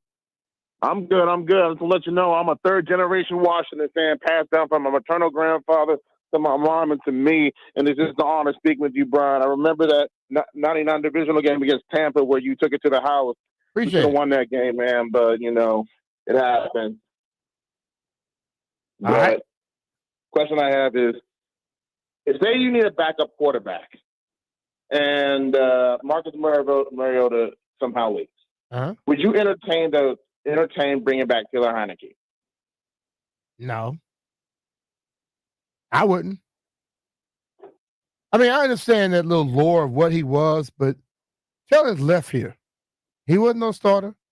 He's had a chance to play, and he didn't live up. He didn't do the thing that he did here. I mean, that thing of like we were always looking for something to be excited about, that's done. We got a quarterback that we're very good with. And the last thing I would want, people clamoring for Taylor when you got Jaden on this team. I don't think that would exist. Like, I think that would have existed with Howell. You know what I mean? But Jaden has cemented himself. I would hope. I don't really think that should. For me, I love Taylor. I know Taylor. If Marcus leaves, the backup I want is Garoppolo. You know what Garoppolo has done? Win playoff games. You know what I expect this team to be in situations? Playoff games. When was Garoppolo last time playing? And he had injuries, his shoulder and all that messed him up. I don't know if I'm leaning towards that unless I know he passed every physical. That's fine. Yeah. There's not a backup quarterback I feel strongly about, but like, I wouldn't mind Brissett coming back. For me, it would not be Taylor. Thank you for the call. Yeah. Thank you for staying Appreciate on it, hold too. Pete is in Jersey. What up, Pete? Hey, what's going on, JP and BMitch? What's happening? Yeah, I got a question for you guys, right? It goes back to what you said earlier, right? We're on the wrong side of the 50. We got one shot to go down the field. You going to Terry, you going to Santana, or you going to Gary? Oh, that's good. I might go to Tanner because Tanner is the fastest of that crew, I think. And Tanner's my guy, man. So I agree. Yeah, I might go to Tanner on that. If it says I got one shot, they got to throw it, he got to go get it. Tanner's a track guy. Yo, he was so good at tracking the ball too. Great question. Listen, and all three of those guys are my guys. Yeah. But in that situation, yeah. Great question, dude. All right, last one. Barbara is in Manassas. What up, Babs? Hey, Barbara, how you doing? Not bad. How you guys? Oh, we're good. All right, BMitch. Who in your life influenced you so much to be such a practical, positive person? Because it comes through every time you talk. I don't know if you know that. Well, I would go with Blanche Mitchell Sr., my dad, with that. He basically was a guy where you know what you're talking about, and if you're strong with it, you move forward and rarely ever think about what could go wrong. You always think about the positive outcome. We all have a choice. We can think negative or positive. And I'd rather think about what could happen instead of what I can't do or what can't happen. Even your answer just now was so practical. You don't date the old girl. You gave her up and you're on to the new. I mean, do you ever bring the old girl back? You just said it so practical. See what I'm talking about? There you nice go. to hear that. Glad it was your papa. Have a great day. I appreciate it. Thank you. All right. So we're JB, you don't date the old girl. You just go on, man. Move on. We're in a unique situation here, boys. White Brian and Landfill, I'm going to need you to lock in here. What we got going on here now? Well, part of me would like to continue Ask BMitch. Let folks call in. But Jeff left. And as I saw Jeff in the hallway, he said, Jay, I got to run. I'm out, dog. I said, awesome, man. And then I was like, but wait, I got this segment for you. He's like, oh, damn. So, Landfill taking deserved vacation next week. Is that correct? All right, Landy, you're gonna have to sit up. We're gonna have a talk here. Yeah. So Jeff gets the big chair next week, all week. Jeff is in charge of the radio program. No, don't say it like that. Is he gonna believe that? And he gonna come in and say or do something crazy? We're not letting that happen. I've set a few over-unders for next week with Jeff in charge. I believe there are 5 days next week. Is that correct? Yeah. 5 work days for us. Okay. BMitch and Finley's scheduled to be on the air from Monday to Friday. That is 5 days. If Jeff don't mess it up. Our first over-under is relatively simple. 4.5 days worked. Over-under for my man Jeff next week. Hold on. Right, Brian, have you ever controlled that side where Landfill is? No. Okay. You might need to learn it. You might need to, because I'm going to go with 4.5 days. And complete days. Complete. Okay, Complete so days. I'm going to go with the under. I'm going to go with under. You're going under? I'm going under. What about you, Landini? Yeah, definitely under. I'm going under. I'm going over. I think Jeff works the whole damn week. I think he's got this. Okay. White Brian? I'm taking the over too. I got faith in Jeff. What? See, you haven't been here long enough. All right. Now, this could have a direct correlation to the days worked. I have over under 1/2 transportation problem. Either something happens to the car, something happens to the train, something happens to the bus. Well, transportation problem. He's going to pick up the car because the tune-up and everything is done now. But he was telling us how much peace he's found riding the Metro. Yeah, but no, I'm kind of hard for me to just, because I know. There's no doubt he means well. Over under, he's not going to. Over under. He'll have a story about something. I'm going to leave it at that. Landfill, over under 0.5 transportation problems for our guy Jeff Walker next week. Over. I fear over on this one as well. Things just tend to happen. Remember his old apartment when his car kept getting stabbed? I've never heard of anyone's car getting stabbed, and it was happening to Jeff repeatedly. White Brian, over under 0.5. That's Brian don't know all those stories. That's why he's kind of like going in a little blind. Over under half of a transportation problem next week for old Jeff Walker. I'm going over on that one. What's remarkable, too, for White Brian, where he lives, he has to take a bus to the Metro and then the Metro. And yet, White Brian seems to get, I guess you weren't here yesterday. Yeah, he worked from home. Where were you yesterday? Hold on. You seem to be you and JP are the only people that work from home a lot. What the hell is up with that? I would prefer to work from home every day, just so we're clear. Yeah, my stomach wasn't feeling great yesterday. He's starting to get so the in Jeff other vibes. words, you basically had either bubble guts or you drank too much the night before. I could have been here, but it wouldn't have gone well. Bubble guts or I'm hangover? glad you stayed home. Bubble guts. What did you eat? Yeah, I don't really know what did it. I bet I know what you sounded like, though, when you were suffering from the bubble guts. Last one. When Jeff is driving the car, when Landfill's out and Jeff's the producer, He definitely mixes up the music, and I love it. I appreciate it. I enjoy it. Every once in a while, though, he forgets to get the unedited cut of the song he's going to sing. Over under 0.5 songs played with a curse word next week. Well, I'm going to go with the out. under on that one. Way over. We'll go under on that one. B says under. Landfill says over. I will say under. Just really in hopes of it. And White Brian. Yeah, you want it to happen. You. I think we're going to get 3 or 4. Damn. Am I missing something here? Now, here's the great part. If Jeff was here, he could weigh in on all of these questions. Don't worry. He's talking to the radio right now. If he calls in, we will take his call. Although I think he's on the Metro today, so he's probably not listening. Okay, well, he's not listening. If you want to, there's a dude that's been on, the phone's been ringing for 15 minutes. If we can take it, if not. Now, White Brian, I did ask you for a college hoops preview. Big game for Maryland tomorrow.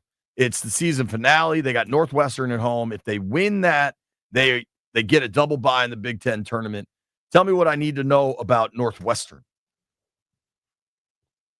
They're not a tournament team. They may not even be an NIT team. I think Maryland should be fine.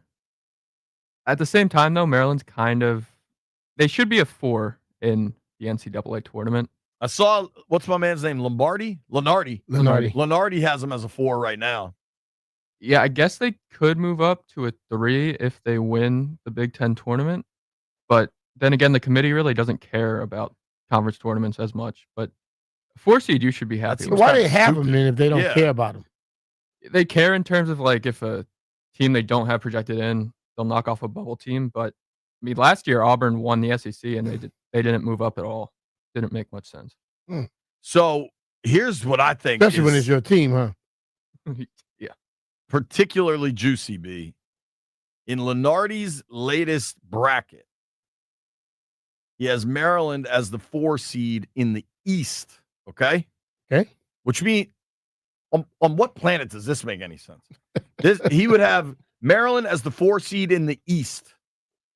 Where do you think the first round games for Maryland versus Liberty? Liberty's a college in Virginia. These two teams are pretty close to one another. Where do you think that matchup would be held? New York. Raleigh is one of the sites. Raleigh would make a lot of sense. Providence, also a site.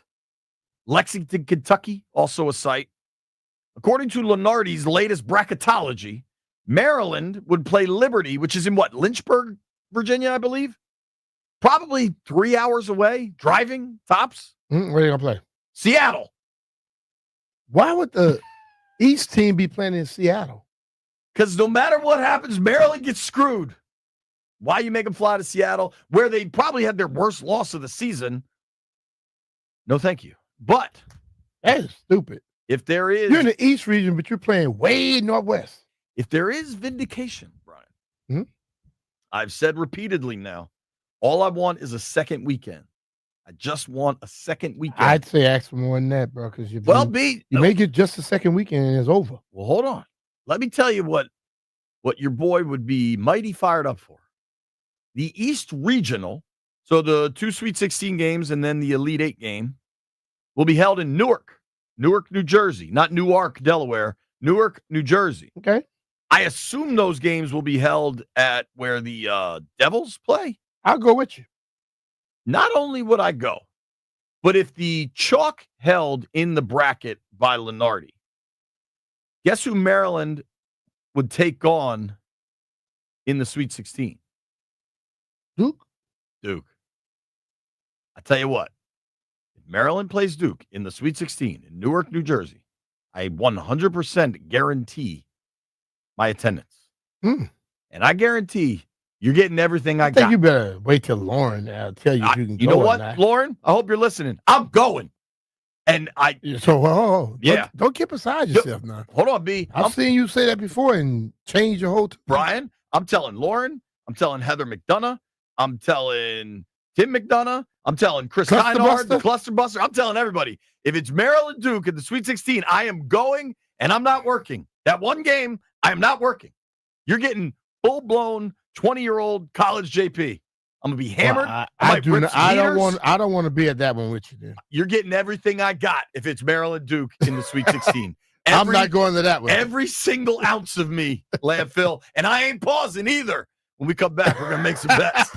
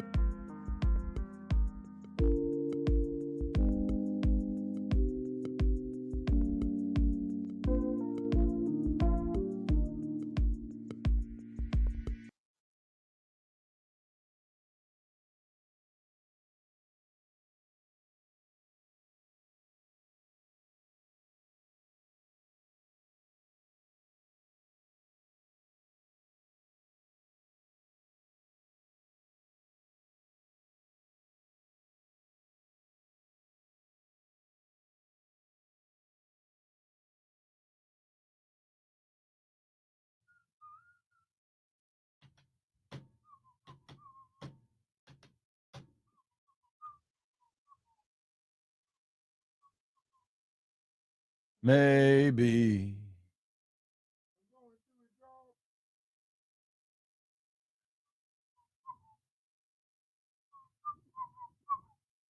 Maybe. BMitch and Finley, 1067 The Fan. When you hear the weekend, it means it's almost time for our weekend. Grant and Danny going to take you home this afternoon. We got to figure out a week's worth of bets. Before we do that, I got to little public service announcement. Titans, being widely reported, just released Harold Landry. Landry was a second-round pick back in 2018. Landry, 6'2", 250, turns 29 this weekend. Landry has 19 and a half sacks over the last 2 years. If you look just at his sack totals compared to Josh Sweat, pretty similar, man. Sweat's bigger, a little younger. Bigger, he's a better supporting cast. Yeah, man. That's interesting. Stay tuned. All right, now let's make some bets.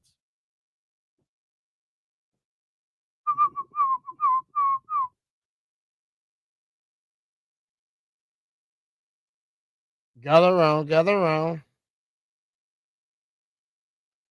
White Brian.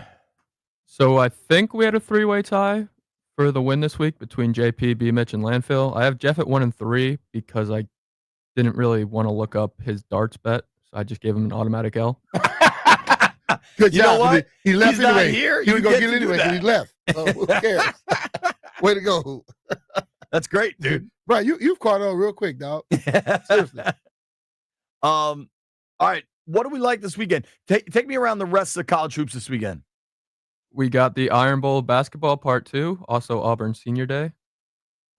And Alabama is reeling, so it should be a big win for Auburn. Michigan State and Michigan play on Sunday. Especially if you're an Auburn fan. I know it should be a big win. And then we have a bunch of conference tournaments. The A-Sun Championship is on Sunday. We'll get the first bid to the NCAA tournament. A-Sun? What? The first automatic qualifier is this Sunday? Yep. The A-Sun, it'll be Lipscomb or North Alabama. Where is Lipscomb? Is that in Tennessee? Nashville. France.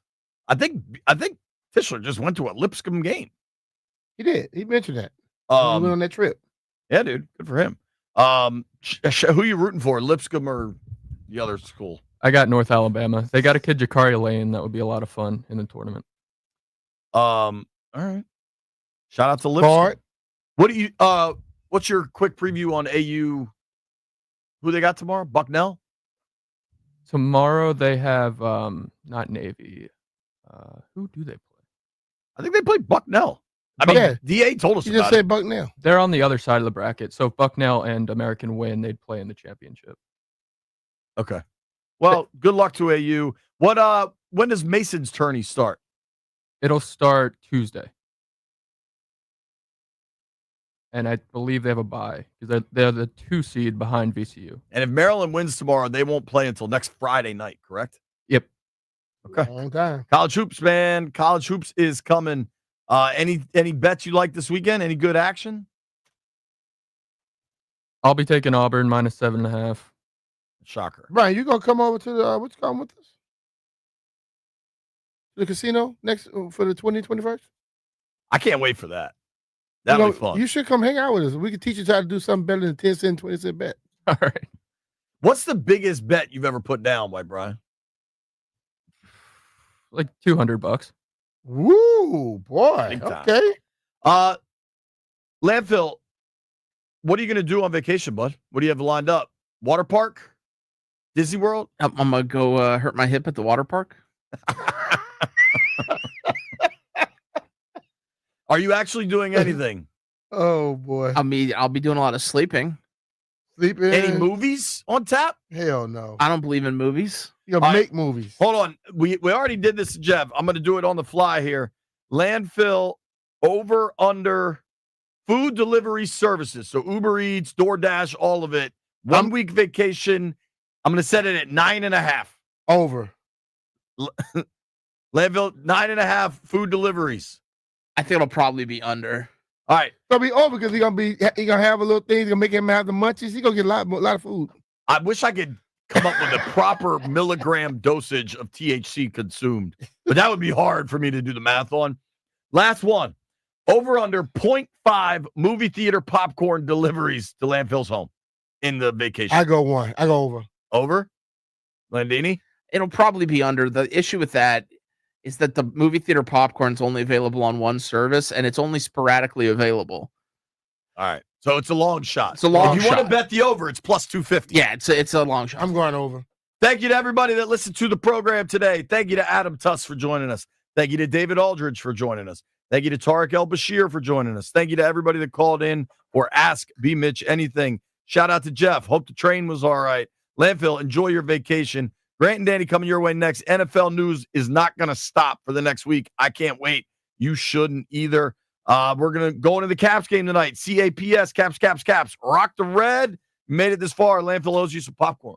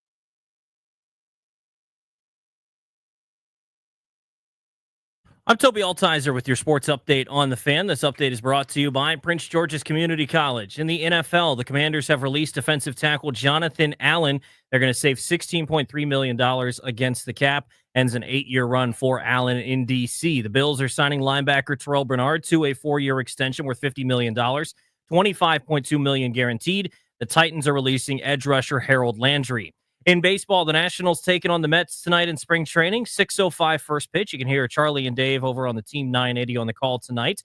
In the NBA, the Wizards in Toronto. They'll take on the Raptors tomorrow night. 7:30 tip-off. You can hear that game over on the Team 980. Back-to-back games for the Wiz in Toronto against the Raptors. In hockey, the Hurricanes are trading Mikko Rantanen to the Dallas Stars. Rantanen's going to sign an 8-year contract with Dallas for 12 million AAV. The Capitals are trading for Pittsburgh forward Anthony Beauvillier. They get a second-round pick for the Penguins, and the Capitals taking on the Red Wings at Capital One Arena tonight. 7 p.m. puck drop. Can hear that game right here on the Fan. Power up your future. Enroll tuition-free in the Sustainable Energy Program at PGCC. Start your career in renewable energy today. Visit www.pgcc.edu to get started. From the Crop Metcalf 5-Star Sports Desk, I'm Toby Altizer on the Fan.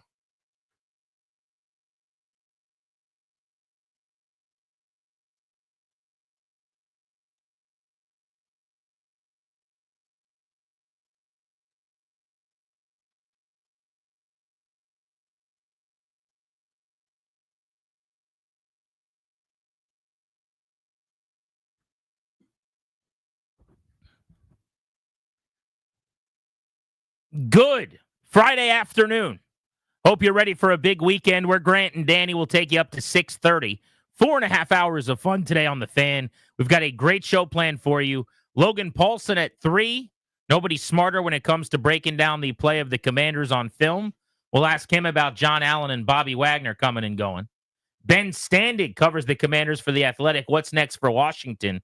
He joins us at 5. And John Walton, the voice of the Capitals, here on 106.7 The Fan. They've got a game tonight. We'll preview it. Plus, they made a trade today at the deadline. We'll talk to John about that at 6 o'clock. Danny, no time to waste. Let's get right into it. Settle up. John Allen released, or will be released formally when the league year begins, but he was informed of that decision today. You just heard Toby mention it.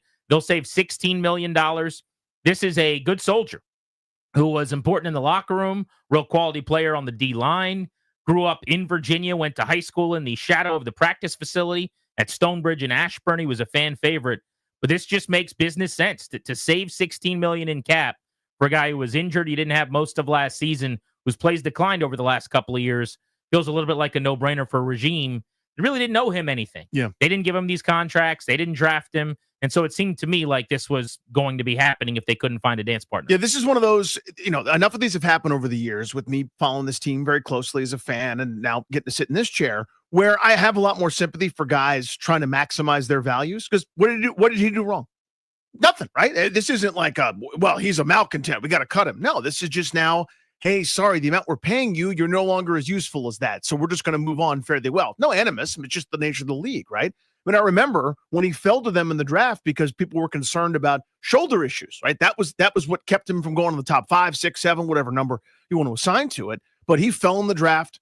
It seemed so, fate was perfect. Ended up in Washington. Just a really, really good player. Only played 5 games as a rookie. But after that was just not a guy that missed time. 16, 15, 16, 17, 16, 16 games per year until then injuries, of course, claimed most of his season this year. But the problem never really arose. That shoulder issue was never a thing, as far as I can really tell in terms of impacting his career. A good player, as you said, good citizen, great in the community, did everything right.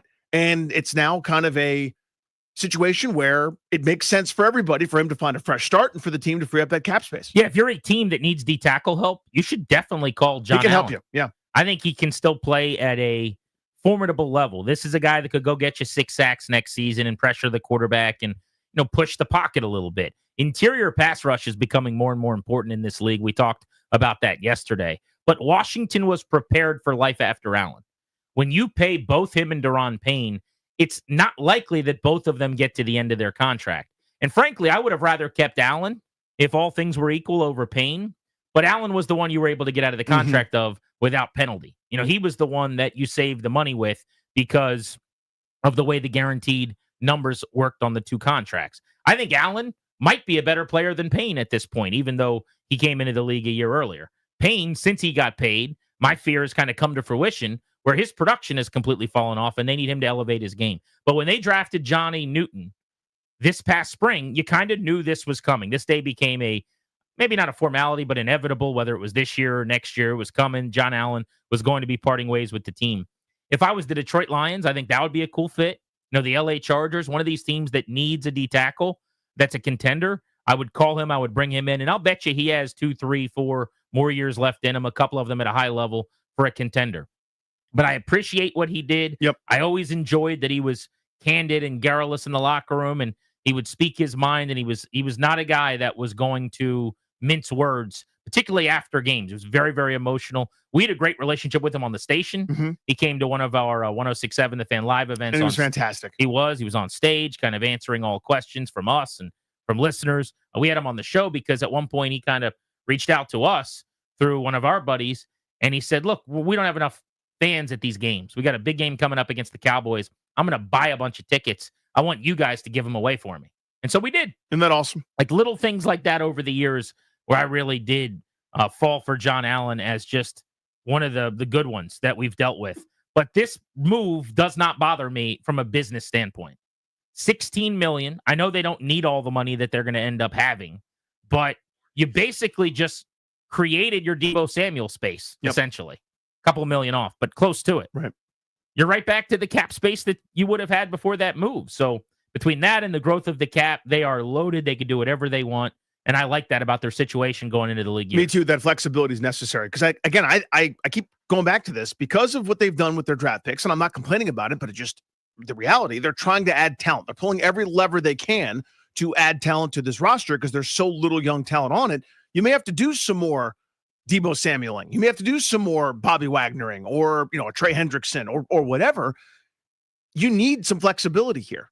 And that makes sense to me, honestly, is moving on from Allen. I don't love it because I'm with you. Like, if you're just on a binary, who would you rather keep? Right now, it's Allen over Payne, but one contract allows you to do this, the other doesn't. So, Deron Payne, welcome back. Yay, with open arms. But again, Allen, just a solid to plus really good football player at times, 2-time Pro Bowler, had a couple really banner years where he really put it all together and the counting stats kind of went with it. He had a couple years where he had some bad luck, in my opinion, where he was beating his guy an awful lot, was in the backfield creating havoc, and only ended up with a handful of sacks.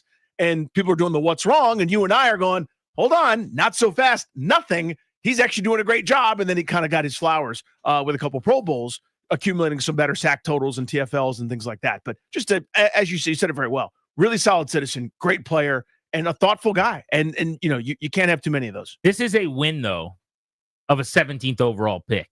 He was a guy that was linked to the top 5, 7, 10 at different points. He fell because of this shoulder concern on draft night or whatever it was, this supposedly debilitating issue that he was having, and there was some question about how it would affect his career. I mean, that's a victory. When you have him, he plays well, you give him another contract, he stays around, he's one of the leaders of your locker room for years. That's a 8-year run. This is one of those like where somebody dies in their 90s or something. When, it's sad. It stinks. I wish it didn't happen. But he had a good run here, man. Mm-hmm. That's 8 years from your first-round pick of being a quality football player. So he is out. Bobby Wagner is not. This broke literally as we got off the air yesterday. I did one of these things where I punched my own palm, mad that it happened probably 2 minutes after I said we're back tomorrow at 2 o'clock. But you got to be kidding me.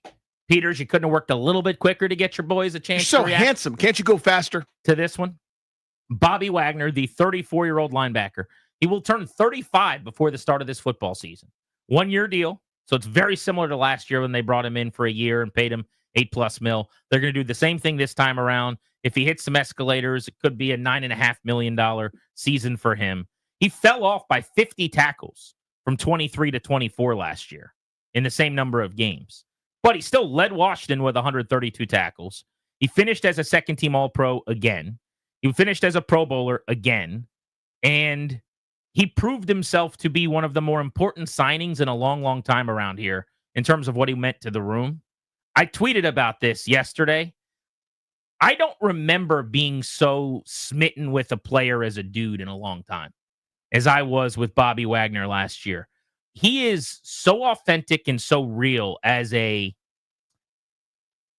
don't have a better word, as a man. You know what I mean? He is like a dude's dude. If 10 guys go on a bachelor party, eventually there's like one guy that takes over and is like, all right, we're going to go here. Venmo me the money. He grabs the bill, that kind of guy. The organizer. That will always be Bobby Wagner in any group that he is in. And he does it very quietly. He doesn't really look for any kind of credit for it. He was their Walter Payton Man of the Year last year. I just genuinely came to really like this dude in very limited interactions. I mean, I would basically get to chat with him after games in the locker room in Landover. But holds court, super respectful. Believe he won the Good Guy Award this year from the media. Eloquent, sincere, and just he runs his life. Like I always talk about being a pro. That's my favorite thing. He's a pro's pro, man. You would think he's the CEO of a Fortune 500 company. The way he dresses, the way he speaks, the way he operates. I like everything about this guy. And the more of these people that are in your building, the better. Full stop. The more Bobby Wagners in the facility over there, the better the chance you're going to be a good football team. So bringing him back makes a lot of sense. Now, I have some questions, Danny. Yep. His foot speed fell off. I think part of the reason they weren't as good at stopping the run last year, some of that is D-tackle and D-line play. But I also don't think sideline to sideline, he's as quick as he once was. He's great coming downhill and making those sure tackles between the tackles. But I don't think it's going to be a strength for him to get outside and go make stops, as you saw on that Saquon Barkley run on the first play of the game. That's right. Against the Eagles in the playoffs. So I've got some football questions, but I also can still say this is a no-brainer to keep this dude around. Yeah, if you're paying $25 million, you go, uh-oh. But again, this is still a very affordable deal for what he brings. There's a lot that he still does well, as evidenced by the fact that he was second-team All-Pro last year. Now, whether you should have been or not, that's not what I'm here to tell you. The fact is he's in that kind of conversation for middle linebacker, which tells you that, yeah, there may be some things that you'd like, Bobby Wagner 5 years ago. Well, of course we all would. Everyone would. And I'm sure Bobby Wagner would like that too. How do we do that? Yeah, but you gotta be able to compensate and have something else. You need to be better on the edges primarily for me. You need to be better at some of the outside linebacker spots, or have that safety walk up and be better there. I think there's a million things that need improving, but knowing that, well, there's one thing that Wagner doesn't do great. Okay, fine. What does he do well? And there's still plenty, as evidenced by the 140 tackles, give or take, last year, 132. It depends on where you look. But still a solid player, smart as all hell. As you said, a leader, one of these culture builder guys, him and Dan Quinn. It's almost like having Quinn on the field and Joe Witt by extension, having Wagner there as kind of the dude that's in charge. I love that both in terms of his mentorship for the defense. Also love it, frankly, that he and Jaden Daniels are buddies. I'm all about that, quite frankly. I think it's awesome. Having a guy that's, while the football season is happening, getting his master's degree from Howard University as he's going through all this, just tells you everything you need to know about the guy. Like, put him in charge of something whenever he feels like being done with football, he'll run it really, really well. So to me, this is one of those no-brainer good signings. Eventually, I want to be out of this business. We talked about this a bunch when it comes to this free agency and this offseason and this class and how they're going to build this team. Eventually, I'd like to not go, I have to bring the 35-year-old declining player back. I'd like to be out of that. They're not there yet. They're not to the point where you've got people waiting in the wings that can take over. Devoid of young talent. Yeah. In a way, we went over this yesterday, but you have a superstar young quarterback in Daniels that makes hopefully everything okay. And you have a really good young corner who probably is going to be kicked inside if they get their way in Mikey Sanders still. There's not really anybody else on the young player list that looks like they project to be a stud or a star as of right now. Hopefully that shifts, and who knows? Maybe Ben Sinnott by the end of next year we're having a different conversation about, or Luke McCaffrey or Johnny Newton. I think of those guys, Newton really does have a chance to be, I've said this for a couple of years now, like a legitimate, formidable, league-wide known defensive tackle. I hope that's the case at that Allen Payne level in their primes. But right now, you can't put them there. And I don't know that they have anybody other than the two guys we just named in that conversation. They're just devoid of it because of the terrible drafts of the last regime. They're in a bad way. So they're kind of, building this thing with the players that are available who, with the exploding cap and teams keeping their own guys around, generally are going to be a little bit older, which is why they were the oldest playoff team last year. But while Allen was not a surprise at all today, we saw that coming, and there had been reports that it was coming. I don't think Wagner re-upping was a surprise either. He said at the end of the year he wanted to be back. They have said every single time they've been asked about him that they would love to have him back. It's why I think there's a real good chance Zach Ertz has a deal in place before the league year opens as well. because they've kind of said similar things about him, and he's even been more, I would say, candid about wanting to be here than Wagner was. But Bobby came here because he wanted to play for Ken Norton, his linebackers coach, Dan Quinn, his head coach, and I didn't think that was going to change. So no surprise, but great to get that done and not have to worry about it. The only wild card to me was Pete Carroll going to Vegas and maybe trying to do what Washington just did. I want to change the culture. Who's a good culture changer? This unbelievable alpha gold jacket in his future type super leader. So that was the only thing I was a little bit worried about, but it made sense for him to stay here. One other note on the 1-year deals, your money goes way faster when you do it that way because there's no pushing money there's no into spreading the out. future. Yep. If you sign Wagner just as a example to a 2-year deal worth $19 million, you could have his cap number be 6 this year and 13 next year or something and keep the cap number lower. When you do the 1-year deal, it all comes home this year. So if they're going to be in that business, Debo, without extending him, which I don't want them to, you pay him the freight, close to $18 million this year.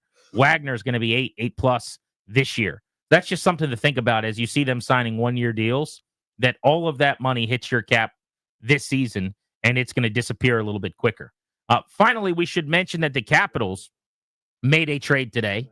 They, with the deadline looming in 45 minutes, I guess are still probably answering calls and talking to teams with the NHL deadline approaching.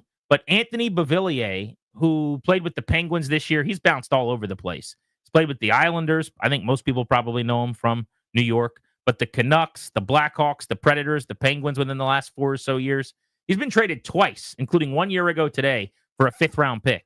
The Caps gave up a 2nd-round pick for him. It was very steep. I don't really understand how he's worth a 2nd-round pick, if I'm being honest. But I also don't care that much about that right now because this team's really good. They've got a ton of money on the cap coming up. They're going to be probably more approaching this from a cap and free agency standpoint in the short term here, and they have a chance to win a cup this year. So Beauvillier will come in. He's got 13 goals, 20 points on the year. He's played in 63 games on the 3rd line, mostly for Pittsburgh. From what I was told, talking to people with the team, they view him as a bottom 6 player. I think initially maybe on the 3rd line. If Ryan Leonard comes in and he's ready, their prospect from BC, then he'd take over on the 3rd line, and either Beauvillier would stay there and someone would be out of luck, or maybe if Mangiapane doesn't pick it up, but he's making a lot of money, so I would guess he'd keep getting shots. Or maybe move Beauvillier down to the 4th line, create competition. I guess it's possible he ends up being just an extra piece, which I'm sure people would be furious about because they gave him a second rounder, yeah. But still, I mean, they're basically, it's a reinforcement, and you didn't give anybody from the dressing room up, which is what I've been saying I want because the chemistry is so good with this group. Yeah, this is a tough tightrope to walk here, right? Because you'd like to improve, you'd like to reinforce, you'd like to add a little bit just to, as the dog days are happening and you've been so out ahead for so long that you want to be able to resharpen some of the iron when it comes to playoff time, and everybody's going to be gunning for you. You've been the number 1 seed forever.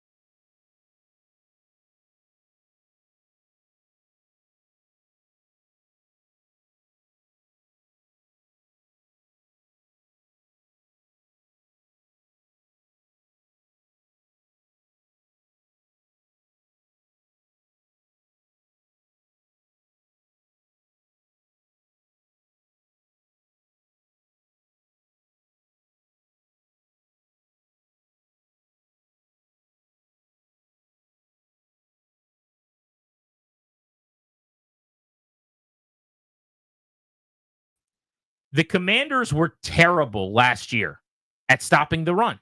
They ranked 30th in yards per game allowed and 28th in yards per play, meaning 4 teams were worse than Washington. And today they're bringing back their linebacker who's going to be 35 in the middle, who just laterally speaking doesn't have the same quickness that he did in the prime of his career, pretty obviously. And they just cut one of their better defensive linemen and a legitimate defensive tackle who helped them against the run. So there's got to be a plan here, but I'm wondering what it is. You're not upgrading at Mike linebacker from a outside zone standpoint, and they could not stop that all year. Think Bijan Robinson, Atlanta, just chewing them up in the first half. Anything outside the tackles. So where do you get better and how do you improve there? The start of that is not getting rid of Allen and not replacing him and doing something up front. Is it improving on the edges? Well, we can get into that and some other areas, but that's my question to you, Danny. We'll get to next, and to our listeners as well. This team was terrible at stopping the run, and they have gotten older now at Mike linebacker, and they have let one of their premier D tackles walk. Released him. 800-636-1067. How do you fix that?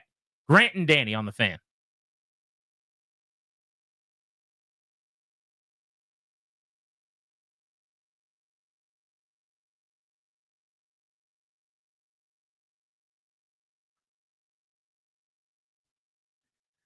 We are barely over 3 weeks away from the start of the UFL season and the DC Defenders kicking off the year at Audi Field.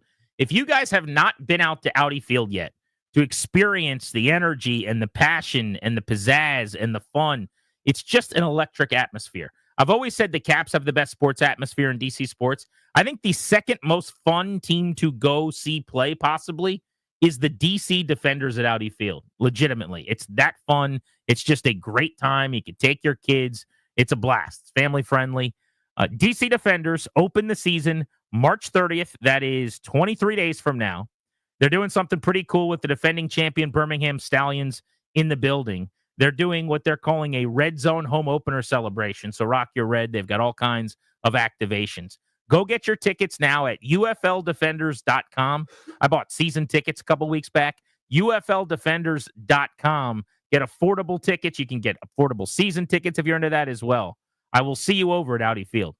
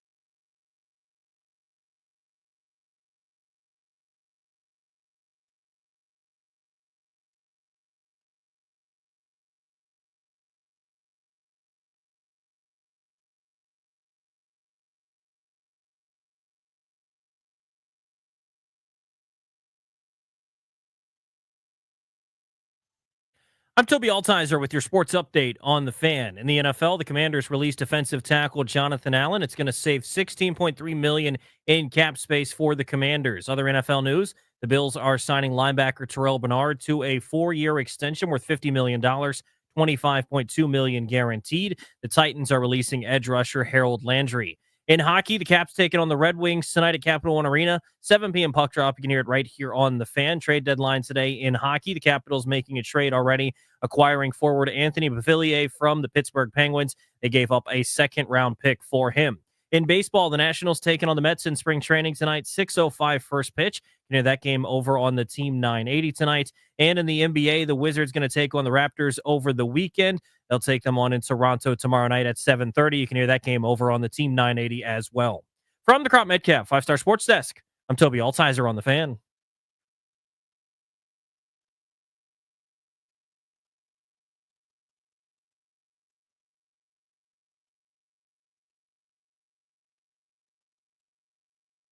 I was pretty confident that we were going to be able to get something worked out. And so it was more so just kind of sitting down and putting our heads together to make something good for both sides. And I was confident that this was going to work out. I just love what we're building here. I love the team.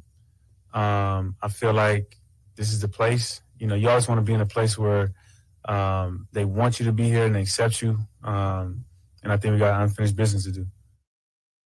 Bobby Wagner just minutes ago on a Zoom with the local beat talking about unfinished business for the Commanders after an NFC championship game berth. Here we go. What a time to be alive. He is back, and he will be leading this defense out of the tunnel in week 1 when they try to not only get back to the NFC title game, but try to get to and win a Super Bowl now. And those are their aspirations in the building. I mean, they're going to be talking about that internally. Their work's cut out for them. The schedule's obviously going to be much more difficult.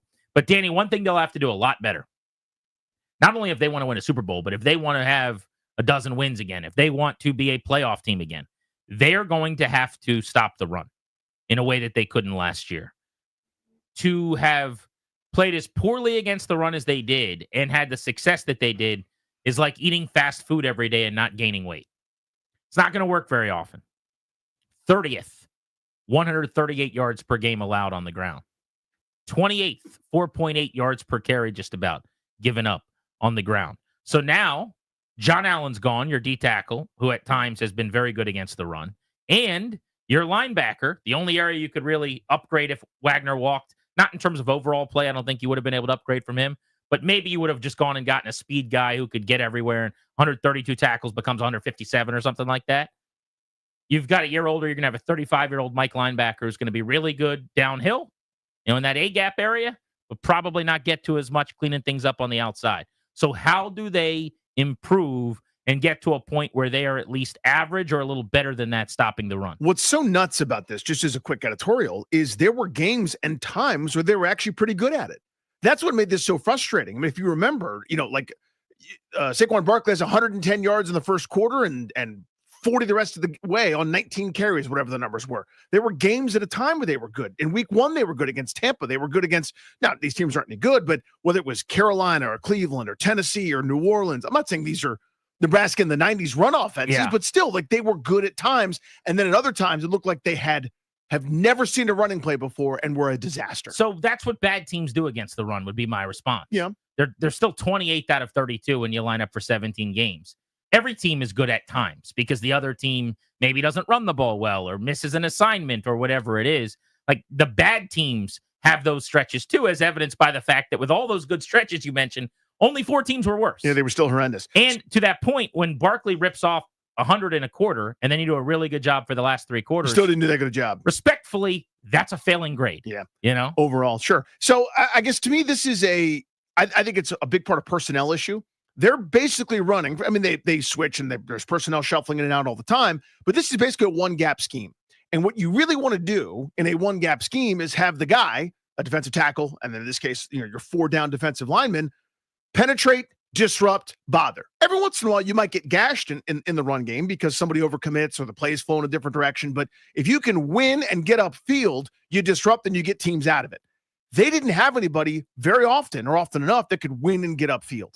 Allen, at one point in his career, I think, was that guy. Deron Payne in his contract year was that guy. This is not your Tony Siragusa, Gilbert Brown, smart car up front, occupy some blockers, let linebackers flow, keep Ray Lewis's jersey clean so you can go make 175 tackles. That's not how this group operates. So you're vulnerable to a lot of things. Runs outside, especially because I think their edge defending was disastrous in that regard. They just simply didn't have the horses. When Dante Fowler is your down defensive lineman on first down, he's 240 pounds, give or take, right? I mean, you think of a Trey Hendrickson, for example, is 270 pounds.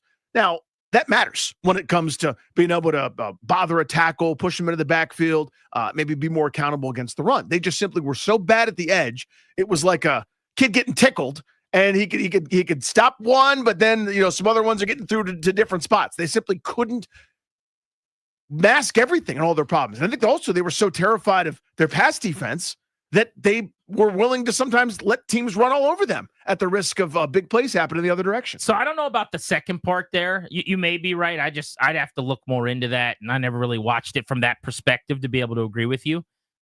I would just say that's probably not what happened, but you might be right. The first part, we will agree. It's almost going to be boring because I believe that the path has to be through what you do on the edge at defensive end, because that's where they really scuffled last year. And I can't reiterate this enough. I wish I still had these numbers. I had them the week of the Falcons game, and I'm kicking myself for not looking them up again last night, but I will pull them up hopefully, and at some point today, I'll throw them out there. But the way that they defended outside zone, and not just specifically that look, but any kind of stretch carries to the outside last year was abysmal.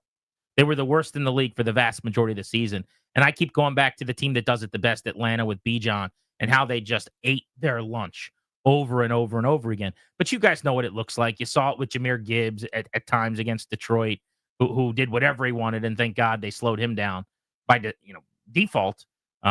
Detroit stopped giving him the ball. But I think that's got to be the path. You cannot go get a defensive end who's Dante Fowler, where it's just pass rush speed, and I can't. I'm going to play 60% of snaps. I think Fowler was like 52, 53% last year. But I'm not going to help you against the run. You could have one of those guys. It's got to be probably your third defensive end. You need Dorrance Armstrong, whether he's got to beef up or not, to be healthy, play 15 to 17 games and help you in that area. And then whoever you bring in here, maybe that's Harold Landry. Maybe that's Josh Sweat. Maybe that is Trey Hendrickson, hopefully. They got to be able to stop the run because it was bad last year, man. And there's ways to get better. You could beef up at D tackle. They've gone the other direction today. You could get faster at linebacker. They've kind of gone the other direction today. So, okay, well, now you really have to turn up the heat on the other positions.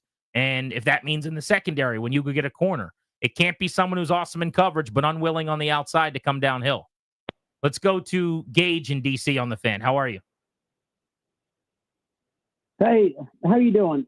I just they're going to have a big regression next year. Why is that? I'll make this super quick. They lost to the Bucs first week, by 17 points. They barely beat the last place Giants by 3. They beat a good team at the time, Bengals, by 5. They killed the Cardinals, yes. They killed the Browns. Gage, we can't go through the whole schedule here, but what's your larger point? They are a huge regression. They only beat 3 playoff teams last year. They have lost. I mean, look at their stats. There's no way. I mean, they lost to the Steelers. Yes, they did. Yeah, the Steelers were playing really well at that point. By a point. I mean, we're talking about week 1 in the playoffs. They beat Detroit and put on a clinic. They beat the Bucs, really good team. Both of those on the road, and eventually gave up a ton to the Eagles. Now, I actually happen to agree with his larger point. I just think last year was kind of a year where a lot of things went well. Not to the same extent of Rivera's first year when at 7-9 they won the division because nobody around them was good. But I remember at the end of that year feeling like this is a bit of a house of cards thing and the bottom's going to fall out. It's not the same way this time because you have Jaden Daniels. You have the quarterback who, if he's as good as we all think he is right now, then the floor is very, very high. And you're probably still going to be a playoff caliber team. But the schedule is going to get harder. You're not going to surprise anybody. And for those reasons, if no other reason, I think that it's very reasonable to say I'll take the under on their 12 wins. Yeah, they're playing better teams. That's just that's on paper. Who knows when you play them and if their quarterback's healthy or not, or something's gone wrong or right. Who knows? But again, on paper, their schedule's more difficult. Let's go to Jay in DC. What's up, buddy? What's up, you guys? Okay, compliment, right? You guys have the best show on radio. Love you guys. But I feel like you're talking out of both sides of your mouth. Like I feel like there's a technical reason why you let John Allen go, but you're not talking about that. You're talking about economics. So as soon as the draft came out, all of you guys, rest of the media was saying, okay, they're going to let John Allen go. And then like it went straight to trading and it was completely reasonable just to let him go, even though you say there's never been a bad 1-year deal, and he was on a bad 1-year deal. He was on a 1-year deal, and we can't spend all the money, so why not play him? We need good players, so why let him go? Second, you let Debo come in, give a 5th-round pick, paying him $17 million. That's fine. And then when Christian Kirk gets traded for a 7th and a lower contract for a younger player, then you're like, oh, how does that make any sense? And you're laughing at Houston. Christian Kirk had 2 freak injuries. Besides that, I'm not he's laughing younger. at Houston. I think it was good value.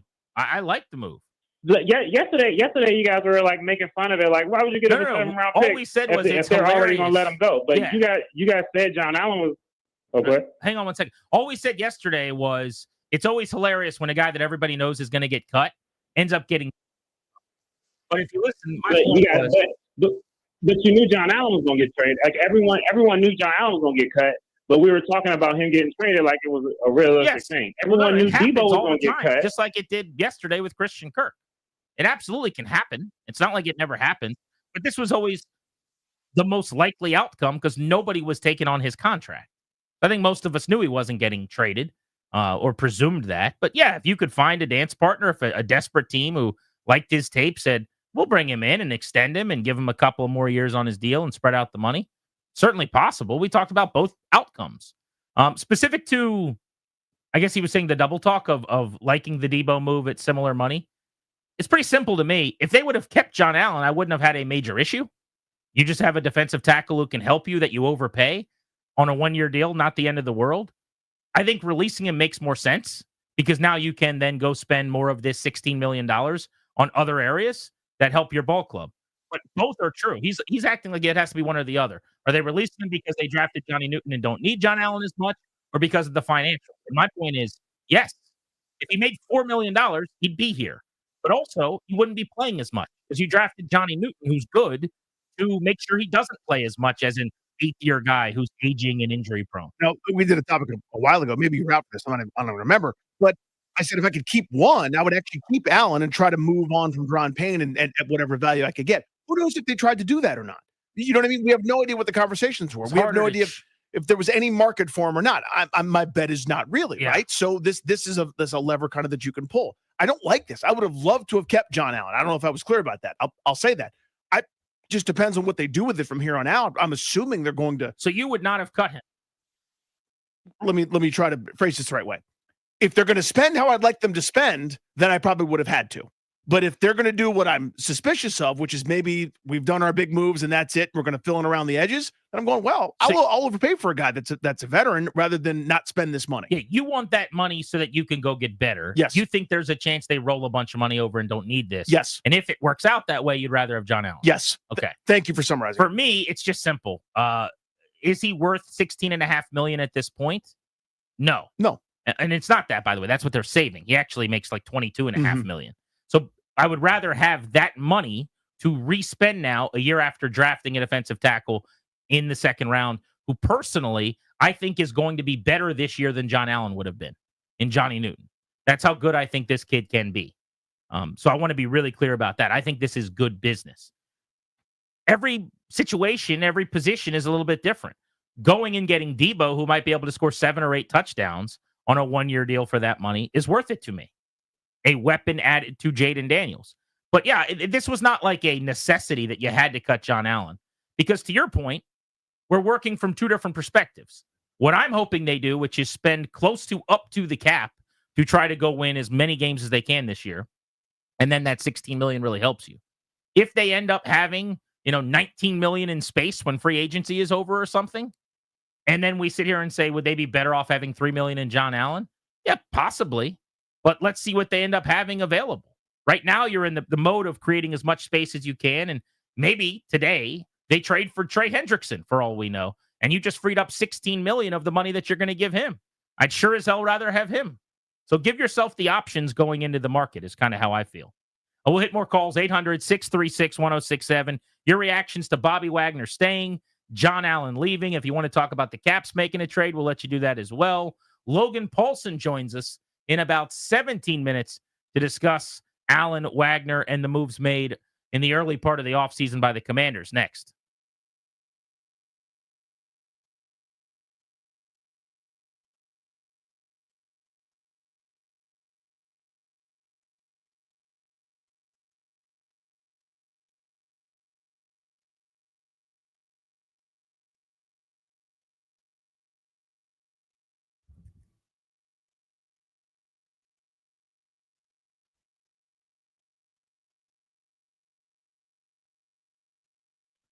Hey guys, it's Grant. College basketball's reaching its most exciting stretch of the season. Right now, new customers over FanDuel get $150 in bonus bets when your first $5 bet wins. That's $150 to bet on everything from conference clashes to tourney upsets and even who's cutting down the nets. FanDuel.com/GP to get in on college hoops action is where you're going to go.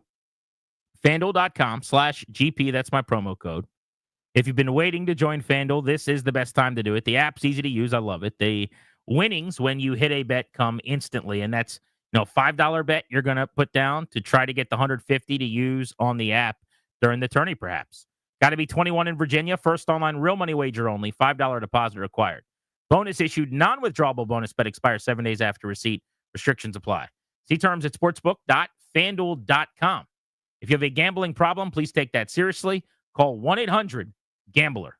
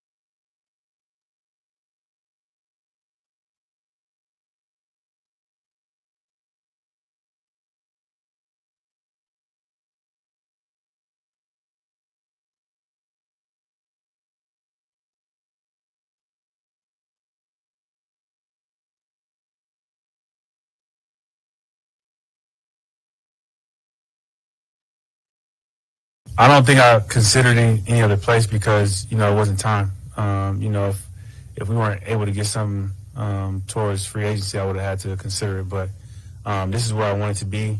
This is who I wanted to play for. And so I didn't really think about anything else until it got to that time. And so we're fortunate we didn't have to do that.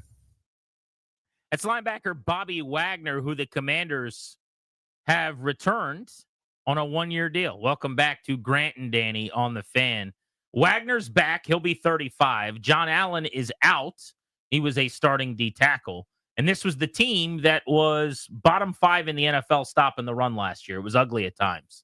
And the last 24 hours aren't necessarily progressive steps, I don't think, in improving that. So the question is, what's the plan there and how would you attack making sure you're more formidable against the run? JR's in Boston. What's up?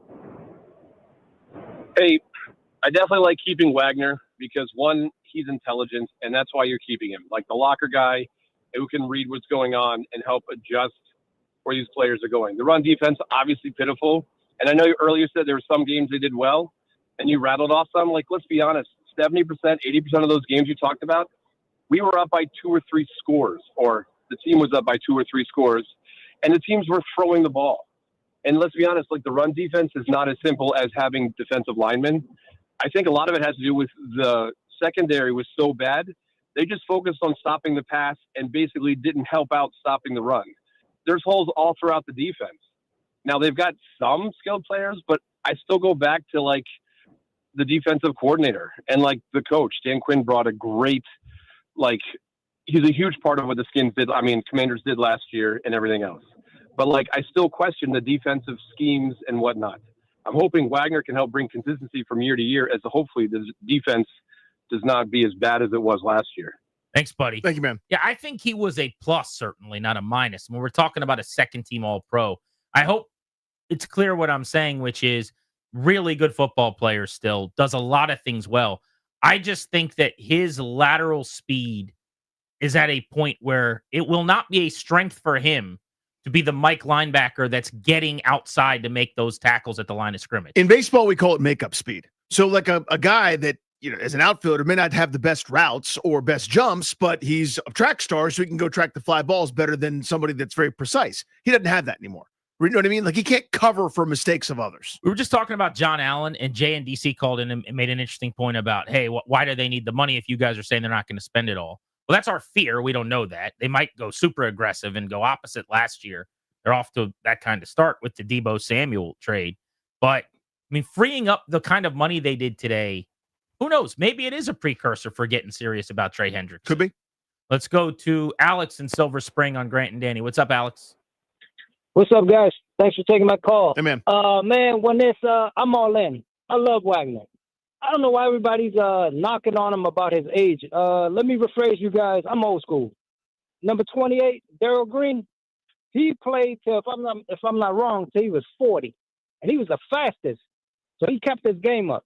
This guy, I can't even. This, that, blah, blah, blah. Whatever you want to knock on him. One thing you can't take away from this guy is how smart he is, how motivated he is, how he can make people around him. Whatever he can do, he'll have somebody else to motivate to do what he can't do. Yeah, he's a winning player, and he's an elevator. It's why he's back. I mean, everybody around him will benefit from his presence. Let's go to Zach in Gainesville. What's up, buddy? Hey, man. Big fan of you guys. Appreciate you, dude. I just want to say, Jaden Daniels, dude, he's so good at extending plays. Everybody that we play next year is going to try and keep him on the sideline, and they're going to do that by running the football, right? So Jonathan Allen and Deron Payne, honestly, man, they haven't been able to stop the run for years. Like, it's a huge problem. It's the most important thing that we need to address for our success next year. But Trey Hendrickson, man, he comes from the Bengals, who have also been awful against the run. But I just want to throw that out there. But Bobby Wagner being in here, man, I say you draft a defensive lineman, maybe 2, and learn from Wagner while you have the chance. Thank you, guys. Thanks, Bengals last year were 16th against the run, smack dab in the middle of the NFL. A ton better than Washington. Yeah, better than you'd think, by the way, for a defense that was pretty horrendous. Yeah. I mean, to me, what this defense with the Quinn and Witt, what they thrive on, look at what they did in Dallas, is where's our havoc? Not enough havoc was created as often as needed, especially against good teams and good offenses. They need more havoc wreakers on defense. Hendrickson would be one, for example, but a guy that can penetrate from that D tackle spot. And if Newton grows into that, you've solved a huge amount of these issues. We got tickets to the Summer of Loud tour we're giving away for the final time this week, a little over an hour from now at 4. So make sure you're listening. Cannot wait for the Logan Paulson breakdown on Wagner coming back, Allen being out, Trey Hendrickson is a possibility. He joins us next on Grant and Danny.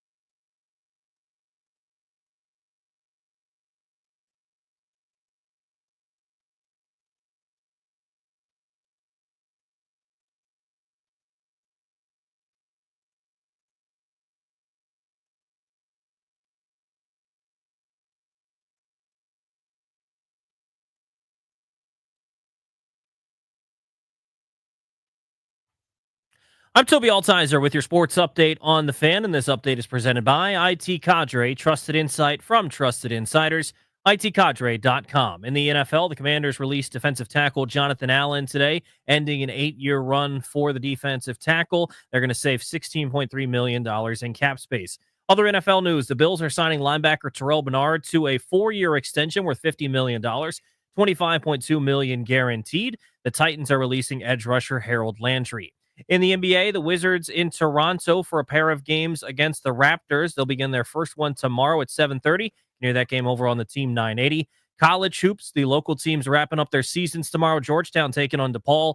2 o'clock tip-off right here on the Fan. Number 13, Maryland at home against Northwestern at 3 o'clock tomorrow. You can hear that game on the Team 980. And the Hokies wrapping up their season on the road against number 11, Clemson at 6 o'clock tomorrow night. You can hear that right here on the Fan as well. In hockey, the Caps making a trade today ahead of the deadline, which just passed a couple of minutes ago, trading for forward Anthony Beauvillier from the Pittsburgh Penguins, giving up a second-round pick for him.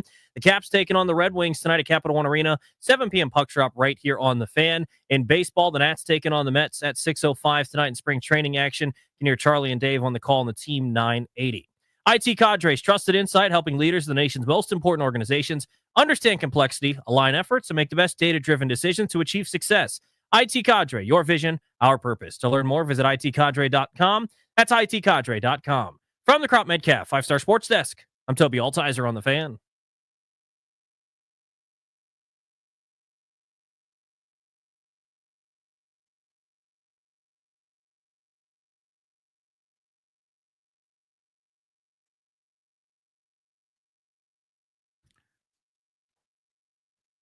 The Summer of Loud Tour is coming to Jiffy Lube Live. We've got tickets for you in 1 hour right here on Grant and Danny. Make sure you're listening at 4 o'clock on the Fan. Listen to Grant and Danny, this radio program, which is exclusively sponsored by the law firm of Condorian Morab, estate planning, elder law, real estate transactions, probate administration. Their attorneys are always there to protect you and your family's assets. Schedule a free consultation with their team today by visiting kmlawyers.com. Be sure to let them know that we sent you. That's kmlawyers.com. Those guys are huge Commanders The fans. best. I'll bet the Allen release is stinging them a little bit. Because like most fans, I mean, they love that guy. Yeah, stings me. Stonebridge High School, local dude, born and raised here, played here, fan favorite. But today, to me, after 8 years and his performance early in the season before his injury, I thought he finished really well. But I thought he'd become expendable at the number that they're going to clear up by moving on from him. You hate to say it, but it's business. Let's go to the Rude Guest Hotline. Rude, the most reliable heating and air conditioning products in the DMV. We find our guy, Logan Paulson, longtime NFL tight end and former Redskin. Logan, why don't we start with Bobby Wagner coming back? Your thoughts on his importance to the locker room and to the defense last year, the type of player you think he can be at 35 years old, and re-signing him to the one-year deal that they did? Yeah, so I mean, obviously, I think it's great that Bobby's back. You know, I think the leadership and all the stuff that he brought from that standpoint has been well documented. And I think that's something that's incredibly critical. And I know, like, at 35 years old, he's not the player he was, at 25 or 26, but I do think that he is still serviceable. And I think the one thing that I appreciate about Dan and the staff in general is they really understand what he does well. And, he's the captain of the defense. He commands the defense. He can communicate the defensive call to the defensive line, the secondary, the rest of the linebackers. Can play that chess game at the line of scrimmage with the quarterback, which is extremely important. So all those things I think are extremely critical. And I think they're not going to ask him to do things that he's not good at or not comfortable with. And I think that's the sign of really good coaching. So I think that signing, his return is extremely important and very critical. And so really excited that he's back in the Commander's uniform again. Is the mailman close by, or is there like somebody prowling around outside? Logan, what's going on with the dog? Yeah, we're watching a dog, watching a new puppy, and the new puppy likes to bark at quite literally everything. So he's letting you know that he's what kind of someone puppy? around out front. He loves veteran something, linebacker breakdowns. What kind of puppy? Yes, he does like that. It's a German Spitz, actually. He's 8 months old, and so he's been quite the handful, actually. Well, I get steamed up for a puppy. Does he have puppy breath? I'll come over and let him lick my nose. He's about 8 months, so like not quite like puppy, but still puppy adjacent. Yeah. Danny's a big puppy guy. Sometimes. Oh, really? Yeah. Sometimes he'll even acknowledge a puppy if it's there. He might even bend down and pet it real quick before moving on and scoffing at it. Yeah, just normal human behavior. Here's my question for you. This run defense struggled at times last year. How does Bobby Wagner fit into that? I don't want to say like it was his fault. I don't think that's fair. It's such a team game, and run defense to me is about sort of team and commitment and everybody doing something right. But where does he fit in to a group that probably needs to improve there?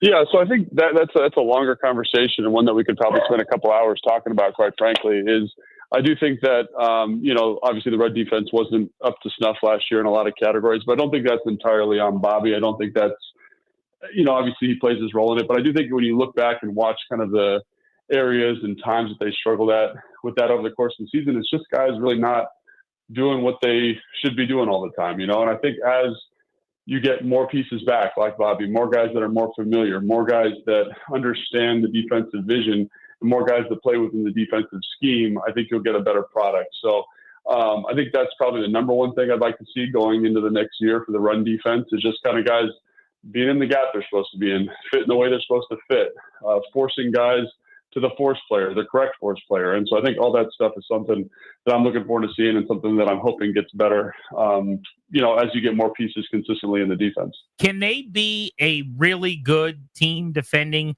outside zone in the run, which they were so bad at last year, and have a Mike linebacker who's not fleet of foot? Because I'm super happy that he's back, but my point is there's strengths and weaknesses to it, right? When you have a 35-year-old guy whose lateral speed maybe is slowing down.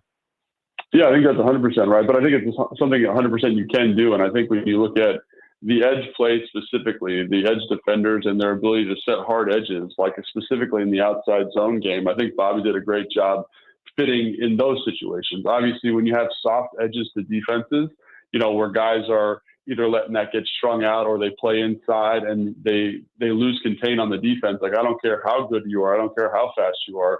You're going to have a hard time fitting that run. So that's more what I'm referring to is like getting edge play that's a little bit more consistent, a little bit more physical. And again, I'm not saying that was all the time with those guys, but I do think there were certain guys that played outside the system a little bit and it paid off for them at times, but also it hurt the defense. And I think like that's the kind of stuff I'm talking about. I think that helps the interior players too. I think that helps Johnny Newton. I think that helps Deron Payne when you can set those hard edges to the defense and force the run back into the teeth of the defense. Like, that stuff's going to be huge moving forward. And, that's something that, again, that's more what I'm referring to is making sure those hard edges are set because then it allows Bobby to do what Bobby does well, play off blocks, fit runs, get underneath stuff, and make plays. Our guy Logan Paulson with us here on G&D. Just one more sort of run defense adjacent to Bobby Wagner. What do you think they need personnel-wise to kind of change some things up here? I know we've been kind of dancing around and talking about a couple things. I mean, obviously everybody playing their responsibilities every time is essential, but is there an upgrade potentially, like a different kind of player that might fit what Witt and Quinn want to do? Yeah, I think that's a question more for Adam Peters, honestly. And I think what I would say there, just looking at the type of guys they brought in, they bring in Johnny Newton, they bring in Jean-Baptiste, guys that are a little bit lighter, a little bit kind of more pass rush focused. I think Dante Fowler's another great example of that. Obviously, I don't think that was kind of the vision going in. Cleveland Farrell was supposed to be the guy kind of starting, but injuries and Dante Fowler's play kind of allowed Dante to play a little bit more. And again, setting edges in the run game isn't Dante's like forte. He gets sacked, and that's why he's here. But I think they want guys that can penetrate, get upfield, be aggressive. They want that defensive line to be as aggressive as they can possibly be. And I do think that maybe informs the type of player that they're looking to bring in for sure. And also, I think it leads to some of these issues in the front. So, yeah, I think stylistically they've shown you the type of person they want. Someone who's going to get off the ball quickly, shed blocks, penetrate, be disruptive. But when you do that, when that's your identity, it does leave you susceptible to some of these kind of gashes in the run game because you're creating vertical space in the defense, or you can create vertical space in the defense, specifically on runs like traps and whams. So I think this is who they want to be. I think they can clean some of the stuff up, like you said. But I think what I would expect is them to bring in more guys like this, because this is kind of the formula that Dan was looking for in Dallas, and I think kind of a personnel type that they've already started looking for here in Washington. Logan Paulson on Grant and Danny. That's Logie with a G, not Loki, the character from Thor, based on the mythological deity of the same name. Logan, what about John Allen's release? What'd you think? Yeah, I mean, this is something that I think we all kind of have been expecting, and I know it hurts. I know he's been around here for a long time. I know, he grew up right down the street from my house. Went to Stonebridge High School, and it's great that he's been such a pillar of the community and such a stalwart member of the team kind of through thick and thin. And so it's always tough when a guy like that is asked to move on. But I think you said it beautifully when I got on. Like, at some point, time waits for no man. As good as you are, like, it's always going to catch up to you. And when the number you're being paid doesn't correlate exactly to your production on the field, like, this is going to be the result. So I think ultimately that's where I settle on it. Like, John's a great guy. He's a great commander. They should have him back here as much as possible. He's been a great member of the community. But, football, again, doesn't wait for you. And I think the number he was being paid didn't necessarily match what he was doing on the field. That's very well said. In terms of other guys that are kind of hanging out there, free agents, do you expect some others to be back, whether it's on either side of the ball? Yeah, I mean, I definitely do. I definitely think guys like Zach Ertz are ones that come to mind. I think with his production last year, his role in kind of being such a pillar of that offense, I definitely expect him to be back. Or I expect him to try to get him back. We'll see, if the dollars and cents line up, because again, I think people underestimate how well he played. The casual fan, they see the name, but to see the amount of touchdowns, to see the amount of the third down efficiency, the fourth down efficiency, the red zone efficiency, like, that would be a huge piece to get back. I would expect to see OZ back in some capacity again, maybe Brown to be back. Obviously, I think Diami's going to have a bigger market, but the other Brown, I'm forgetting his first name at the moment. Noah, I think will be back. Again, I think he did a great job when he was healthy. I think Jeremy Chin, again, if the dollars and cents line up on that feels like one that I would expect to be back here very soon. Again, because they played well, they fit the scheme. But I do think that people underestimate how well Jeremy played, how well Zach played, and I think their potential markets could be better and bigger long-term than I think the casual Commanders fan might be anticipating. Logan Paulson with us, making some sense of some of the early decisions of the offseason here on Grant and Danny. What'd you make of the Deebo Samuel trade? Yeah, I mean, obviously I was a little bit surprised that they went through it. It felt like kind of a big swing. But then the more and more I thought about it, the more excited I got. And what I mean by that is I just thought, like, here's a guy that, isn't necessarily the most refined route runner. He doesn't catch the football at a super high level. He's kind of like a souped up running back. And I thought, like, how does that fit here with Cliff? And when you look at this offense last year, they were 30th in explosive plays. And I will say Deebo in 2023 had 29 explosive plays kind of on his own. And they're not like he's catching the ball deep down the field. He's like catching a 5-yard out, breaking a tackle and running for 15, or he's catching a bubble screen and running for 50. He's catching a slammer screen versus Philadelphia and running for 45 for a touchdown. And so all of those plays I just described are plays that Washington runs in their kind of base offense. And when you look at how efficient they were last year, those 18-play, 15-play drives, you say, how do we get more explosive in the context of that? And I think you bring in a skill set, you bring in a player that can do that and just immediately raise the floor of stuff you're really good at already. And so the more I thought about it, the more excited I got. Obviously, you have to manage him and his injuries. I think this staff showed last year that they can do a great job of that. Zach Ertz stayed healthy for the entire season. Bobby, who's an older player, same thing. I think they did a great job of managing people's kind of chronic pain and injury stuff. And I think Deebo is going to fall into that bucket. And again, I think you're going to get a motivated player. So the more I thought about it, the more excited I became. And now it just comes up, it falls on Cliff of finding out the best use for him in this offense with Jaden Daniels leading the charge. So speaking of best use, so Deebo, like, and I want you to correct me if you think I'm just speaking out of school here, Logan, but to me, he's more weapon than he is. This is my number 2 receiver now. I want to line him up everywhere and kind of keep defenses guessing and make them accountable for every blade of grass to open up not only him, but everybody else. What's the next type of receiver that should go with that to complement them? Is it, is it Donnie deep threat? Is it possession Peter? Is it somewhere in between? Like, what would be the perfect third guy to fit now with McLaurin and Deebo Samuel, my Swiss Army knife? Yeah, I mean, I definitely think you want a guy that kind of falls in that traditional, like, Z type role. Diami Brown would be great in that role. Noah Brown would be great in that role. Obviously, you can get somebody maybe in that draft like Thornton from Tennessee, that 6'4" kid who ran the 4.3. Again, a guy that can kind of create some vertical space in the defense, a guy that's going to block for you on screens and stuff. I think, OZ did a great job of that last year. It's a role that is very complimentary, but one that you need to kind of, when your number's called, you need to hit on. So again, I don't think you need to go, obviously T. Higgins is under the franchise tag now, but I think there were a lot of fans who were saying we need to get that type of guy here, or DK Metcalf, for example. I don't think so. I think you're looking for more of a supplemental piece, a guy that just does the fundamental receiver stuff at a really high level.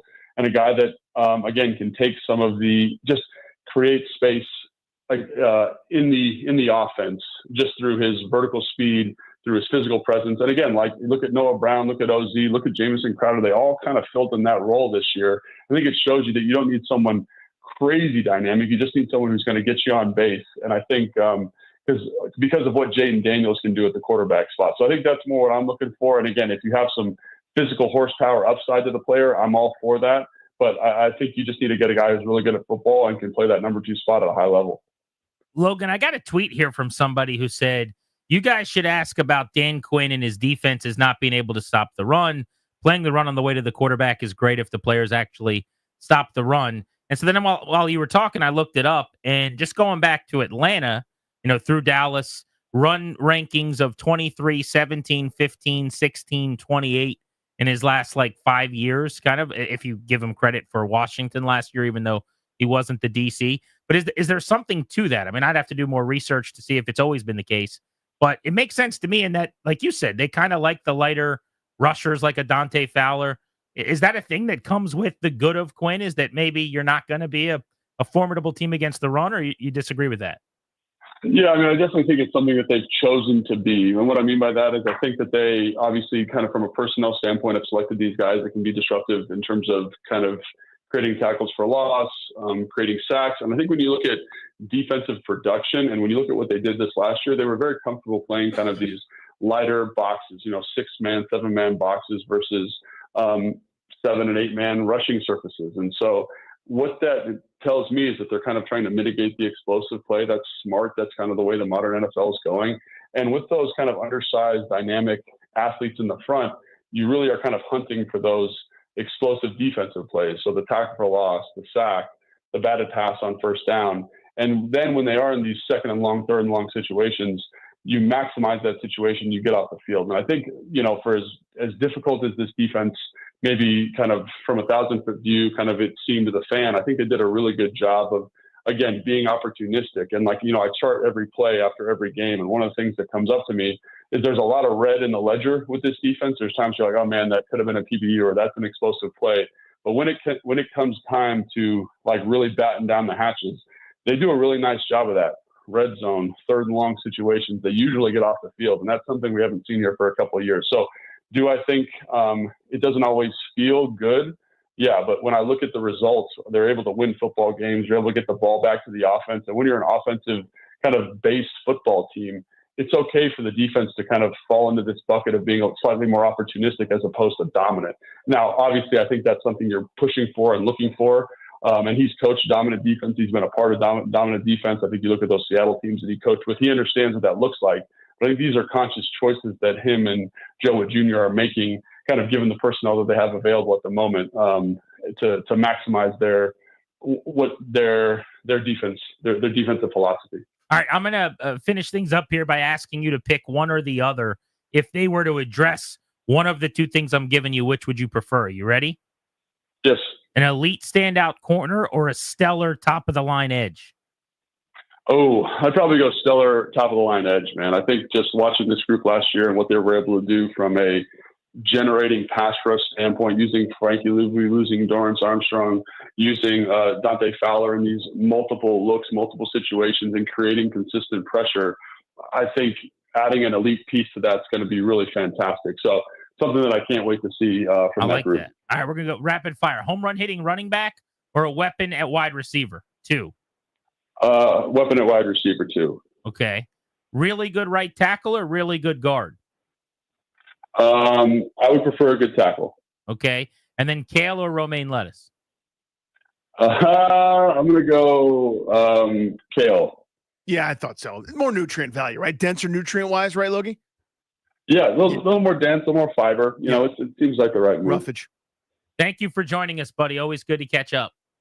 Thanks, man. Appreciate you guys having me on. All right, you got it. Logan Paulson on Grant and Danny, getting us up to speed on all the moves the Commanders have been making. What John Allen moment stands out when you think back on his 8 years here as one of the more popular players in town? Plus, just how much might Jaden Daniels help Washington as they hit free agency as a commodity? And people wanting to come here to play with him. We'll get into that next on The Fan.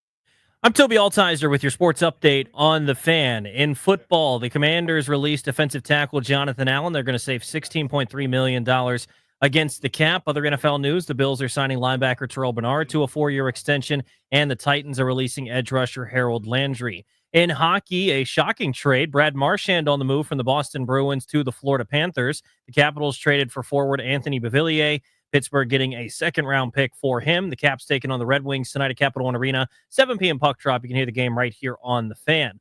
College hoops, some teams wrapping up their seasons tomorrow. Georgetown taking on DePaul at 2 o'clock on the road. You can hear that game right here on the Fan. Number 13, Maryland at home taking on Northwestern at 3 o'clock. You can hear that over on the Team 980. And the Hokies wrap up their season on the road against number 11, Clemson at 6 o'clock tomorrow evening. You can hear that right here on the Fan. Baseball tonight, the Nats taking on the Mets in spring training. 6:05 first pitch. You can hear Charlie and Dave on the call over on the Team 980 tonight. From the Crop Metcalf 5-Star Sports Desk, I'm Toby Altizer on the Fan.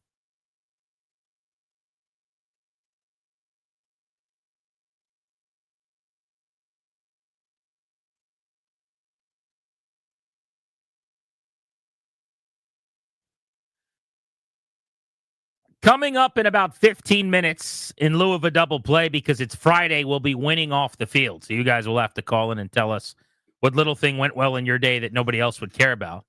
And then at 4 o'clock, ahead of the Blitz, we are giving away those tickets to the Summer of Loud Tour on Grant and Danny. What's your John Allen moment? What are you going to remember most about his 8 years as a fan favorite here in D.C.? This feels like recency effect. And so somebody could blow me out of the water on this. But I think as I look back at his career, because there's no like seminal player moment that comes to mind, a scoop and score, a touchdown in a huge game, made a lot of huge plays over the years. I think coming back when no one thought he was going to, from the injury that he did, be available in the playoffs just this past winter. We were told he tore his pec and his season was over. That was the report. That's what everybody in the building thought initially. And then lo and behold, you fast forward several weeks and he's going, "Are you guys sure? I think I might be able to get back." And then they're looking back into it, and I guess internally found out there was a small chance he could return. And we all said, we'll believe it when we see it. And not only did he get back for the playoffs after years and years of wanting to play in the postseason, he actually played at the highest level he played at this year. Because before that injury, when he was healthy to start the year, remember, he was off to a really slow start and had kind of struggled on a defense that was trying to find its way and wasn't playing well. So I think 5 years from now, when I talk about Allen, I will start with, in his final year with the team, after years of wanting to be a playoff participant, he came back from an injury almost nobody does against the odds and played at the end of the year and played well in the playoffs. That's a good one. I hadn't even thought of it that way. Just thinking of a couple of different moments, but that you're 100% right, because it's not one individual second. It's the months of behind the scenes, grueling, painstaking work that's not fun for anybody to rush back and get himself ready for the postseason. That's a good one. I have two. First is the quote that he's known for. There were t-shirts made of it. I think about him. I mean, he's the dude who went through all of the crap. Him and Terry McLaurin, all what they was did. The quote? I'm tired of this bleep. I'm bleeping tired of this bleep. I can't say it, but it's that quote. I believe it was after a 14-7 loss to the Giants, one of the grossest games you can possibly remember. And he said what we all felt, because he's sitting there doing everything he possibly can to try to change this, to fix it, multiple regimes, it's going to be different now. And it's not different now. It's the same. 7 years of it. And he was just so fed up. He said the same thing that every one of us has said at some point at home, yelling at a spouse, a kid, a friend, the television, your own phone, whatever. We've all said that exact same turn of phrase. I also think that's why he's so popular with the fan base. In that moment, he certainly did, but throughout his career, he often said the thing that everyone was saying about how bad they played or how annoying the loss was or how tiring it was getting to lose or whatever. I mean, he was aware of his emotions on his sleeve, guy. So my second one, I don't know why this play stands out to me, but again, another terrible game, kind of a theme of most of his career. These games are terrible. A 12-7 Ron Rivera special win against Chicago. Chicago's actually driving down the field, has a chance to score. A pass is batted in the air, a thing that I'm always begging. Why aren't there more of these? If you can't get to the quarterback, get your hands up. Where are my batted passes? But a pass is batted. Several players are looking up. He's already rushed forward to try to get to the quarterback, finds the ball, spins around in traffic. 3 people collide right at the same time, and he hauls it in for an interception. his only career interception. To A, stop a score, B, and underrated how challenging play it was, and C, really athletic. This is a defensive lineman doing that. Again, you're getting upfield, you're being blocked, you're tracking the football, you spin around, you catch it, you haul it in, you take a shot from a couple different people at different angles. It was a hell of a play. Other tracks on his best of album, maybe he wouldn't be thrilled that this is synonymous with him, but getting into it with Daron Payne on the sideline. Yeah. I will always remember that. I don't know that was the worst thing that ever happened. I mean, it wasn't like they were swinging on each other, but I think, was it Daron that put his finger, I think, in John Allen's face, and they kind of went at each other a little bit? I think that's what it was. Those are two brothers who came from Alabama who have been together for years, and I remember it was on national TV in the middle of a brutal game. But that's something I'll always remember. And then the other one is, I mentioned this a couple segments ago, but when they were coming back to play Dallas on a winning streak, and he was tired of all the Cowboys fans being there, so he bought up a bunch of tickets and had us give them away on the show. That's something, when I think of John Allen, I will always think about as well. And he was just that kind of guy. This is the famous John Allen quote that Danny was referencing. There will be beeps. And creating holes that are too big for us to overcome in the second half. Does it get frustrating when that? Yes, it does. I'm tired of this. Tired of this bull. Been 7 years of the same. Tired of it. That's better than I remember. So the Oscars have an Academy Award. Let's see. Movies have the Oscars. TV has the Emmys. Music has the Grammys. Locker room performances don't have anything. Yeah, we need the bleepies. That's but ours. He would win a bleepy for this one. I mean, JP can't. Tired of this. Tired of this bull. Been 7 years of the same. Tired of it. I mean, JP can't even get the question out because he's so tired of it. So good. Yes, I'm tired of it. Yes. I remembered a couple bleeps. That's like 8. Let me count the bleeps. Let me play the whole thing again. Frustrating when that. Yes, it does. I'm tired of this. Tired of this bull. Been 7 years of the same. Tired of it. That's an 8 bleep quote. That's 8. It's hard to have an 8 bleep quote, man. And it wasn't like it was 10 minutes either. No, he got his money's worth. Yeah. It was a quick shift. That bleep per second right there is high. He got out on the ice. He was only out there for like 9 seconds on the power play. They won the draw. He scored right away. Darren Payne would be furious. And go sat back down. And then he just went right back to the He's bench. not a one bleep pony right there. No, he is not. John Allen, some of the best stuff. How much might Jaden Daniels help the Commanders in free agency? I got to thinking about this because Ted McMillan, one of the top rookies in the NFL draft, the wide receiver from Arizona, a lot of people think he'll be the top rookie to go in this class to come off the board in round 1. He did an interview with your girl, as a matter of fact, Aditi Kinkwambala. Oh, wow. Who you once got into it with on these airwaves with Holden Kushner. Yeah. Before the Grant and Danny radio program some 15 years ago. I had no issue with her. I wouldn't think she said the same thing about me. She does not care. She did not. Now, I probably don't remember who I am, but she did not care for me. I thought you were rude to her. You think so? Oh, yeah. Now, I know you're doing a bit to wind me up, and now I'm going to get defensive, but I really don't think I did. I felt terrible about it. I didn't mean for it to go that way. I don't remember even what happened. I remember vividly, and now I'm going to think about it. Every Thanks, time Grant. her name comes up, you talk about how she was on the show and you guys got into it. But Danny was a big jerk to her. I think you said, and I quote, "I don't like you," right? Something like that. I think it was along the lines of, "How could anyone take you seriously?" Right. No, she Not was at all. actually, I mean, all she is a good reporter. She's great. I've met her before. She's very talented. But she was at the Combine interviewing Ted McMillan, and she was playing this game with him for whatever reason about like which quarterback would you rather play with. And it turns out he'd rather play with Jaden Daniels than anyone who's ever lived in the history of the world. I'm going to name 2 quarterbacks at a time. Okay. You tell me which you'd be more excited to catch a pass from. Okay.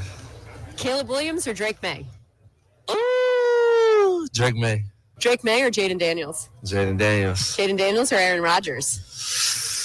Jaden Daniels. Jaden Daniels or Josh Allen? Jaden Daniels. Jaden Daniels or Joe Burrow? Jaden Daniels. Jaden Daniels or Lamar Jackson? Oh.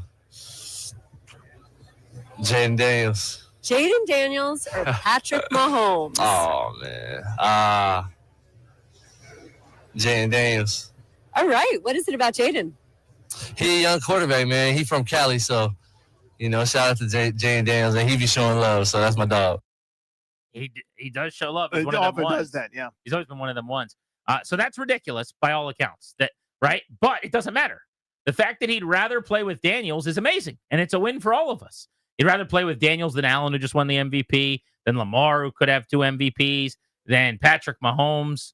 Lamar does have 2 MVPs. He has 2, yeah. He could have 3 MVPs. Then Patrick Mahomes, who's the greatest quarterback on the planet. He's got some too. And those guys are all fine, but the rookie who's had a season, that guy is definitely who I want to play for. But my point is, this is how it works. Yeah. When you get to put on the cool kids jacket where everyone just decides you're awesome and everybody's favorite now, you just benefit from that. And so does your team. And we've never had the guy that gets to put on that jacket. We have not been the cool kid. But now we do. And I hear that clip and I go, 1, this is the craziest thing I've ever heard.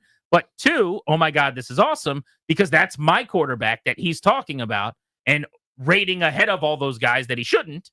But if that's how people think, and maybe he's just one California kid who's not drafted yet, and that's not how every veteran views it, but this could be a massive development for free agency that we have alluded to, but really haven't taken out a shovel on. It might be a gigantic game changer. Not just that they have a likable coach that players like to play for in DQ, not just that they're coming off an NFC title berth, that helps, but that they have a quarterback that, what if there's some other guy out there that would rather play with him than Patrick Mahomes? I mean, that's crazy, but that's a thing. You get enough tiebreakers, you start breaking ties, right? Enough people love Dan Quinn, or on this coaching staff, you got Ken Norton Jr. Well, Bobby Wagner, you're number 2.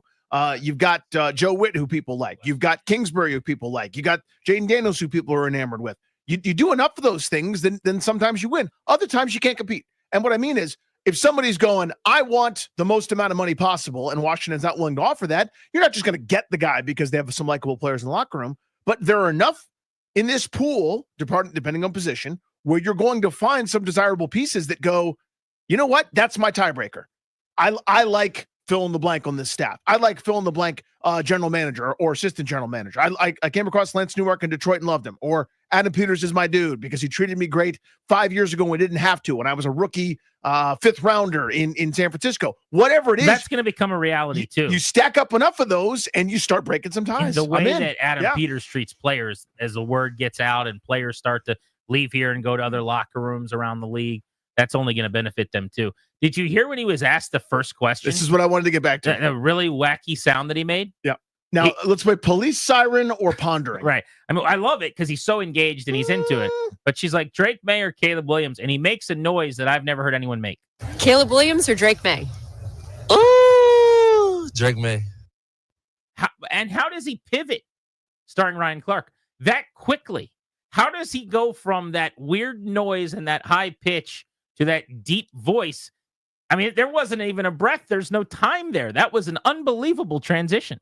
Ooh, Drake May. Is that edited in any way? Like, there's no time between the two of those. I think I might have cut it down a little bit, but it wasn't that much time. I didn't shave that much off of it. Wow. Yeah. So it's like, hey, I got tickets to the opera tonight. Do you want to go? That's the kind of answer. But it's not like a pondering, like, yeah, it's like the high scratch. Like, I think it's like an excited, oh, this one's crazy. Like, ooh, you got me. Like one of those. I think it is too. But what it sounds like is I'm trying to come up with something nice to say when I don't want to. So like, he did not take Caleb Williams? No, he did not. And I just listened to the original version. That wasn't edited. He literally made that transition. That is a pivot starring Ryan Clark, if I've ever heard one. Williams or Drake May? Ooh, Drake May. Wow. Also, Jaden Daniels gets all the credit for being the Cali kid when Caleb Williams was playing out in Cali and just gets worked in the first round of the competition by Drake May. Tet McMillan, wide receiver, Arizona, going to be one of the first receivers off the board. All right, next, let's win off the field. You want to tell us how you are in the win column today. Very small moral victory that you smiled about that nobody else would care about. 800-636-1067. We've got those tickets for you to go to the Summer of Loud Tour at 4 o'clock. Ben Standig on the Commanders at 5. John Walton on the Caps at the trade deadline at 6 right here on The Fan.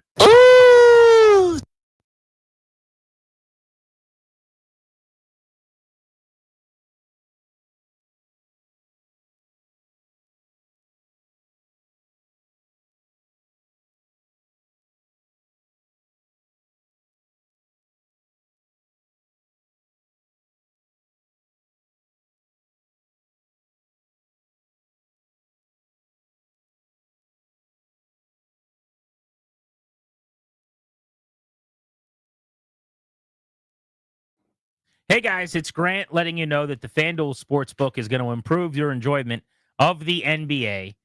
After games tip off, you can still bet. Live betting on hoops is how I've been doing it. This is America's #1 sportsbook for a reason. FanDuel's your home for NBA live betting. Even if you miss the first quarter, the first half, this is not a problem. Bet on the fourth quarter comeback. Make your picks from the first whistle until the final buzzer on FanDuel. Plus, you can even combine your live bets into a same-game parlay in-game for a shot at a bigger payout. However you want to play, now's the time to join. FanDuel customers that are brand new like you are going to sign up, FanDuel.com/GP, and then you're going to make a $5 bet, and if it wins, you get $150 in site credit. With the tourney coming, the time is now. FanDuel.com/GP, promo code GP. Got to be 21 in Virginia. First online real money wager only. $5 first deposit required. Bonus issued, non-withdrawable bonus bet. Expires 7 days after receipt. Restrictions apply. See terms, sportsbook.fanduel.com. Gambling problem, 1-800-GAMBLER.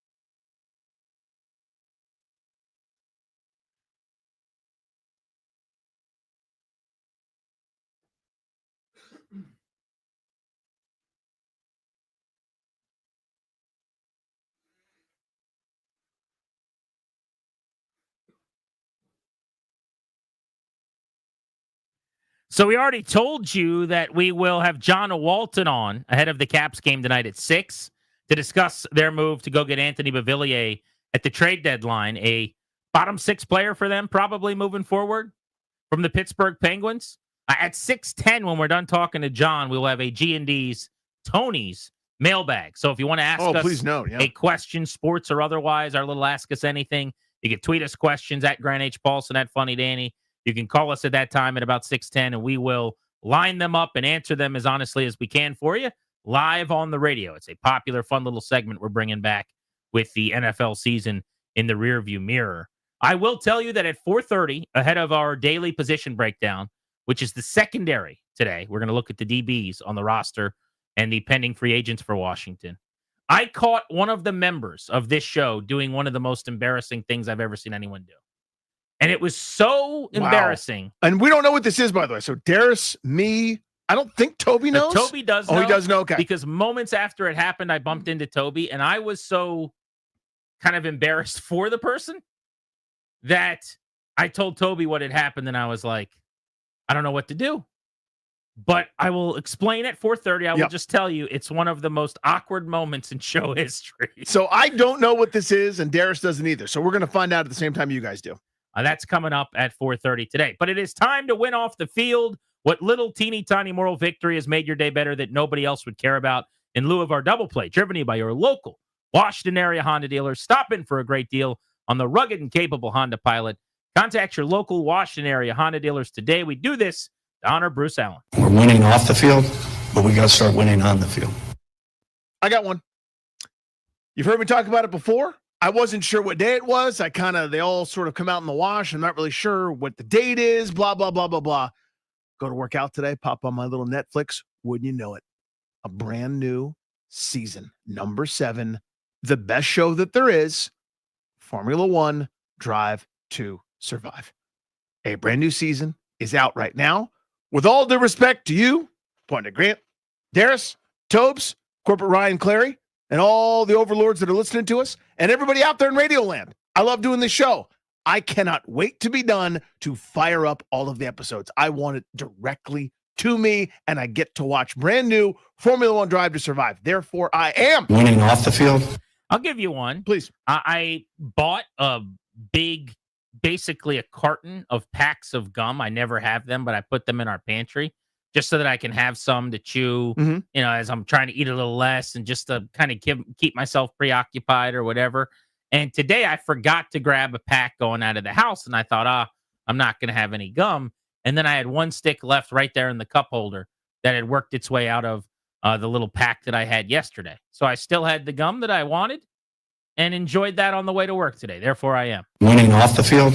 Let's go to Brian in Tacoma Park on Grant and Danny. Hey, Brian. Hey, gentlemen. I feel like this is in your wheelhouse, Grant. Are you two familiar with Primanti Brothers? Of course. Yes, Pittsburgh yeah, we know it, establishment, fries right there on the sandwich. Let's do it. Went to Primanti Brothers a few days ago, ordered the turkey and cheese. You know how big their sandwiches are, so I order the large one. They bring my sandwich out. I'm halfway through this sandwich, and I don't think there's a problem. The manager comes out with a brand new sandwich and says, I apologize. It's my fault. That's not a large. This is the large. But continue. I just have this sandwich for you. So I said, you know what? If you could just bring me a box. Now, you're not going to get this, but my guys will get this because since you're bringing me a box, I got a fresh new sandwich. I am therefore winning off the field. So he pummeled the sandwich scenario. that he That's already it. thought was the large. Yeah. Then he got the extra good news that there's actually a bigger sandwich if you ever come again. And you got to take it home with him. That's perfect. Literally best case scenario. Dave in Stafford. Hey, guys. This happened to me last night, and this is unbelievable. But you know what those shaker bottles are that you shake up protein drink in? I got one right here. If you're looking at the YouTube page, I'm shaking it right next to the microphone right now. Yeah. All right. Well, so anyway, I got home last night, and I put it in the sink. I was going to wash it out. I just set it down in the sink, and I turned on the water faucet, and the faucet went directly into the hole of the shaker bottle. I didn't have to move it at all. It was unbelievable. winning off the field. Slide it over Now, to get it underneath? did you know that you would try to do that, or it just happened? No, I didn't try. I just kind of hope that it happened. You kind of sometimes, eyeballed but it from afar. But it never does. It never happens. No, I you always have to move slide a it like little an bit. inch or two in some Everybody direction. has to slide. Amazing. Yeah, no. And it was a swish, man. No, it was all net. Yep, no rim. Like, didn't touch the rim. Dave gets the winning off the field, you see. That's one of those where you go, everything's coming up me. I don't even have to lift up my arm to move my cup over. And the reason we do this is because no one in his home would have cared. Nope. You tell your wife that, she's like, can you not bother me Go away from anymore? me. Like, stop that. But how psyched was he? Perfect. That's a stop you in your tracks moment where you go, isn't it great to be alive right here and right now? This is the good stuff. Uh-huh. Rich and Only, how are you? Richard? Doing good, boys. How you feeling today? Buddy. Doing well. Well, the weather's getting a little bit warmer. So, boys, what season is coming up? Spring. Or should I say, Rich will never see his wife on the weekend season. And Grant is the winner. It is marathon season. Next week, my wife will be down in Richmond, Virginia. House to myself, weather warming up. Therefore, I am. Winning off the field. So we're going to get calls from Rich like 7 of the next 9 weeks that he's just grilling meats with dudes. And his wife At is 27 guys over with cigars and meat. Therefore, I am. His Boom. wife's Yeah. just running 26 miles at a time in random cities. Amazing. Keon in Columbia, you're on the fan. What's up, guys? First time caller. Well, thank you. Well, thank you so much. Welcome. For doing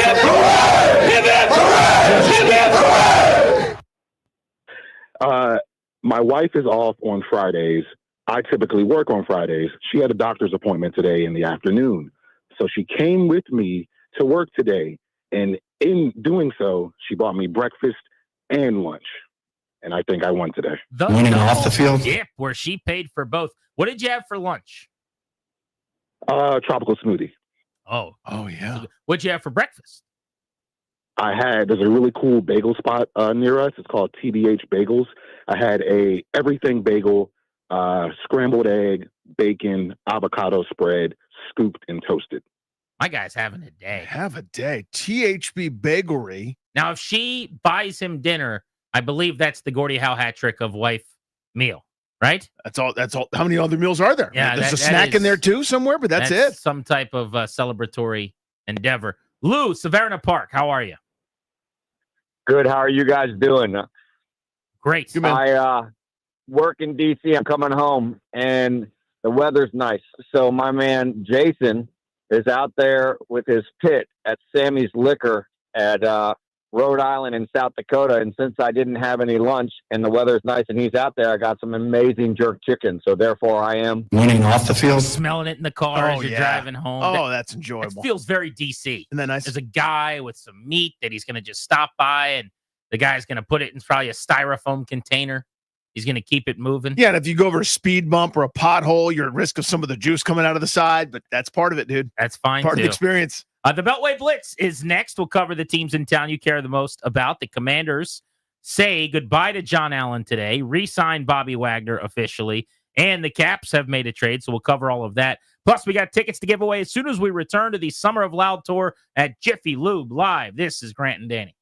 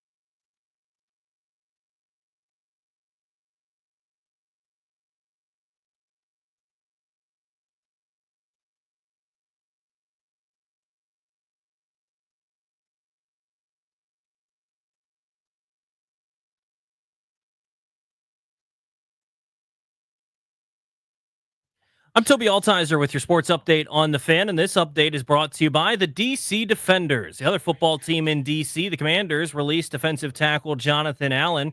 They're going to save $16.3 million in cap space, ending an 8-year run. Former first-round pick out of Stonebridge High School and Alabama, Jonathan Allen. The Bills signed linebacker Terrell Bernard to a 4-year extension worth $50 million, $25.2 million guaranteed. The Titans are releasing edge rusher Harold Landry. In hockey, the Capitals taking on the Red Wings tonight at Capital One Arena, 7 p.m. puck drop right here on the Fan. The Capitals making a trade ahead of today's deadline for forward Anthony Beauvillier from the Pittsburgh Penguins, giving up a second-round pick to get him. And Brad Marchand on the move from Boston to Florida, joining the Panthers. College hoops, Georgetown taking on DePaul tomorrow to wrap up their regular season at 2 o'clock. You know that game right here on the Fan. Number 13, Maryland, hosting Northwestern at 3 o'clock, wrapping up their season over on the Team 980. And the Hokies on the road taking on number 11, Clemson, at 6 o'clock tomorrow night, right here on the Fan. In baseball, the Nats taking on the Mets in spring training action tonight at 6:05. You can hear Charlie and the Dave on the call over on the Team 980 tonight. Be there for the Red Zone home opener celebration as the Defenders battle reigning UFL champion Birmingham Stallions. Join them Sunday, March 30th at 3 p.m. to pack Audi Field and wear red. Get tickets at UFLDefenders.com. That's UFLDefenders.com. From the Crop Metcalf 5-Star Sports Desk, I'm Toby Altizer on the Fan.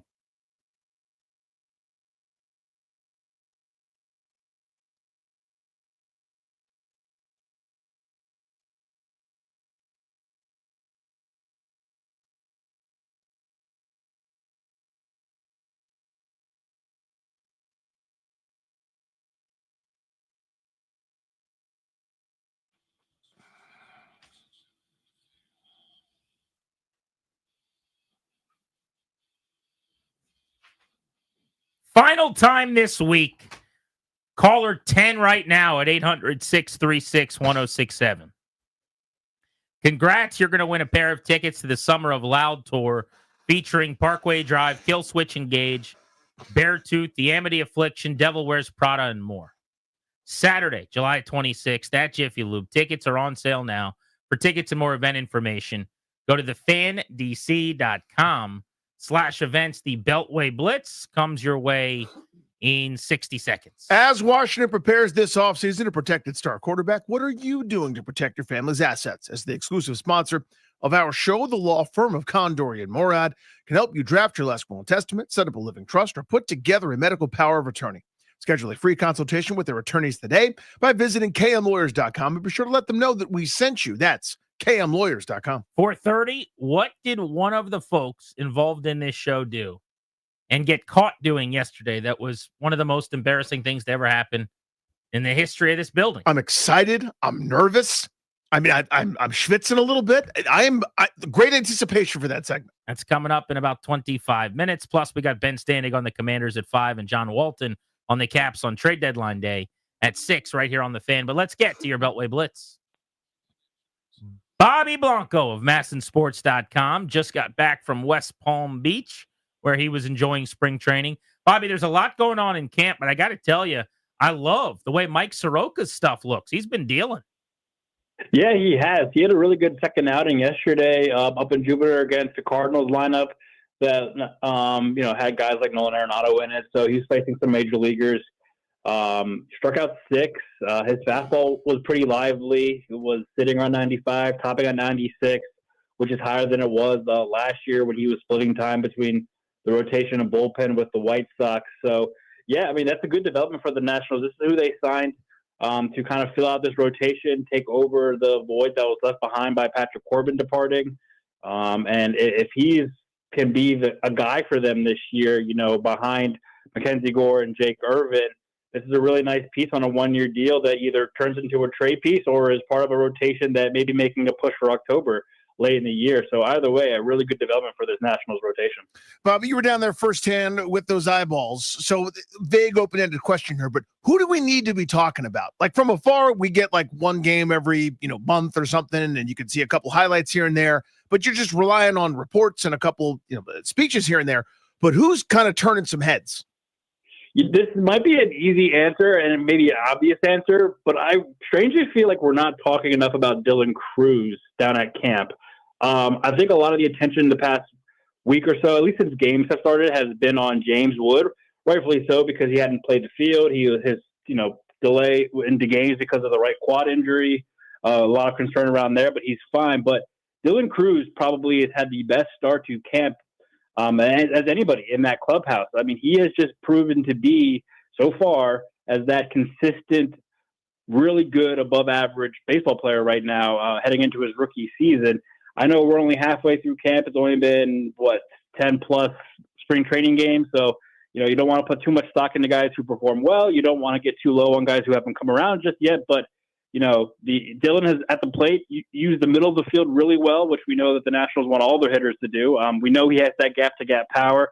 We know that if he gets one down the line, he has the speed to go for extra bases. And in the outfield, not only in right field has he played well, he's played a couple of games in center and played really well out there too. So I think he is setting himself, again, kind of a cop-out answer. He's a favorite to win Rookie of the Year this year, a top prospect, all of that. But I just feel like, we should be paying more attention to Dylan at the top of this lineup and what he's been doing on a daily basis, because he's been by far the most productive and most consistent player down there. 7 for 19 at the plate to start spring training for the Nationals. What are realistic expectations for him as a rookie this year? I think, leading or at least being a part of that Rookie of the Year conversation, you're looking at a guy who can probably go, 20 to 30 doubles, hopefully hit between 15 and 20 home runs if the power comes along, steal around 30 bags if he gets on base at a good clip. Is that guy in between C.J. Abrams at the top of the lineup and James Wood behind him in the lineup. And that's the lineup that David Martinez is running out tonight against the Mets. C.J., Dylan, James, 1, 2, 3 for the first time this spring. That could be fun to watch or read about, at least go over this evening. But, I think he is going to be one of the better young players, not just in the National League, but all of baseball, and definitely one of the best players on this team if, he stays healthy and he lives up to the expectations that he is setting for himself right now with a good start to spring training. Bobby, do you play video games? Yes, sir. Are you like are you like a fun dude that just plays like sports games like Madden and stuff like Darius, or a dork like me that does like other kind of games? Oh no, dork like you do a little bit of both. All right, so do you ever like create Bobby in a game and make yourself like super jacked and chiseled and awesome, and then like you have like a helmet and a spear and things like that? You ever do that? Yes.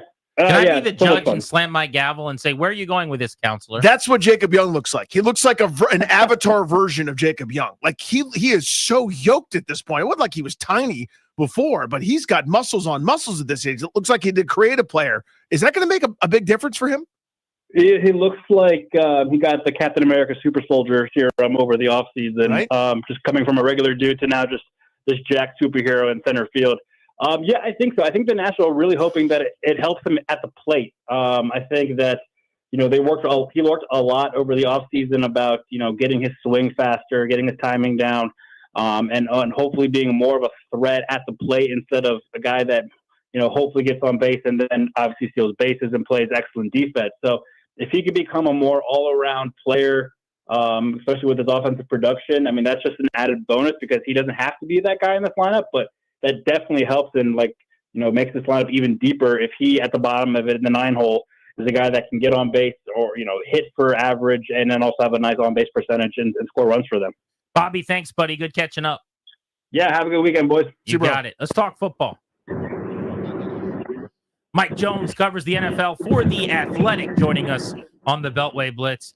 Mike, let's start with the top of the board. The Tennessee Titans, they've got a projected number 1 overall pick in Abdul Carter in their building today.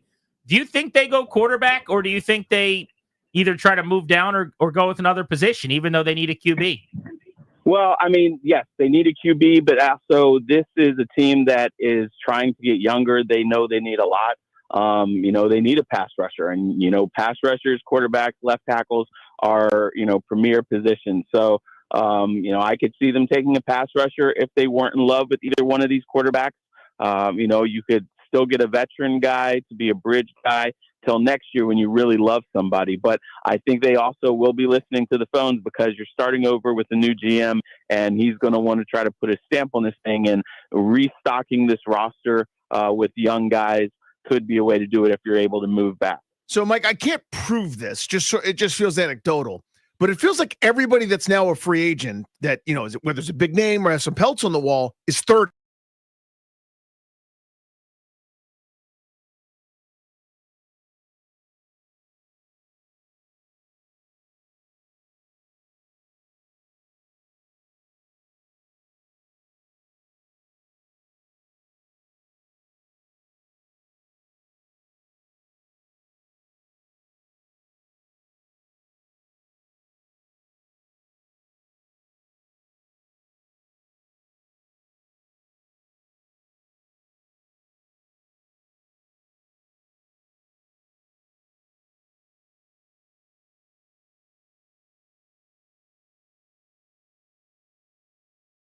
There's not a whole lot of premier guys that are right there in their prime. There are guys, like you said, who are, 30 or a little bit older, or, like I said, coming off of injury, or maybe they were overpaid and kind of a little bit underperforming, looking for fresh starts.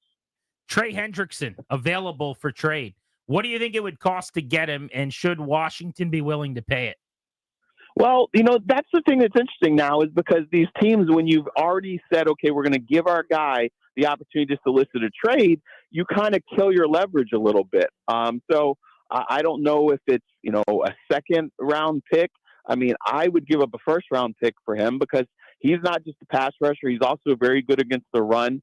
He would meet a need for them. And look, it's not like they have a top 10 pick that you're missing out getting a franchise transformational type of guy. So I would move a first round pick for that. But I have not heard a specific asking price yet, what Cincinnati's looking for him.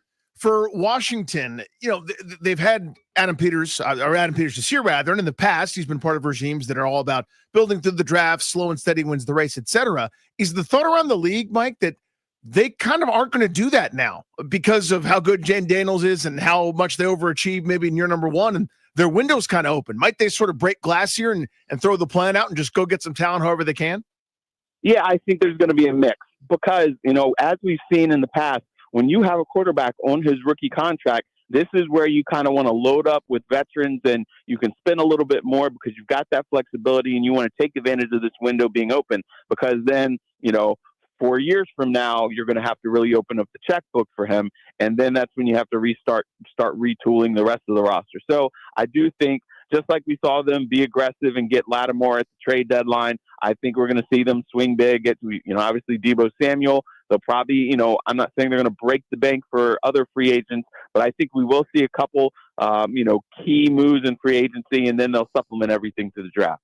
Jones, good catching up, man. Thank you. All right, thanks, guys. I'll see you. See you, buddy. Be good. Let's talk some hockey. And we'll talk some football as well with our pal Chris Russell, who joins us. Who just so happened to be in the area today in the Navy Yard. Sure. Said you were dropping by. Yeah, you were having lunch over at the Big Stick. Yes. Wait, actually, they closed down, so you can't have. It's not there. So it wouldn't be there. Walters, you were having lunch. This is how little I do when I'm in the Navy Yard. I had no idea. That's a block away. Them, Pink Taco. There's a bunch of places around these parts closing down. Right in time for baseball season. I know. Can you believe it? People didn't come back to work quite soon enough. Yeah, they could have just got that to help out the old Navy Yard. But I digress. So Rini, old buddy, old pal. I wonder where that was going, but I know. Anyway, I just like to eat wings. That's I agree with whatever anybody else agrees with. Listen, you know that bad thing? We hate that too. Yeah. Yes. It's awful. The worst. Everybody's side all the time. Everyone listening. Slashy, Anthony Bavillier. Yeah. That is a steep price. He's twice been traded for a 5th round pick. I know. I don't really care about giving up picks when I'm trying to win a cup necessarily, but I can also say they gave up a lot for him, probably too much.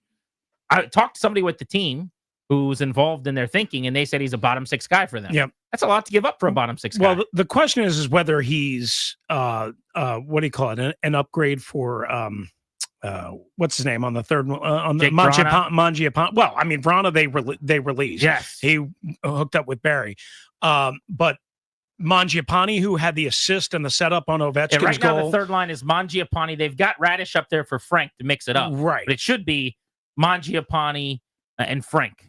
on the wings. Right. And whether how they decide to kind of work that in the lineup, because that's presumably, as soon as I saw the trade, that's presumably where I thought he would fit in. But here's what don't forget, Ryan Leonard's coming. This is my point. Why wouldn't you just hold on to that second round pick and wait a couple of weeks for Leonard? Because the one thing I would say is, even though I agree that a 2025 second round pick is ideally too much for a team that's legitimately a contender, I don't mind making the move because it's legitimately a contender, and because we know the style of hockey obviously is going to get cranked up a notch when you get to the Stanley Cup playoffs. At least you can say this: Beauvillier has played in a lot of playoff games. I watched him in a lot of playoff games with the Islanders. I know he's bounced around the last year and change, but also if you put him on that third line, remember, they got Lars Eller back from Pittsburgh earlier this year. So I would have to, check to see if they had some kind of chemistry going between Eller and Beauvillier. They basically give him Beauvillier's quick. The 2, a 3, and a 5 for Eller and Beauvillier, which is not great, Bob. But again, right now, this moment, the picks matter less to me. They are loaded in their system. They've got a slew of prospects. They got more guys than they'll have spots for in the next couple of years. They got a ton of money. So I care a lot less about the picks and restocking the system right now. But they got to get something out of Mangiapane. This guy makes $5 million, and he's been pretty much a zero for the last few weeks here. That line, him, Eller, and we'll say Frank until Leonard gets there.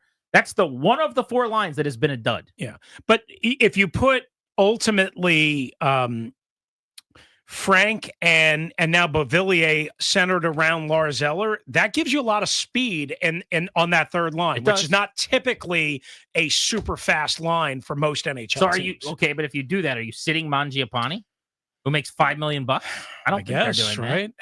That. I think Ethan Frank would be the odd man out. Ethan Frank's been. I know he had that one stretch where he didn't really score, but when he first came up, he obviously contributed, and then he got 2 weeks ago, he finally woke up a little bit, I think, if I'm remembering correct, and he's got speed. But he makes $700K. I understand that. You're going to sit the guy that makes $5 million? Are you going to play a salary cap game at this time of the year? Did you make this move and give up what you gave up to play salary cap gymnastics, or did you play to put your best 9 or your best bottom 6 together? Well, I'd like to do that, but I guess my point is, look, I love Ethan Frank. That's my guy. He's small, right? But he's fast, and I'm a big fan of his. Mangiapane scored 30 goals in the National Hockey League. Their best case scenario is to try to let him play his way out of whatever the hell's going on. And maybe that's ultimately what they do. Maybe get a little bit more out of him on the fourth line. Drop him down a little bit. See, now I don't want to break up. I know they already have. I know. But Duhaime, Dowd, and Radish. I know. That's the problem. That's a dog kennel right there. I assume, maybe initially, again, you'll have a little rotation. One guy gets inactive, scratch. I couldn't think of the word. My God, my brain is not working. And then they'll kind of seed the chemistry. Or could they have a different plan than right now exactly makes sense? I mean, they've obviously earned the benefit of the doubt, but this is one of those where I don't quite get it. I don't quite get A, where the upgrade is, and B, why you're willing to pay such a steep price for it. Don't you like having it? You're going into the playoffs. You never stay healthy in the playoffs. True. Don't you like having an extra NHL playoff proven bottom 6 player for depth in case any of those 4 wings go down? Of course, on paper, of course I love those things. That's very nice. But now I'm going, I understand they're a cup contender, so a second round pick means less to them than say, I don't know, the Pittsburgh Penguins who are in last place. But you get the point of the story. I'm going, if I'm going to pay a premium for a thing I'd like to have, that just seems like not the way that they've done business an awful lot over the years as a really smart organization. Again, they're smarter than me. They know more than me. I'm just kind of going, this one, I don't quite see the math on. Yeah, I mean, I guess you have to look at it as it's clearly an upgrade over what they were deactivating or scratching every night in Toronto, right? We would all agree with that? Yes. Okay. Then it's a matter of, okay, again, does Beauvillier, once he gets comfortable with whatever they need him to do and wherever they need him to be, is he better than Mangiapane and or Ethan Frank in their eyes as we turn from March 7th? I mean, he's got 13 goals. Yeah, I know. Would think they think and he's a bunch better at 5-on-5 too. Yeah, so third on the Penguins with 13 5-on-5. which you always need in the playoffs. I don't know if it's a guarantee that he just waltzes right in and plays every night and Mangiapane or Frank get scratched. I think it might be a little bit of a kind of feeling out process. They have a ton of money coming up in free agency with the cap exploding, Backy off the books, Oshie off the books. My point is, I don't know that they're going to need a ton of kids in the next few years anyway right now. They've got the ones coming that are going to be studs. Andrew Crystal, Ryan Leonard, Cole Hudson. Their core is together, and they can supplement now with money. So, yes, did they give up too much? Of course. Does the second-round pick bother me as much as it was going to 2 years ago when it looked like they were going to rebuild? Not really. Rini, I'm just glad you were in the area today. Thank God for that. Thanks, guys. I appreciate you inviting me in. Very convenient. I would have brought you lunch, but I didn't know if you were hungry or not. Well, nothing's open around here. Ryan had to go run down and get you in the lobby because have you ever been to this building? Back when my radio career wasn't on life support? Rini, don't say that. Then it got real, didn't it? Don't say stuff like that, buddy. Just having a little fun. Come with on. my guys. We love you. With my guys. Ladies and gentlemen, something so embarrassing, so shameful, and so humiliating happened that it's going to be awkward to even discuss it on the program. But we're going to try our best next. Make sure you're listening on the Fan.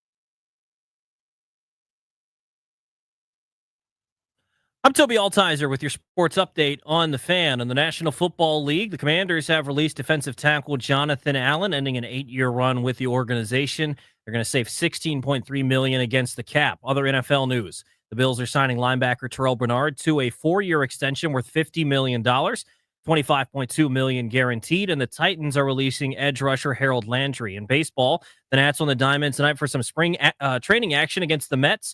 6:05 first pitch. You can hear the game over on the Team 980. College hoops, some teams wrapping up their regular seasons tomorrow. Georgetown taking on DePaul on the road at 2 o'clock. You can hear the game right here on the Fan. Number 13, Maryland hosting Northwestern at 3. You can hear that game over on the Team 980. The Hokies wrapping up their regular season on the road, taking on number 11, Clemson at 6 o'clock. You can hear that game right here on the Fan. In hockey, the Capitals made a trade today, trading for forward Anthony Beauvillier, giving up a second-round pick to the Penguins for him. Tonight, the Capitals taking on the Red Wings at Capital One Arena, 7 p.m. puck drop right here on the Fan. From the Crop Medcalf 5-Star Sports Desk, I'm Toby Altizer on the Fan.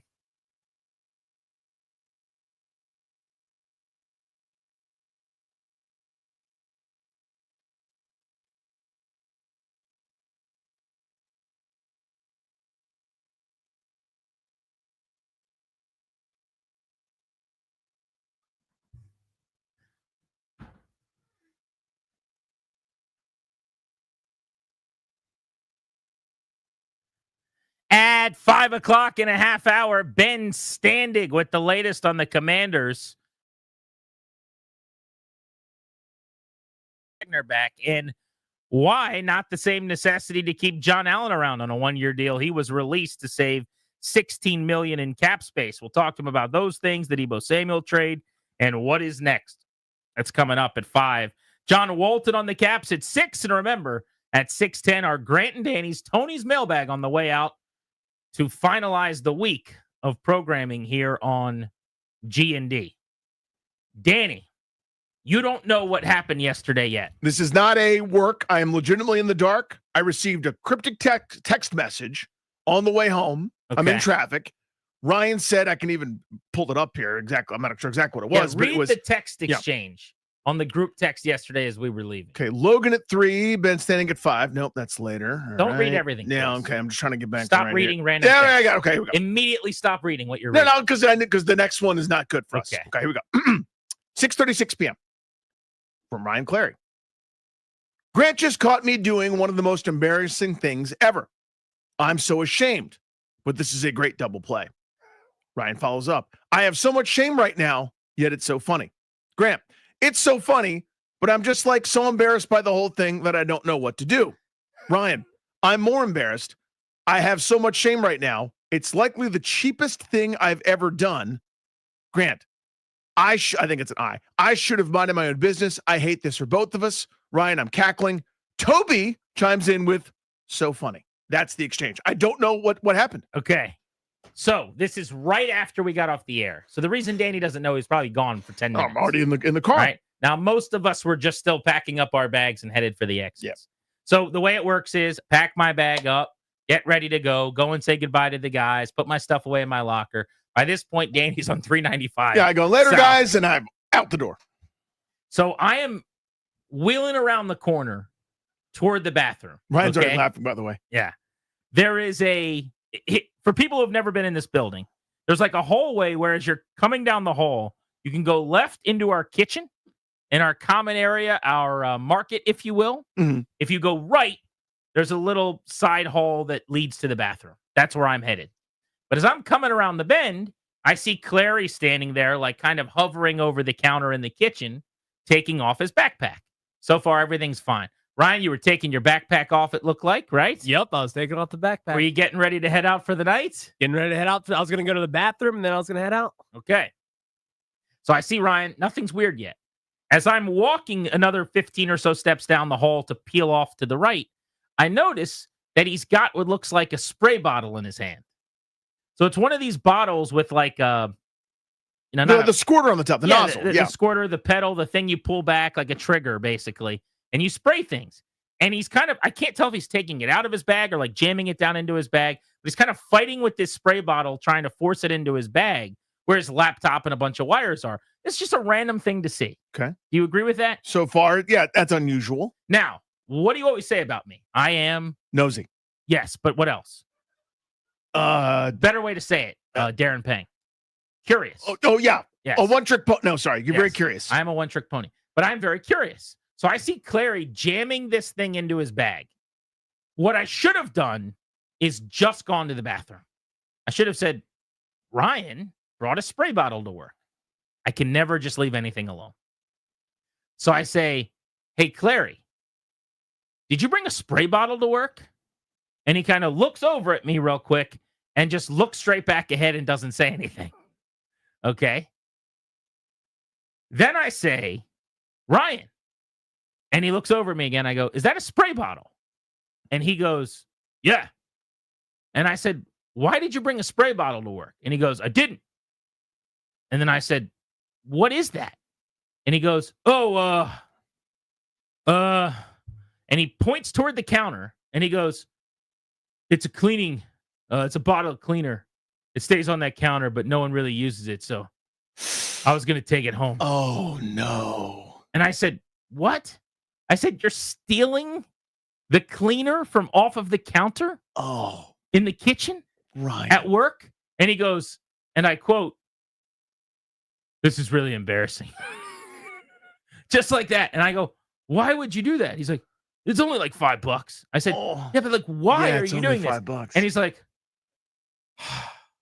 deep breath, looking around, scratching his head. He's like, maybe I'll just leave it. At this point, I go, I can't believe this is happening. I'm going to the bathroom. He follows me into the bathroom to keep explaining himself.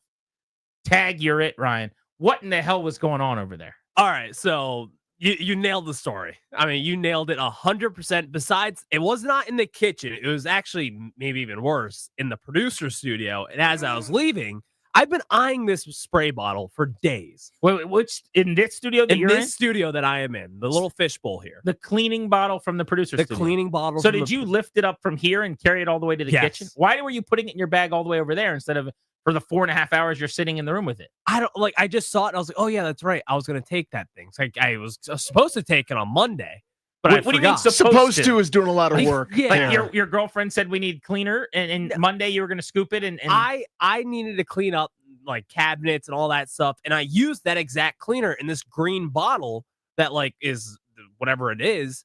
It's really hard to find. Like I cannot find it anywhere. And we have it here. And I've noticed that it's been collecting dust. No one uses it. It's been sitting there for well over a week now. And then I thought of a pretty good idea when I thought over this past weekend, like, well, I thought of a good idea. When did you first think you were going to take this thing? Like it's been it's just been staring at you, mocking you, basically. It's been staring at. It's right next to me all day long.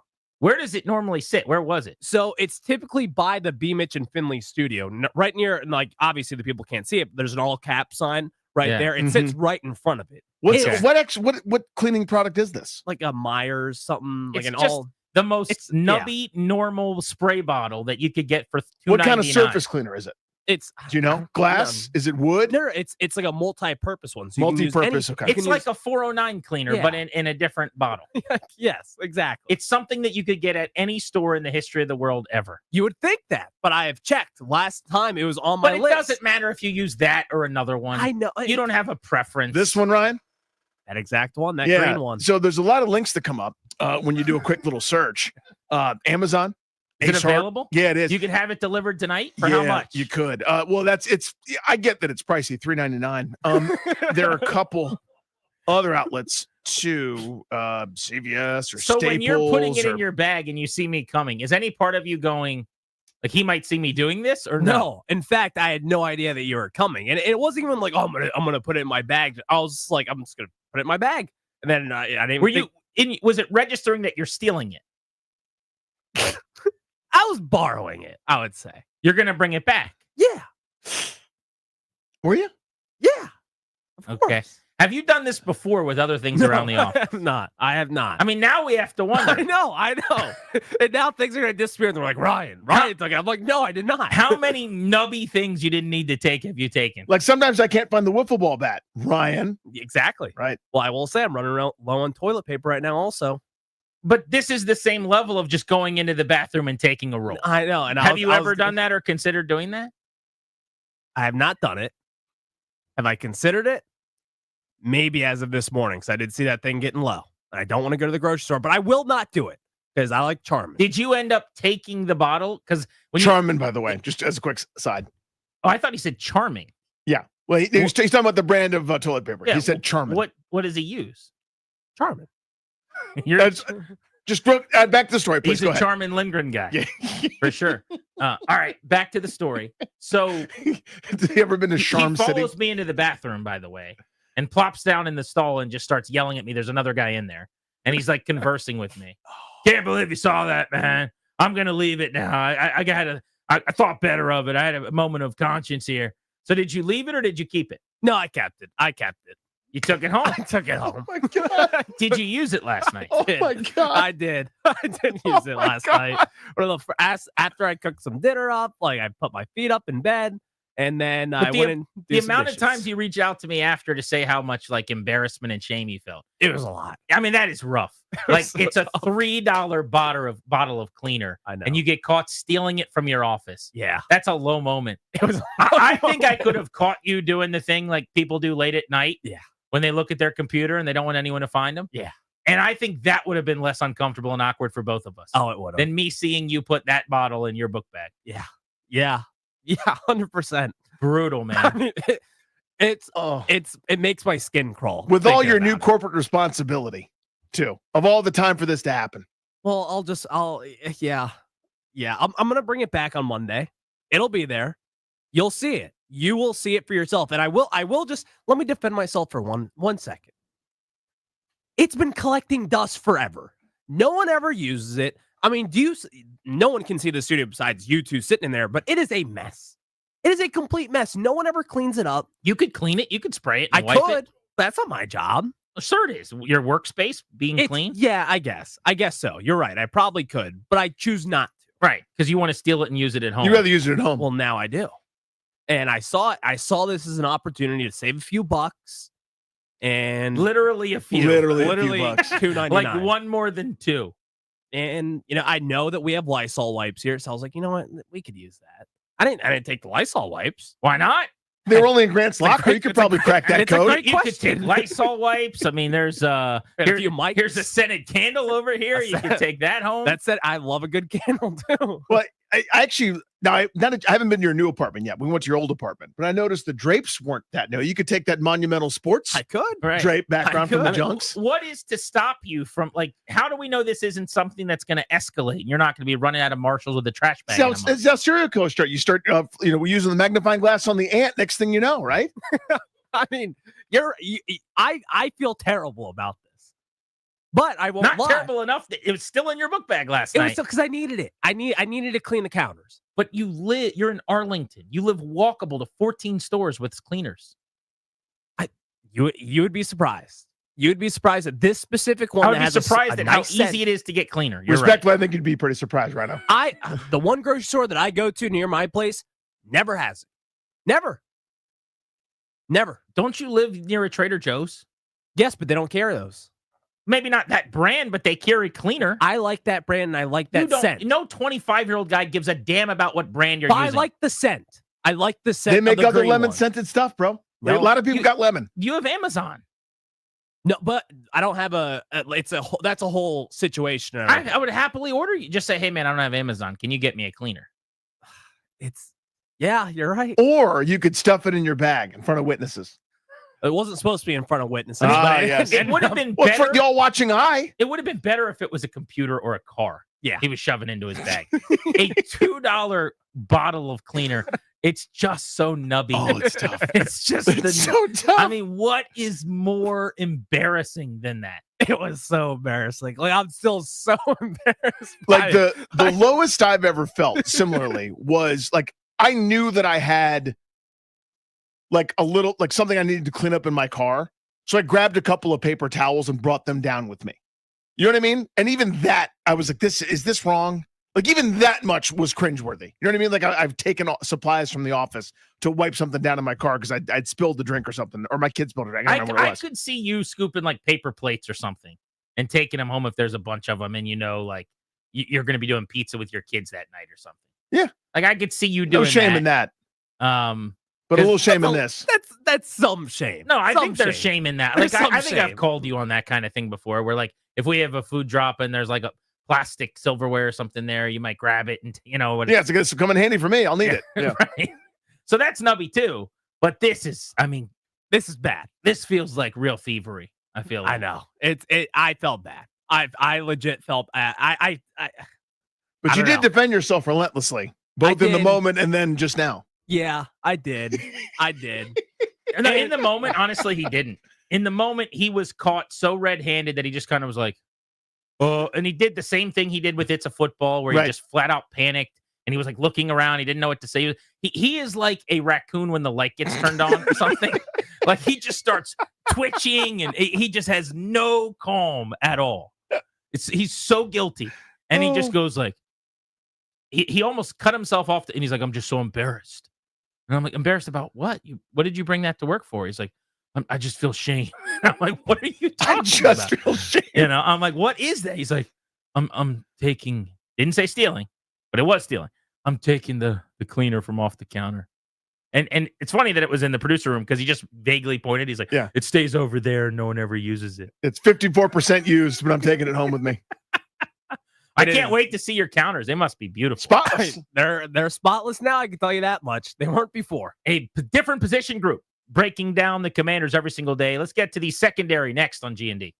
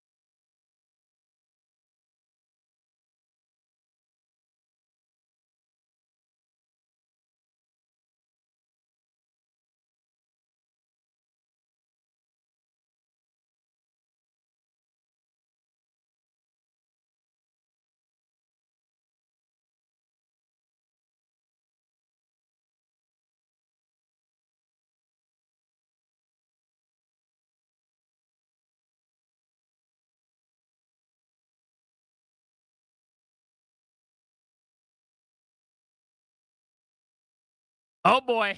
The boss now knows that there is a thief among us. Welcome back, Grant and Danny on the Fan. Van Standing covers the Commanders at the top of the hour in 10 minutes at 5, and then John Walton on the Caps at 6. That's when we'll do Grant and Danny's Tony's Mailbag. Chris Keinert is our boss. He is the brand manager and all the brands. One of the big fellas now in the Odyssey Empire for sports. You just heard, though. And this is one of our favorite employees as a show, I will tell you. We've had a lot of fun working with Ryan, and it was a good run for him. He was trying to steal a $2.99 cleaner and got caught. I believe he succeeded because it's at home, right? He has it at his house right now. That is true, yes. Like he literally stole it. It has been stolen. It is no longer here. Yeah, it has been stolen. How long have you worked in radio? 27 years. This is the nubbiest thing that has ever happened in 27 years. Nearly 3 decades of being surrounded by nubby things, okay? This is an industry that is made up almost entirely of people that are nubs and weird, and our equipment's always nubs. Squirrely, raccoon, weird people. Yeah. Every little free thing they can. T-shirts, food drops. People come to work with the Tupperware ready to go to like bring home the free food with them. Graspers. People eating like 3-day-old pizza from the weekend on Monday. Like, so we're surrounded by nubs at all times. And we got the king of nubs right here. Ryan Clary, the king of nubs. And you say you're embarrassed and you feel shame. I am. But not enough. You not took enough. it home Not though, enough. after the interaction. Well, again, the counters weren't going to clean itself. And they're not getting cleaned around here. I'm not going to call anyone out on whose job that is. By the way, how do you please do. You're stealing from the place. You might as well call everybody out while you're at it. You feel comfortable enough. You're right. I love this idea, by the way, that he's like, these counters, and he's talking about in there in the studio, they're dirty, as if he can't just wipe them. He sits there for 4.5 hours a day. There's a cleaner right next to him. Well, he was like, he's like, in my defense, it was just sitting there. Well, so are the computers. So is the control board. So is like the microphone. Are you the taking camera's those just sitting there? Should I grab it? Yeah. I mean, I could. No, I'm not. Are you sure you're not? Yes, 100% am not. What is different about the cleaner versus anything else that a bobblehead or a jersey or something you could just walk away with? Okay. You want it? Like, you want what I'm gonna say? It's not a good explanation as to why you should take cleaner. But we were really expecting a really good explanation. Everyone in this room was expecting something really good. I thought no one would notice. I thought nobody would notice. And of course, Grant walks by and he's like, "What are you doing?" And I'm like, just nothing. By the way, no one is worse at getting caught. Yeah. If you got caught doing something you were uncomfortable about, you'd probably smoothly just be like, "Oh, I'm just getting ready to leave. What are you doing?" And I wouldn't go over and investigate.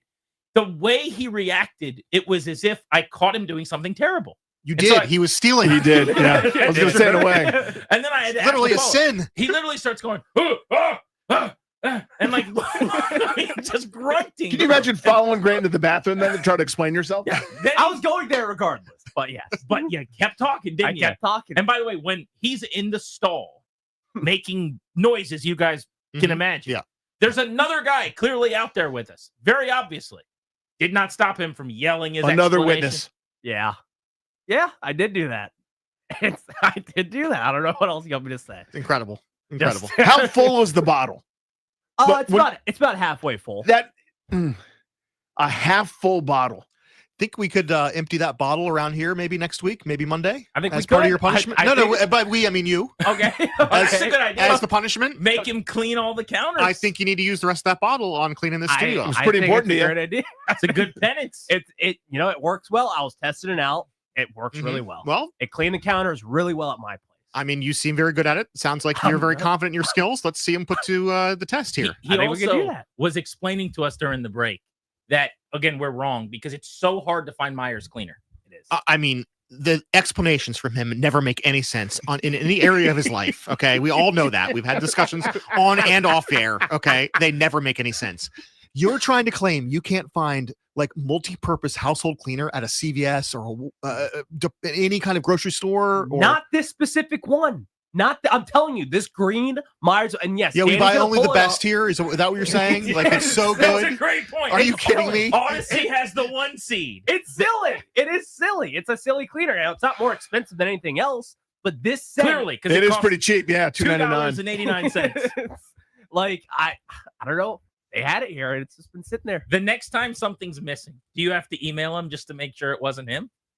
I mean, I won't even check the cameras. I'm just going to assume that it's Ryan. You know, I've had to call people before, employees, and be like, hey, I saw you steal that thing on camera. Can you please bring it back and never do that again? See, I wish so badly that CK caught this on camera. That would be funnier to get the video. Is there a kitchen video? Oh, we have video of it, I'm sure. Oh, my God. Oh, my God. If we could, what would I pay? I would love to put like him just getting caught and looking around and me walking up to him. That would be unbelievable. We probably need that for social media, don't we? We do. Yeah. Well, we can find it. You want me to hold a tiny microphone? How about we push you, kleptomaniac, on That's a deal. with some links. That is a deal. That is a deal. My God. Ben Standig of The Athletic is going to join us next to discuss why the Commanders released John Allen on Grant and Danny.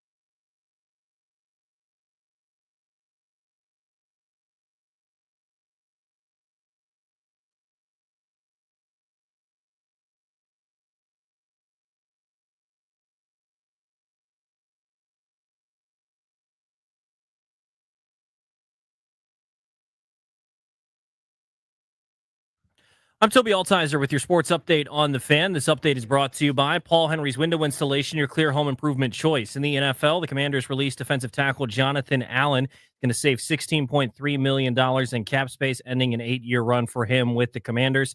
The Bills are signing linebacker Terrell Bernard to a 4-year extension worth $50 million, $25.2 million guaranteed. The Titans are releasing edge rusher Harold Landry. In hockey, the Capitals taking on the Red Wings tonight at Capital One Arena, 7 p.m. puck drop right here on the Fan. Before today's trade deadline, the Capitals traded for forward Anthony Beauvillier. The Pittsburgh Penguins getting back a second-round pick for him. Also, Brad Marchand on the move from the Boston Bruins to the Florida Panthers. College hoops, some local teams wrapping up their seasons tomorrow. Georgetown taking on DePaul on the road at 2 o'clock. You know the game right here on the Fan. Number 13, Maryland hosting Northwestern at 3 o'clock tomorrow on the Team 980. And the Hokies wrap up their regular season on the road at number 11, Clemson at 6 o'clock. You know the game right here on the Fan. In baseball, the Nationals taking on the Mets in spring training action tonight. You can hear that game over on the Team 980. First pitch at 6:05. This March only, get 10% off windows with a 5-window minimum and 10% off doors at Paul Henry's Window Installation. Schedule your no-pressure free estimate today at paulhenryswindows.com, your clear home improvement choice. From the Crop Metcalf 5-Star Sports Desk, I'm Toby Altizer on the Fan.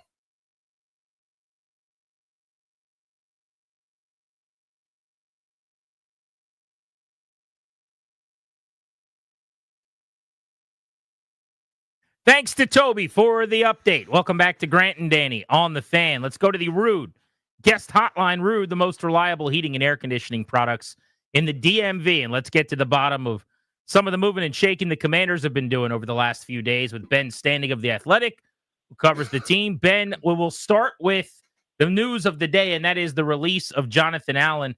Not necessarily a surprise, but when did it become pretty clear this was the way they were going, and why do you think they didn't feel like he was worth keeping around and maybe not making the $16.5 million in cap space that they created by releasing him? Yeah, I mean, I was looking back at some of my notes and stories from last year, and I was already talking then about John Allen is possibly playing on the last year of his deal. You know, he had this large cap number, $22 million on the cap, basically, and not even so much because they drafted Johnny Newton, though, you know, that's notable. But, you know, that's a huge number. He's going to have to, you know, he hadn't been playing well enough at that point to justify those figures. And I know it's $15 million salary, but, you know, going into the last year, he's going to want a new deal, you know, just like we talk about with like coaches or some other key players. Like, hey, I think I've put in my time. I think I've done a good job. Why aren't we doing an extension? And I think this group who didn't draft John Allen, who didn't sign with the last extension, we're like, you know what? We'd rather have use that money elsewhere. And, you know, look, he also had the injury last year, which I can't ding him for. You know, things happen. But ultimately, you know, they just weren't getting from the money. And I don't think they wanted to commit multiple years beyond this if they're going to give him an extension. How far away from the level? This question probably won't make any sense, and I'm sure I'll have to rephrase it, man. I'm going to do my best. How far away from the level of worth it was his play last year? In other words, if he was a Pro Bowler, if he was a star, I don't think you'd think twice. Maybe you would, but you know what I mean? Like, this now seemed to go in the no-brainer category. Wasn't that he was bad, but it wasn't going to be 22 mil worth, right? How far away from that level was he in your mind? Well, I probably look at it like this. You know, it's sometimes hard, as we know, to sort of identify one player when you're talking about a 4-player line and, you know, 11 on defense and all these things. You know, Washington was 30th in the run against the run last year, and they were bad whether John was in the lineup or not. They were not getting this done. And again, I'm not putting it all on him, but, you know, if you're one of those defensive tackles that's a true game record that the other team really has to focus on, you know, I don't know how much that's happening too often. And, you know, look, Deron Payne could easily have been the guy instead of Allen, except that his contract goes for 2 more years. And that's the rub. His cap hit is would be a huge penalty for them, whereas John Allen actually saved $16 million. So, you know, look, you look at this defense as a whole, I don't think any of us are going, you know what, bring them all back. That thing worked last year. And, you know, again, not pinning it on one guy or Allen, but, you know, the way the collective worked, I just don't think there was enough there. You know, also, like, he had 9.5 sacks, I want to say, in 2021. His sack totals and his QB hits went down each of the next 2 years. Obviously, last year he missed half the season. That's going to be lower. But, you know, the numbers were declining as well. So, put it all together with the new staff, and so I think that's just kind of what happened. Ben Standing of The Athletic. Deron Payne has not played up to his contract either. They need more out of him. Johnny Newton was only a rookie, but I thought was okay, but they certainly are going to need him to make a leap. Maybe some thoughts on that. But then also, is D tackle suddenly a position that they could spend money at again, or that they may need to go get, as I like to call him, a smart car who can take on blocks and help clog things up? Or do you think they just kind of go forward with Sheldon Day types behind their starters? I think it's definitely conceivable that they added defensive tackle, maybe even in the draft. I mean, this is considered, as I'm sure you guys have discussed, a very strong draft on the defensive line. I've heard some people say tackle is even better than edge. And, look, if Deron Payne is going to be in the John Allen position next year, then we'll be talking about Deron Payne just getting released unless he has a significantly better year. So they're going to possibly need another defensive tackle anyway. I know that they have gone through a litany of defensive tackles. Let's not forget Badarian Mathis was a recent pick, but I mean, basically, if Payne and Newton were to play 70% of the snaps, which is sort of in line with tackles, then that's obviously like 60% that's still out there between the two spots. So they could justify adding another player. One where whether it's a more of a high profile guy or a first or second round pick. I don't think that's crazy at all. I mean, right now they only have 4 defensive linemen total on the roster, more or less. So Sorry, but that's my fault. I cut you off. Ben Standing of The Athletic with us here on G&D. I want to ask you about Wagner coming back. I'm a fan of it. I think it's the right thing to do. I'd love to be in a position at some point in the not too distant future where I don't need my 35-year-old that's obviously not as good as he was 5, 6, 7, 8 years ago, even though he's a Hall of Famer, to come back. But I think they are in that position where they needed to have him. But your general reaction to Wagner returning? Yeah, look, I mean, you mentioned the age. There's obviously some decline in terms of just like this overall like athletics, ability, speed, pass coverage, things like that. But the instincts are really, really honed and sharp, and he can make up for any athletic decline by understanding what's about to come. He teaches the others on defense what he's seeing. The other guys on defense and the whole team follow his lead when it comes to work and things like that. So the intangibles ultimately outweighed the any potential downside. I don't think linebacker is a position that definitely want to spend money on in free agency, and you can't just go find another Bobby Wagner in terms of what he can bring to the table. So unless you wanted to go out and spend legit money on like a Nick Bolton, who's a free agent, who is a guy I like, but then you're probably not really getting much of a difference maker. I think the hope has got to be though that Jordan McGee, who was basically banged up most of this year, he's able to play and able to show something when called upon, so they can feel better about him possibly being the replacement plan for 26. But yeah, I mean, for now, Bobby Wagner is a big need, or a big hole filled. And also, look, he's got that big brother, little brother bond with Jaden Daniels, and anything you can do to help the quarterback, you do. And keeping Bobby Wagner does that, then it's the right move. Can they be a great run stopping team with him at Mike linebacker? If his speed subsides even more this year. It's a great question. I try to watch the film, but I'm not going to sit here and pretend I can tell you exactly where all the holes are. You would like to think that if the defensive tackle, the defensive line in general, did their work, or a force of resistance there at the line, then that makes Wagner's job a lot easier. I don't think that was happening though. Last year, I remember looking late in the season when they just kept giving up, all these huge rushing games to teams. I saw some stats that was basically they were like dead last in the league in yards going to the edge, and then simultaneously they were also around like dead last when it came to yards before contact. So before anybody's even getting to the guy, the running back is already down the field, and that's where the lack of resistance up front is why they've got to get more help on the edge to be not just for a pass rusher, but to be a firm presence there. So yeah, obviously there's got to be some concern with Wagner, but he's going to need the defensive line to help his cause. If not, then yeah, there could be some concerns for sure. So, again, devil's advocate here, Ben. I am a fan of the signing. I think it was the right thing to do. It makes perfect sense to me. I think it's not about what he doesn't do, but about what he does. But at the same time, we're talking about this. They couldn't stop the run, and I argued that the pass defense was every bit as weak, if not more so, and they had to overcompensate for that. And that kind of led to maybe them willing to give up 5, 6, 7, 8 yards before contact in a lot of cases, just so they didn't give up a lot through the air.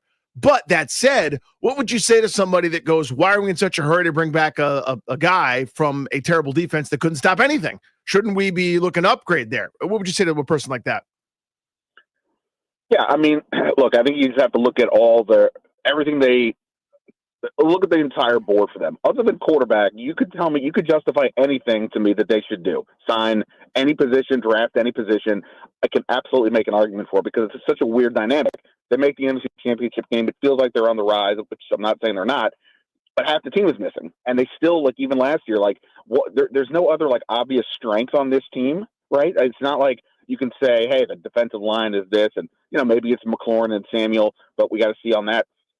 And so when you look at that, then you figure out that, hey, they only have 3 draft picks in, like, the top 205 right now. Maybe they'll trade out of the first round to get some more, but they only have right now 3 picks. 3 of them are in the top 79, so that's good. But if if those 3 picks are used on, say, an edge, an offensive tackle, and let's say a cornerback, and you can't address the other stuff. And I think those things are more important right now than the middle linebacker. I'm not dismissing the middle linebacker. I'm just saying those other positions are more core needs. So filling in the 1-year gap here, so to speak, if that's the way it plays out for Wagner, 1 more year, this way I think makes more sense for using your assets than it would be to spend big at middle linebacker rather and go less at some of those other key positions. So that's kind of how I would look at it. And again, Wagner's intangibles are just, you know, pretty off the charts, and you know, they just got to get more personnel around him. How would you feel, Ben, about trading for Trey Hendrickson, and what do you think it might take? So I've been same with Myles Garrett. I've been on the no trade team, not because obviously fantastic players, but it's twofold here. Look, they're on this, like, they've got this short window with Jaden Daniels still on the rookie contract for a couple more years at least, and you know the momentum from last year, and obviously those players would fill that edge defender gap that they desperately have to have. But they're going to cost you draft picks, and this team's only had 1 draft under Adam Peters. Like, again, we because Jaden Daniels covers up so much, they really don't. They're not a young team. I mean, they were one of the oldest teams in the league last year. Yeah. You know, other than Jaden Daniels, Sanders Still, Quan Martin. You know, it's hard to point to too many guys right now who are young and say, "Wow, there's your core of their team." They were the oldest playoff team, by the way, Ben. Right. So, like, you know, look, maybe Johnny Newton and Brandon Coleman are officially clear starters going forward. And, you know, I think they were both fine this year, but we'll see where things go. So I think they just have to get more draft picks. So I get it, but because they're missing half a roster right now, I just don't think they're like that one guy away. And if I'm Adam Peters, I'm just not trading away my first round pick. You know, let me ask you this: if you found out, like, in 2 hours, that they gave up this year's 2 and next year's 3, so now they have a first. You know, they basically are down to 5 picks. And they pick like twice in the top 205 or whatever the number would be at that point. But they get Hendrickson for a 2 this year and a 3 next year. Would you say, okay, I wouldn't have done that, but I think it's a pretty good move? Or, like, what would your reaction be? Yeah, probably something like that. Look, it's not like I don't want to have fun. I mean, obviously it would be a lot more fun. But also there's the element of, like, they have not had a guy like that. Like, you saw Dexter Manley, I didn't. They have not had a 15-plus sack, tackle for loss, quarterback hit maven. They've had some good edge rushers like Kerrigan and Marco Coleman in a year of LeVar, but they haven't had that, like, all-pro DPOY number 2. Yeah, look, again, there's no doubt about it. That would be a huge addition to this team. It would be something they would need. And, you know, when you get those premium players, you know, in theory, they make everybody around them better because you're going to have to send double teams their way or put more attention, and that would give, you know, Dorrance Armstrong or Frankie Louvu maybe a little bit more one-on-one scenarios where they can beat their guy. No argument. But, you know, look, it's hard to just say, well, look ahead to, you know, 2 years from now, then what? Again, they've only had the 1 draft. We'll see how some of these other guys play. Look, you know, Ben Sinnott and Luke McCaffrey, I don't know what to make of them yet. Not saying they're bad or they're bust or anything like that, but I don't know.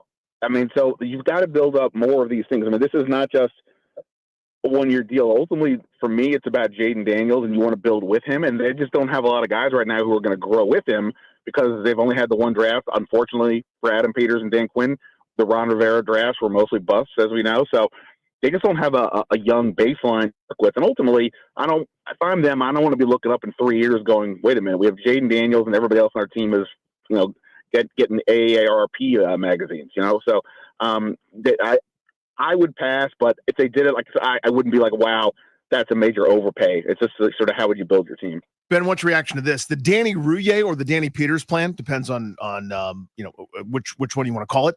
I would do this. I would make sure that Mikey Sanders goes back to what I drafted him to do, which is play slot corner. I'm hoping Marshawn Lattimore plays better than he did last year. I'd like to re-sign Igbenogany, but who knows if he'd be willing to do that as a fourth corner, maybe fifth. And then I'm going to go to the one spot that looks decent in free agency, which is the cornerback spot. Maybe I'll win the bidding for a Traveris Ward or a DJ Reed or Carlton Davis or somebody like that. That's something that I would do. What do you think about that? Yeah, I don't think that's crazy at all. I mean, again, at the moment, the only corners they have are Lattimore and Sanders still. They've got to get pure depth at a minimum. And then, the question is, where is Sanders still playing? I would agree with you. I would put him inside. I kind of imagine that's what their plan would be, but obviously he showed that he could play outside. And then in order to get one of those types of corners, it's not it shouldn't be just a minimum salary or a late round pick. It should be a decent investment, whether that's a second or a third round pick, or as you said, there's some guys in free agency that could be fun. Ward, Adam Peters obviously had Ward in San Francisco, and that would be sort of on the high end thing. I'm not going to say that they're definitely going to spend on one of the top names in free agency, or but I wouldn't be surprised if they did. And so if they end up saying it's Ward, and maybe his salary doesn't get too high coming off some injuries and a little bit of a down year, maybe that's the case. But I wouldn't have an issue with that, especially in the division that they're in, right? I mean, you got AJ Brown and Devontae Smith. The Giants have Malik Neighbors. Dallas has CeeDee Lamb. We'll see what else they do at receiver. So you've got to have, against the teams you're playing the most, you're gonna get. You've got to have good corners. So I wouldn't have an issue with that. Plus, like with Lattimore, if things did go sideways this year, they could get out of his contract next year easily. So having the hedge at a minimum wouldn't be bad, let alone a guy who can actually start right away. Ben Standing of The Athletic. All right, I want your prediction. If Washington does one of the two things that I'm about to give you, which one do you think they'll do? An elite corner or a top-of-the-line edge? I heard Logan say top of the line edge, and I'm never going to disagree with Logan Paulson. So I would say that, but I also think that to me just makes the most sense. The thing about the line that I just, to this day, I just think too many people just don't quite grasp. The line on either side of the ball makes everybody else better, right? You get a pass rusher who gets the quarterback off his mark, gets him on the run, gets him down. You can have lesser cornerbacks, and same thing like a receiver. You don't have to have the greatest receivers if you have a Jaden Daniels at corner. So as much as at quarterback, so as much as I would think they need a corner, I think it's no question edge, and I think that Adam Peters is going to feel the same way. Smart, always not to give Logan exclusivity. Right tackle or guard, which would you prefer? You know what? Interesting. I might say guard. Like if I'm not convinced that Brandon Coleman is definitively their left tackle. I think I asked both at Peters and Quinn in Indy at the combine. Basically was Coleman their left tackle, and you would think that if a second year guy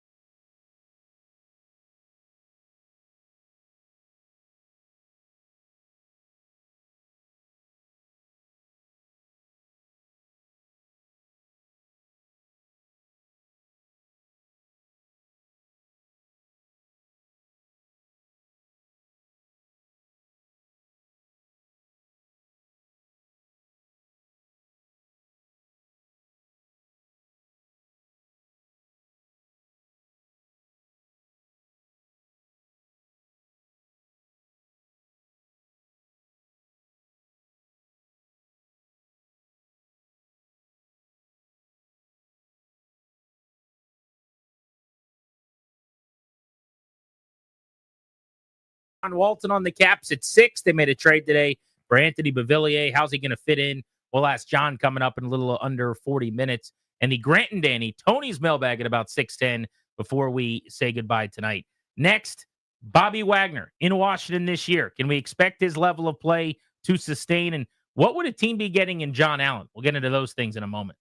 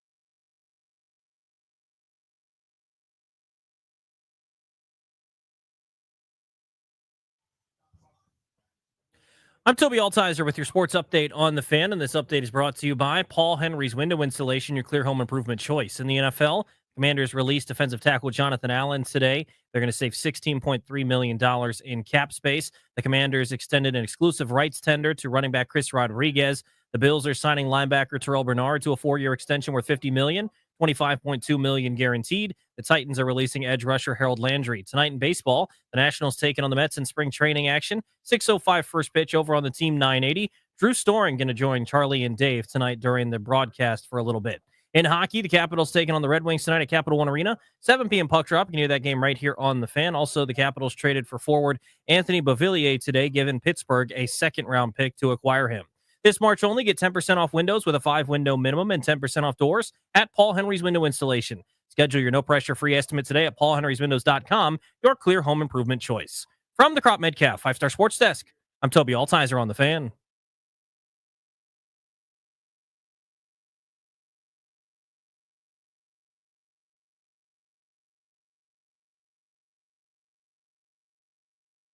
I was pretty confident that we were going to be able to get something worked out. And so it was more so just kind of sitting down and putting our heads together to make something good for both sides. And I was confident that this was going to work out.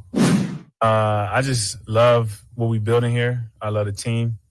I feel like this is the place. You always want to be in a place where they want you to be here and they accept you. And I think we got unfinished business to do.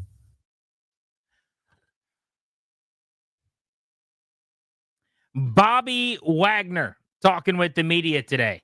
Back with the Commanders for one last ride. I guess it's possible they could have a strong year and sign him when he's 36, but presumably this will be his second and final season with Washington. I think he's going to play at a high level. I think he'll get a little bit more of what you got last year. Is it possible that everything goes from an 8 to a 7? Of course, at 35 years old. But he's really smart. He's going to get everybody lined up in the right spot. He's going to have those back and forth to the line of scrimmage, playing chess with quarterbacks. He's going to make a few plays by being in the right area at the right time because he's cerebral and intuitive. And there's going to be times where his speed limits you a little bit on stuff to the outside, which is why you need to upgrade your edge defense. But I totally get why they want to bring him back. And you and I think everybody else in town have been saying the same thing for 2 months now, which is it seemed like a foregone conclusion. Mm-hmm. As well as last year went and as important as he became to the dressing room and to the overall culture, they were going to bring this guy back. And unless you could get him at a rate where you could also sign someone else to maybe split some time occasionally on running downs, or when you thought a team might try to take advantage of some of his perceived weaknesses now. And that was never realistic because he's going to make good money. Led your team in tackles, was a second-team All-Pro last year. Still very, very good, very, very helpful. You were going to have to pay him, and you weren't going to probably upgrade from him. They'll have to wait till next year to get younger and faster at that spot. So I think of this in sports terms, like a basketball lineup, where if you've got I'm just going to use one example, not the same, obviously, but if you've got Nikola Jokic, who's an unbelievable player, of course you want him on your team, but there are corollaries with that. You don't want him guarding a center. You don't want him guarding a wing that's super athletic. You have to compensate for that with other players on your roster because there's going to be weaknesses prevented that teams are going to try to take advantage of. I think of late career London Fletcher here, who was still a excellent player. I don't know if he was, all pro caliber or Pro Bowl caliber. I'm not really concerned about that, but still very good, but wasn't as great in pass coverage. Wasn't as awesome as he was early in his career dealing with running backs out of the backfield or tight ends in the middle of the field or, helping out on the slot receivers, working some things. I think Wagner's in that same boat and position at this point in his career. So there are certainly weaknesses as a relative term, but things he doesn't do as well as he once did. That's pretty normal. That's obvious. That isn't to discount or doesn't outweigh the enormous list of positives. Right? Like Bobby Wagner at this stage is still more valuable than pretty much anybody else they could have found for that spot at that money, I think, honestly. You know what I mean? When you start doing the math on it, you go, yeah, this makes sense. Now, it requires us to build a certain way, but I'm fine doing that because they got Bobby Wagner. He also just made more big plays last year than he had in previous years. He defended more passes than the previous season in Seattle. He recovered more fumbles. He forced more fumbles. His sack count was down. They didn't really have him rush the quarterback quite as much, but tackles for loss were essentially the same. He hit the quarterback more last season. So it's not like there was some significant decline in anything other than the overall tackle total, where he went from an NFL high 183, which is a career high as well, to 132. And some of that is you're not playing behind, I think it was Jaron Reed and some of the guys he was in Seattle that previous season. But he can still play, and bringing him back was seemingly a formality. The question was, were they going to get it done before free agency, or was he going to test the market and then come back to them with a number? But around $8 million is what it's going to cost them. As far as John Allen goes, who they've released, I think he's going to have a good year somewhere. And I hope that for him. But I was saying this to Darius earlier. We were talking about possible landing spots. I think it'd be awesome if he went to Detroit. The Lions last year, part of it was injury, but their defensive tackle room got shredded, and their D-line, especially with the Hutchinson injury, was just a mess. Remember when Washington was able, for the first time in about 2.5 months, to run the ball with ease against Detroit in the playoffs with Brian Robinson? Yeah, it was them and the Titans, the two running games that were worth the damn. I mean, there was nobody that was stopping the run less in the final quarter of the season, seemingly, than the Detroit Lions. You could just do whatever you wanted with that front. I'm not saying John Allen is a run-stuffing threat anymore, that he would fix that for them. But I think they need assets, and they need to throw some resources at the D-tackle and D-line position. And I think he can still help them. Go get 5.5 sacks, be part of a rotation. I would like that fit for him, and then he'd be right back in the playoffs, very possibly. Yeah, I mean, in terms of what he deserves, I think he does. He deserves some career success, right? Finally got a little taste of it last year when he came rushing back, not rushing, you know what I mean? When he worked his way back from what we thought was a season-ending injury, got a little taste of some postseason success. I want him to go somewhere where he can win. It's an interesting defensive tackle market. I mean, the draft is thought of as a good, deep defensive tackle market, but there's a lot of guys in that Sheldon Rankins, B.J. Hill, Raekwon Davis, Javon Kinlaw sort of tier where John Allen's in that camp. That means maybe not what he once was, but perfectly plus rotational piece who could go to a contender and help.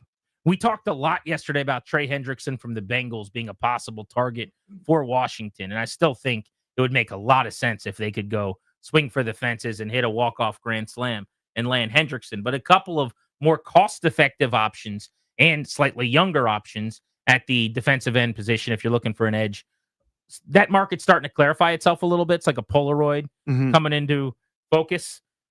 Harold Landry. Last week, we found out that he was on the market to be traded. The Titans are going to be releasing him, it sounds like.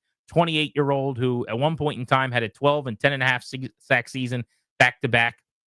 He had 9 sacks this past year. He's not Hendrickson, but he might be able to come in here and give you 8 to 10 sacks this coming year.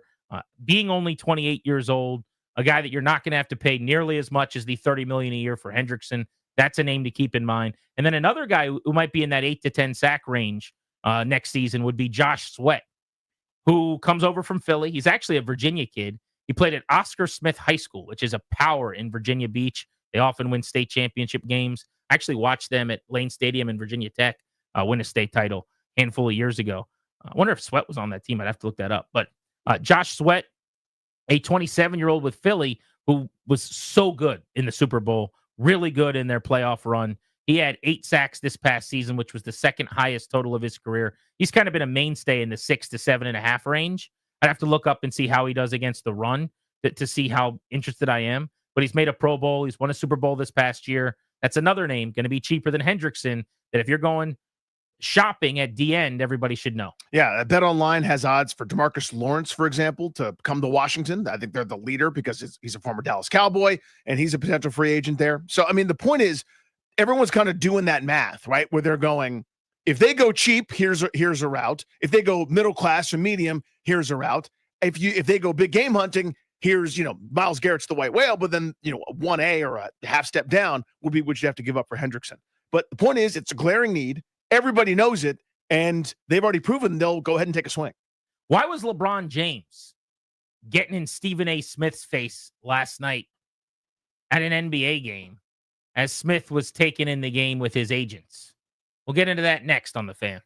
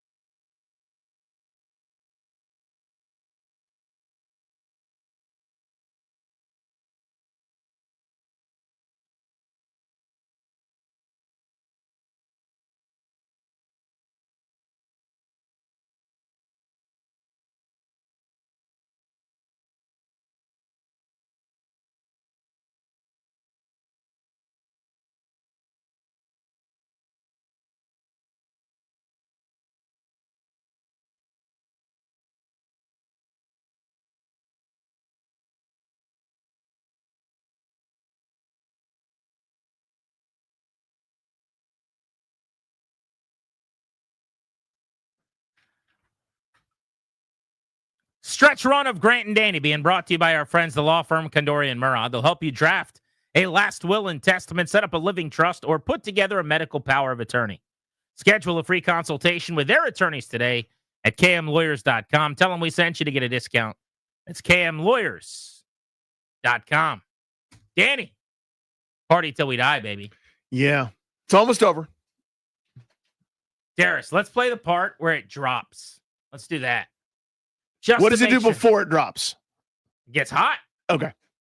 This song's one of them ones. One of them ones. Yeah. One of them ones. It's been a good couple of days for Stephen A. Smith as far as attention dollars go. Oh, he's rolling in it. For some reason, he's like on The View talking about being a presidential candidate, which that can go away whenever. I'm all set on that. But I digress.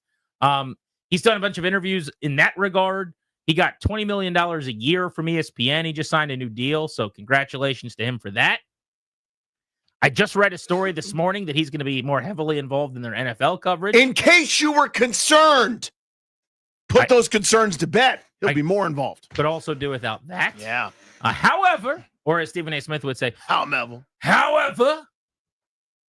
he was in the news today because last night he was sitting courtside, minding his own business, enjoying an NBA game. He was with his agent and apparently Larry David, which is hilarious.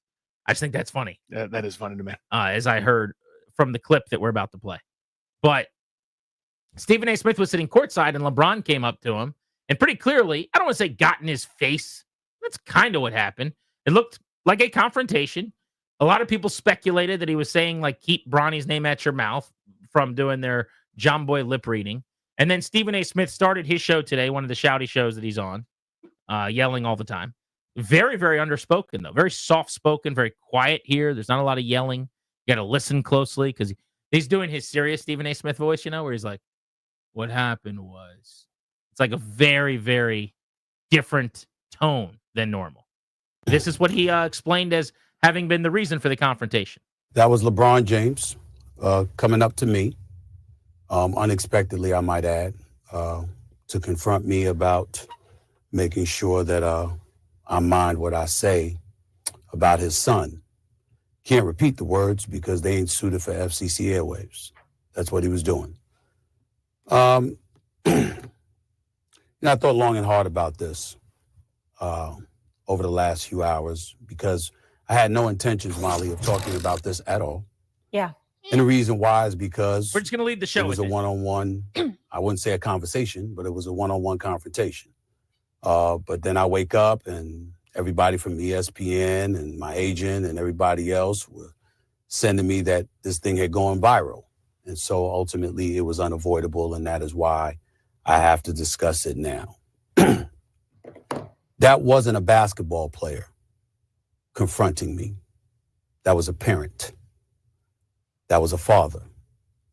And I can't sit here and be angry or feel slighted by LeBron James in any way in that regard.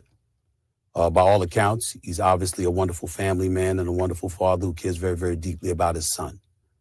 And based on some of the comments that he had heard, or shall I say, I think he thought he heard, he clearly took exception. So Stephen A. Smith goes on to say basically that he has tried to explain that the issue Bronny's having with coverage is based on LeBron, not Bronny. In other words, the kid's doing nothing wrong. He's playing basketball. He's trying to play in the NBA. Yeah, and he's playing at a really high level, actually, in the G League, developmentally. And then when he goes to the NBA, he gets exposed as not being ready. But he cited later in this conversation, LeBron coming out at one point within the last couple of years saying he's better than half the players in the NBA and he's ready to play in the NBA right away. And his point was his dad put a lot of pressure on him that wasn't necessary, and I think created some animus toward him that has nothing really to do with the kid. And so Stephen A's point is LeBron thinks I'm bashing his son in some way that I shouldn't be, even though you're an analyst who talks about the NBA. So I would say it's probably okay to discuss the NBA player and the grown adult. But LeBron, I guess, disagrees. But he's saying, really, I'm talking about LeBron, not his son. My takeaway from all of this is when you are one of the most famous people on the planet, I just got to have you have thicker skin. I'm sorry. I don't recall Michael Jordan confronting reporters after games to yell at them about what they said on television. Like these guys take issue with Charles Barkley all the time too when he has his comments. I don't know. I'll just always feel this way. When you get to a certain level of superstardom and fame, it just comes with the territory that you're going to hear a lot of crap you don't like. You don't have to like Stephen A. Smith, but I do think you got to keep it moving to some extent. And if he said something that's completely out of pocket, if he went in on you personally, if he talked about your son in a way that if someone talked about your kid or my kid, Danny, we'd be upset, then I understand that. But assuming I've heard everything that he's ever said, about Bronny, and that there's not some comment out there I don't know about, and it was a basketball-related comment, and the basketball analyst said it, then I think LeBron's got to get over it. Well, the whole thing is just so cringeworthy and embarrassing. Again, this is the NBA. Do you know what I'm saying? Like, this was my point before this happened, and nobody seemed to see it the way I did, which is fine. I guess I'll just be the crazy person. But I don't blame the kid at all. All he's trying to do is play professional basketball with a legacy that's impossible for anyone to live up to. Because LeBron James, the second best player ever to live, is still putting up 25, 8, and 8 as a 40-year-old, for God's sakes. Just scored his 50,000th point. No kid's living up to that. Nobody. Sorry. So all he's trying to do is play in the NBA. The dad is trying to do this cool thing where it's like, I'm not saying team is my son. That's pretty neat. Ken Griffey Jr. and Sr., we have that image, and that's awesome. That's really cool. Bobby and Barry Bonds. Yeah, of course. The people that need to be embarrassed are the ones that are like, oh, right away, Mr. James. Of course, let's make this happen. So if I'm a team in the NBA and I know this is the mission, why didn't you draft Bronny James and make the Lakers give you a king's ransom? We just sort of capitulate and bend over and say, of course, let's do this. This weird gimmick that puts the kid in a terrible like spot. All the other teams that passed on him? That's my point. Not that he could play because he can't. I just think they passed on him because he's not an NBA player. Well, right, but this whole thing was shoehorned and greenlit and allowed to take place, and it's like the Lakers are so desperate for it. You're the Lakers, for God's sakes. It was definitely a Rich Paul operation. Yeah, so before they got Luka Doncic, they were just middle of the pack doing middle of the pack Laker things, which is what they've done. The whole point is to start winning more championships again. Anyway, but I put that aside. If we can't talk about the NBA player, and again, it's not I don't blame the kid at all. Here's my professional opinion. Should still be in college. Maybe he's an NBA player one day.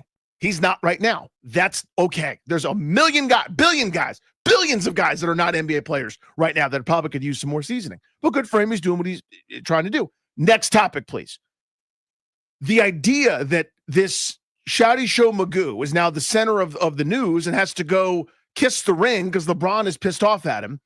Everybody should be so embarrassed about this. Well, this is where the NBA has lost its way too, in my opinion. This is where my passion started to wane some, is that forget our show, where this is kind of an interesting thing that happened and a national story today. But like NBA shows are talking about LeBron versus Stephen A. Smith. But a couple of years ago, I would watch the Rachel Nichols show or one of these other shows, and it's like, let's debate who has the best shoe line, and let's do a segment on what people are wearing walking into the arena, and who wants to be traded today. Let's talk about who's got the demand today and who the super team's going to be. It's very rarely about the games with that sport. It's just such a sideshow made for TV kind of drama fest. And this feels like it's cut from that cloth, and you just never know, like, which strings are being pulled by who? Like, is this real? Is this a publicity stunt for LeBron or Smith or both? And it always just feels kind of strange to me. So if, Jeffrey Jordan, when he was playing at Illinois, didn't have a great game, and whatever the local sports radio is like, hey, Jeffrey Jordan didn't have a great game last night. He turned it over. He's really struggling. Does Michael Jordan get to call the radio station and berate people? I mean, no, he would go up to the scorer's table and get in their face, I'm pretty sure. But, like, what are we doing? Like, what are we doing? Well, what we're doing is talking to John Walton next. The Caps made a trade. Today was the NHL trade deadline. They look like they are built for a Stanley Cup, so we'll talk to him before tonight's game. And then at 6:10, line them up now. Grant and Danny's Tony Mailbag. This is a Ask Us Anything, sports, non-sports, whatever you got. We'll answer it. You can tweet us your questions at Grant H. Paulson, at Funny Danny, or you could dial us now, 800-636-1067.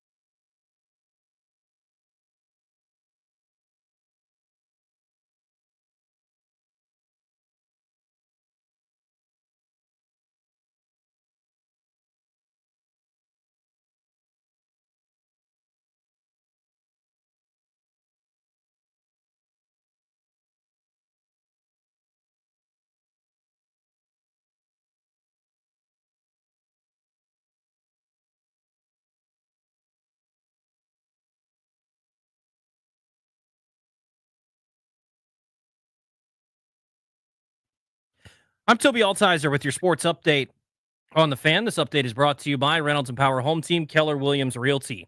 In the NFL, the Commanders released defensive tackle Jonathan Allen today. They're going to save $16.3 million in cap space. Also, the Commanders extended exclusive rights tender to running back Chris Rodriguez. The Bills signed linebacker Terrell Bernard to a 4-year extension worth $50 million, $25.2 million guaranteed. The Raiders are going to be releasing their center, Andre James, when the league year starts, and the Titans released edge rusher Harold Landry. In baseball, the Nationals taking on the Mets in spring training action, just about to get underway over on the Team 980. Drew Storing going to join Charlie and Dave during today's broadcast for a little bit. College hoops, a lot of teams wrapping up their regular seasons tomorrow. Georgetown taking on DePaul tomorrow at 2 o'clock. You knew that one over or right here on the Fan. Number 13, Maryland, hosting Northwestern to wrap up their regular season at 3 o'clock on the Team 980. And Virginia Tech going on the road to take on number 11, Clemson, tomorrow at 6 o'clock. You knew that one right here on the Fan. In hockey, the Capitals taking on the Red Wings tonight at Capital One Arena. 7 p.m. puck drop. You can hear the game right here on the Fan. The Capitals traded for forward Anthony Beauvillier today. The Pittsburgh getting a second-round pick for him. Also, Caps GM Chris Patrick today saying Sonny Milano suffered a significant setback in his recovery. Want to hear the fastest way to know what your home would sell for? Reach out to Empower Home Team. Simply text your address to 800-763-3000. No phone call, just text your address to 800-763-3000. That's 800-763-3000. From the Crop Metcalf 5-Star Sports Desk, I'm Toby Altizer on the Fan.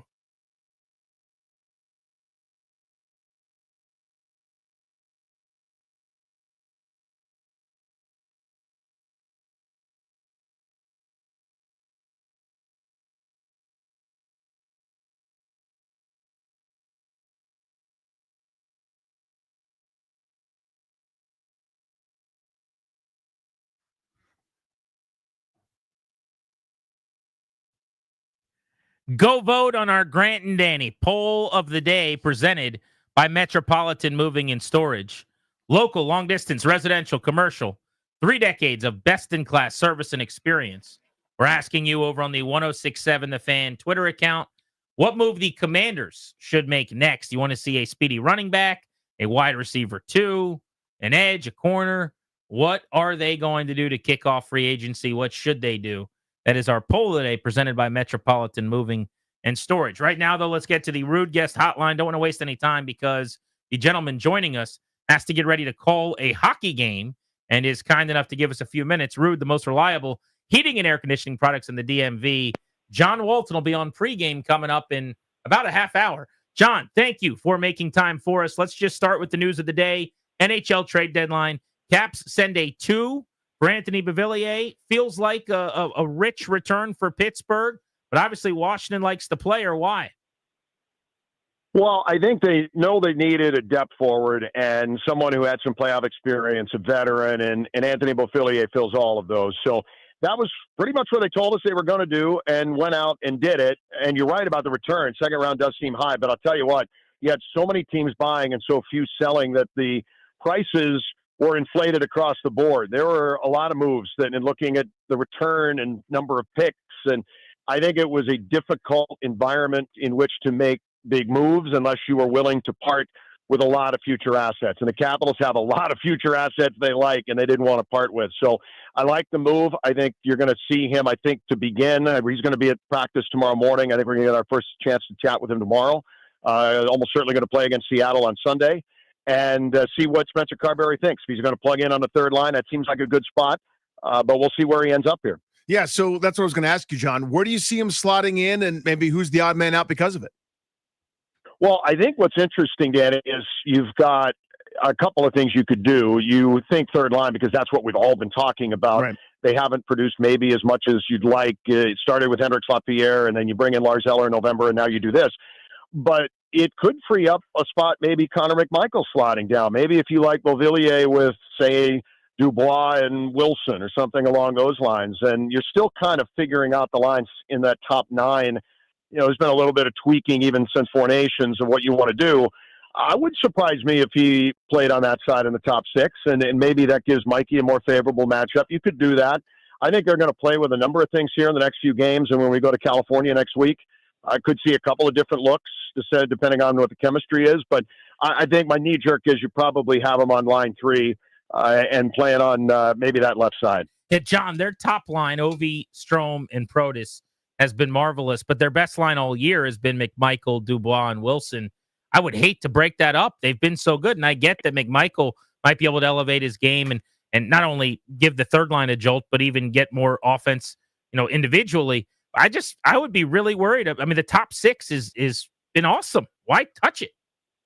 Yeah, I mean, there's an argument for that too. I'm not saying that you would do that necessarily right away, but just as an option, I think that's probably the best part about Beauvillier coming is, he has been a top six guy before, and he can be in a lot of places. And I think that versatility, along with veteran leadership, and he can score some goals. He's got 13 goals this year on a team that, quite frankly, isn't very good. So coming over to one that is very good, be interesting to see what he can pull off. But yeah, I mean, if it ain't broke, don't fix it. And certainly in more recent times, I would definitely agree with that. And Mikey's shown some signs of starting to put the puck back in the net too. The other guys have been nails. So we'll see where it goes here when they start line rushes, maybe as soon as tomorrow morning.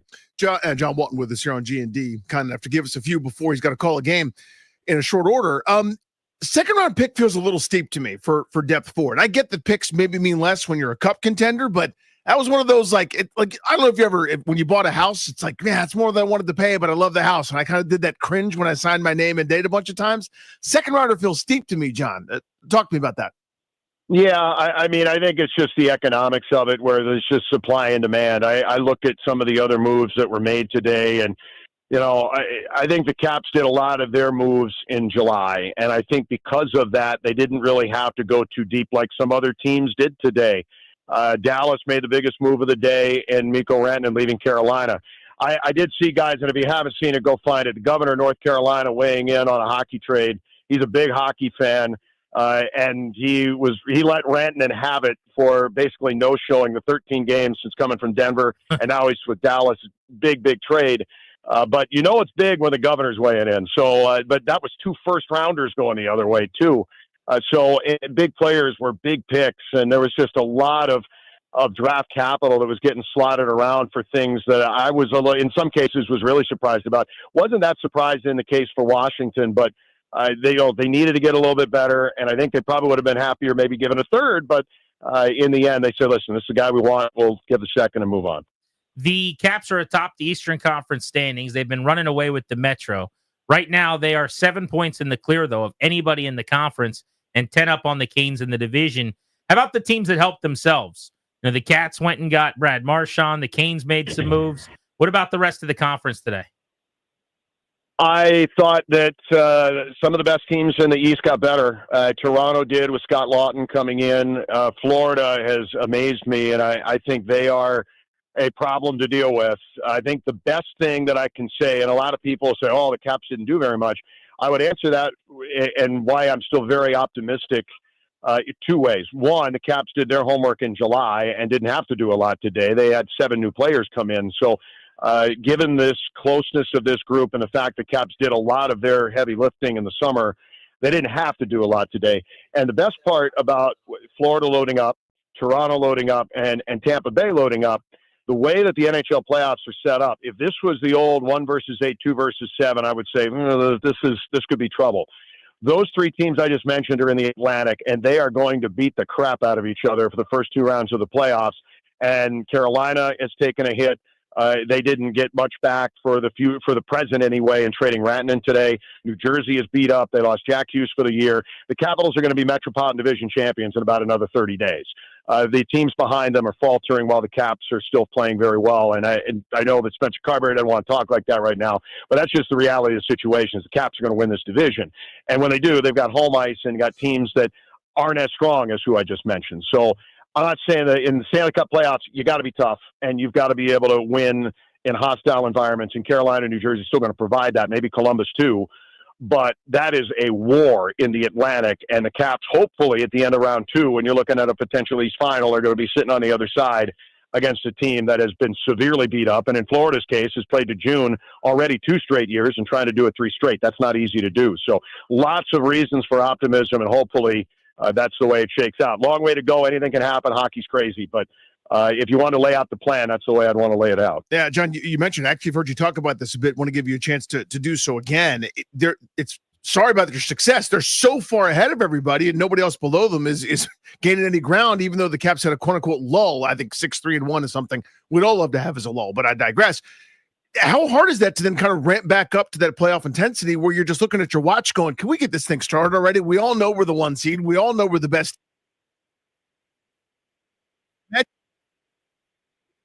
Somebody chasing a little bit, so iron sharpens iron, but challenge here that they're going to have to embark on. I think there are going to be some games. That's a valid point. I mean, I think when they won the President's Trophy back in 2017, they were so far ahead of everybody else. And I mean, I think the mood around the team is, well, okay, we lost tonight. Who cares? We're still 19 points up, right? So I think that's a valid thing. I think this coaching staff gets them ready every night, and I think they're not letting these guys really look too far ahead. And they do need to improve some things. And there are some things in their game. Detroit gives them trouble. It's going to be a tough game tonight. They get Detroit coming back out the California trip on the 18th. They're going to be back here. They got to see Florida on the next homestand when they come back. They're going to be here in 2 weeks. And that is the playoff preview of playoff previews probably. They handled Toronto pretty well this year. But you know what? Now they've got Scott Lawton down the middle. They're a better team. They got Brandon Carlo from Boston today. So they're a better team. There are going to be some challenges that they will still have to face in the regular season. And I do like the fact that, along the way, you want to be playing well for the big man in 895 too. And I think that's a bonding thing. I know some people I've done interviews and they'll say, oh, is that a distraction? I said, it's the opposite of a distraction. It's actually a bonding thing for all of these guys, I think. So there's a lot of things that I think are different about this year, different about this coaching staff than maybe a 2017 team like I'm saying and what you're referencing. But I think they'll be fine. I think just being healthy, being ready to go for game one and let those Atlantic guys duke it out and then see what happens if you're fortunate enough to get to round 3. Big Caps game tonight. Red Wings at Capital One Arena. Puck drop a little after 7. Red Wings are one of the teams hunting for the postseason. Just made a couple of additions today that won't be with them for the game tonight. So opportunity for the Caps to pounce perhaps. John, thank you. We appreciate you. All right. Thanks, fellas. Appreciate it. Thank you, John. Have a great call. There's John Walton. Listen to him tonight right here on 106.7 The Fan. All right, stretch run of the show. We are going to give you what you want. It is a Grant and Danny's Tony's mailbag. You can send in your questions via Twitter at Grant H. Paulson at Funny Danny. You can call us now and hop in line 800-636-1067. Your chance to ask us anything.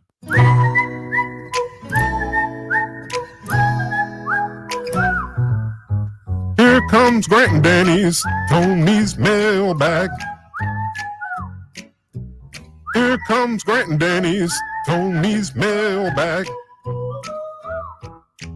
First question I've got is from the 106.7 The Fan YouTube chat, where people are watching us in high definition. Captain Todd wants to know, how long is it going to take for the Nationals to be good? Yeah. Okay. That's a great question. It'll happen at some point, right? On the track to be kind of okay. Because you have to spend somewhere somehow to improve the roster, right? Tag me in. They should be good next year. This year is going to be another 70 to 75 win season, probably. Had they have spent more aggressively in free agency, I think they would have been closer to an 81 win team. I have to now assume that next offseason they will go out and get a piece or two to help them, but they should be over 500 next year. Now, if you're saying good as in a 90 win ball club, that's what I was talking about. 2 seasons away from that, unless they make a pretty enormous leap next year. But they could win, let's say, this is bullish in best case scenario, but 76, 77 games this year, and then 88 games or something next year if they have a big offseason. And James Wood's a star, and Dylan Cruz is a star, and they're pitching like Mackenzie Gore and Mike Soroka coming to its own, and those guys hit at the top of their ceilings. But you still need to add reinforcements. But I would say next year, they're over 500 for the first time. The year after that, ideally, they're back in the playoffs would be the plan. Could have easily been this year, they're a 500-ish team, and next year, they're a playoff caliber team, but it didn't work out that way this offseason. No, it did not. They didn't seem very interested in pursuing that course. All right, I got another one here. Here comes Grant and Danny's Tony's mailbag. Somebody wants to know, what was our biggest disagreement off air over the years? About the show, I guess? I don't know. but something that we disagreed about over the years. Oh, well, when you're in the room for 23 hours a week with people, yes, there are going to be a million disagreements. Trying to single one out. Mostly food related, probably, where I find out that Grant's never tried something or has tried it and claims to not like it or is confused by certain things. There are too many of those to name. No milk with cereal. I started my Instagram because Grant spit out cornbread. That is your first Instagram post. You wouldn't go to a place called the Cheesecake Factory because you thought they made cheesecake. Can I say it was a jalapeno cheese, jalapeno cornbread? Mm-hmm. So don't besmirch my good name. It was not cornbread. It was jalapeno cornbread. You bit it and for almost a full second and then spit it out. And that's why I started my Instagram account. I don't know, man. You never had a Big Mac, I think is probably a good one that I still can't believe. And you were like, no, it's fine. Millennials are great. We don't need Big Macs. And I was like, you're ruining the world. And now you're looking down at the next generation doing the same thing. So yeah, I don't know. There's too many to name. I don't have anything that comes to mind, honestly. I mean, we've had all kinds of little things where we probably were like, I don't know, man. I don't know if I agree with that. But it was mostly just like what we'll hit on the show or what won't or what we should be talking about or what we shouldn't. I wish I had a better answer. Just honestly, because there's that's what the whole thing is. I mean, yeah, you know, like I have takes I'm sure that annoy you on the world. I guess like I would say, it's probably sports takes, honestly, or just something where, or like something like you know, you ended up getting it on Four Nations, but like you'd be dismissive of that. I'll give you one. How dismissive you often are of the spring football league that I like. The United Football League has always kind of annoyed me a little bit. But is that I guess that's a disagreement. I don't know if it's a disagreement or not, but it's it's kind of like anytime I want to do anything like UFL-ish on the air, it's kind of like awkward, and you're like, all right, I'll just pretend to be a fraud or like whatever, like act like it's like we're talking about the mystics or the whatever. You're like, it's kind of fun. It's the UFL. Sure. There's 14,000 people over there on a Saturday. It's a good time. One of these days I'll get you over there. You're going to come over and watch a game with me. Do we have the Tet, what's his last name, McMillan? Sounder ready for that? Tet McMillan. Tet McMillan? I don't think it's ready. No. Darius is Damn. shaking his head no. All right, let's go again. We can find another question. There we go. No, I'm looking for the now we need the Grant song. and Danny's, I ruined Tony's mailbag. You should definitely call for more audio while Darius is trying to sing. All right. Here comes Grant and Danny's, Tony's mailbag. Let's go to Noel in Chicago, listening on the Odyssey app. What's up, Noel? Hey, guys. Good afternoon. Thanks for taking my call. Quick question is, we're obviously excited, Commanders fans, about free agency coming up on Monday and Tuesday. Do you guys think beforehand Terry McLaurin is going to sign an extension to help with the salary cap situation to get potentially more free agents signed, or do you think it's going to be a little bit after that? Excellent question. I'm thinking after. I don't have a lot of it's going to happen to clear the deck type vibes like Dallas had to do to get under the cap. I don't know. I don't have any good reporting on that or anything. I haven't seen anything about it, but that's my instinct because I think about last time how late in the process it was. I think they'll get to it when they get to it. Yes, so I also think it'll be late because that's how they've done extensions. McLaurin the first time was later. John Allen, if you remember, was like training camp-ish type time frame. I know this is a different regime than that, but that seems to be their way. They also don't need money. If they had to create money and they had $4 million in space right now, then that would be intuitive and easy to predict.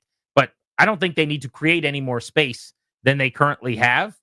Any more money that they free up is good money, but it's not a need. It's more of a want. But they should get that done because they should get that done. Like forget cap space. You need to pay him. He's coming off that kind of year. He's got a year left. Like it is time to give him an extension. So I'm actually surprised it hasn't been more of a talking point in town here recently. Here comes Grant and Danny's, Tony's mailbag. Great one here via Twitter. So I'm curious as to your answer, but he asked me specifically.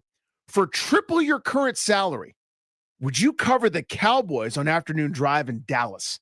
It would be identical to your current gig, just in Dallas. Yeah, 100%. Absolutely. I have 3 children and a 4th on the way. I have 3, no more on the way, but I think I would have to. But God, now I'll say it wouldn't be as fun.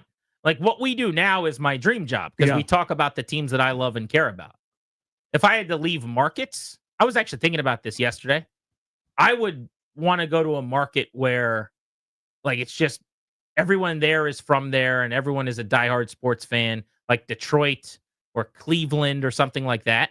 And they're also generally more welcoming to outside. I was way inside my thoughts on this. Okay. They're more welcoming to people from outside of their city who host shows. So like Mike Valenti does Afternoon Drive, I think it is, or maybe mornings in Detroit, and he crushes it. He's from New York, and he talks as if he's not a fan of the Lions, but he says you guys, and he gives his honest take on the team. I think I would do a show like that. In Cleveland, they had a guy for years, Adam the Bull, that was on, who was a New York guy as well. Yeah. But anyway, would I do it in another? Yeah. I mean, if I didn't have a job or could get 3 times as much and I had to move, it's more work than fun. I would talk about politics. I would talk about dogs. I would talk about the new toys that are coming out at KB Toys. If you paid me enough. I mean, it's just a job at that point. Yeah, I would do it, know it, just because your point about it's not for me anymore. This is like a family thing, but I'd be miserable. I mean, that would be like clocking into work again. Oh, yeah. Which I did. I went to work for years. This ain't work. I always say what we do beats working for a living. 100%. And that would feel more like a job. Like, this is more fun because I'm going to watch the Caps tonight and be Sice doing it. I'm going to watch the Nats every night. Mm-hmm. I'm going to watch the Capitals. I already said that. The Commanders. I'm going to watch the Wizards a little bit. Come on. Here we go. Because that's fun. But that is like work, though, to be clear. That's because we have to. Go ahead, Derek. Here comes Grant and Danny's Tony's mailbag. I got one here. Somebody wants to know, when I was in the running for the Commanders play-by-play gig, how close I got. That is a painful trip down memory lane, I will say. Nice little kick to the giblets. Just as a outsider, Yeah. obviously I'm invested because it's you and we got a show together. Yeah. We thought it was happening. Yeah, there were several weeks where we thought this was real. There were several weeks And it where I was real. thought it was happening. I would say I finished the runner-up. I think I could say that. Yeah, you did. For that job. There were people that were talking to me about the job that were in charge of finding the person. And then they hired someone else that was in charge of finding the person. And I interviewed with that person and went to dinner a couple of times and was far along in the process. And then I found out that I didn't get the job when at the time, I think JP Finley was working for NBC Sports Washington, who was a partner with the team. And so they would give NBC Sports Washington some stories. And so JP posted a story about who had gotten the job, and it wasn't me.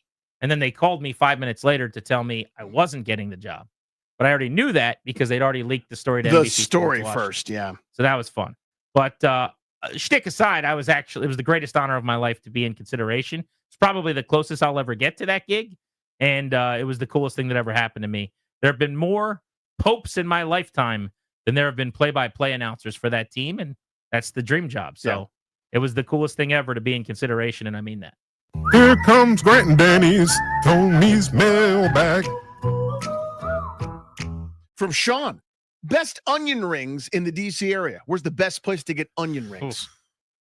I might have to sit this out. I don't think I've eaten onion rings at more than 5 places. I'll tell you, I like the onion ring tower I've had, and I think it looks cool at Yard House. They do a good onion ring tower. I haven't had those. Okay, so 2 tiers for me. It's the I'm gourmet, it's fancy, I'm at a big time restaurant kind of onion ring, and then it's I'm just at a good stuff eatery or at a Z Burger. Those are my 2 for regular run of the mill onion rings at kind of semi fast food. In terms of onion rings that are a little bit more fancy pants, I'm a big Capitol Grill guy. Their onion rings that's a nice are restaurant. pretty sophisticated. It feels like it's like an elevated onion ring, but I love onion rings. Here comes Grant and Danny's Tony's mailbag. Jack wants to know, if the Orioles win the World Series, will I be happy or bitter? I'd be ecstatic. Are you kidding me? That'd be awesome. Now, if they played the Nationals, I would root for the Nationals to win that World Series, obviously, for personal reasons and professional reasons. But my wife's still a diehard O's fan. We go to O's games, and I still like them as an American League club. So, yeah, I'd be happy. Here comes Grant and Danny's Tony's mailbag. All right, let's end it here. Sam in Gainesville, you get the last word because Darius's voice needs a break. It seems like it needs a break over there. Yeah, it's a lot of work. Singing. Mm-hmm. Wow, guys, I'm honored to get the last word. Happy Friday. I hope you all have a great weekend. I've actually got, if I may, 2 dad jokes for one Danny Rouillet, if Yes, I sir. may. I'll allow it. Okay. What is the difference between people from Dubai and people from Abu Dhabi? I don't know. People from Dubai don't like the Flintstones. People from Abu Dhabi do. That is dad joke number one. That is a strong dad joke. I thought we were teetering somewhere that we weren't supposed to be. Like, where are we headed? Hovering over a dump button there. Is this a big prank? Did you look both ways before you started talking? Like, hey, come and listen to this one. No, we're good. We're good. Cool. Dad joke number two.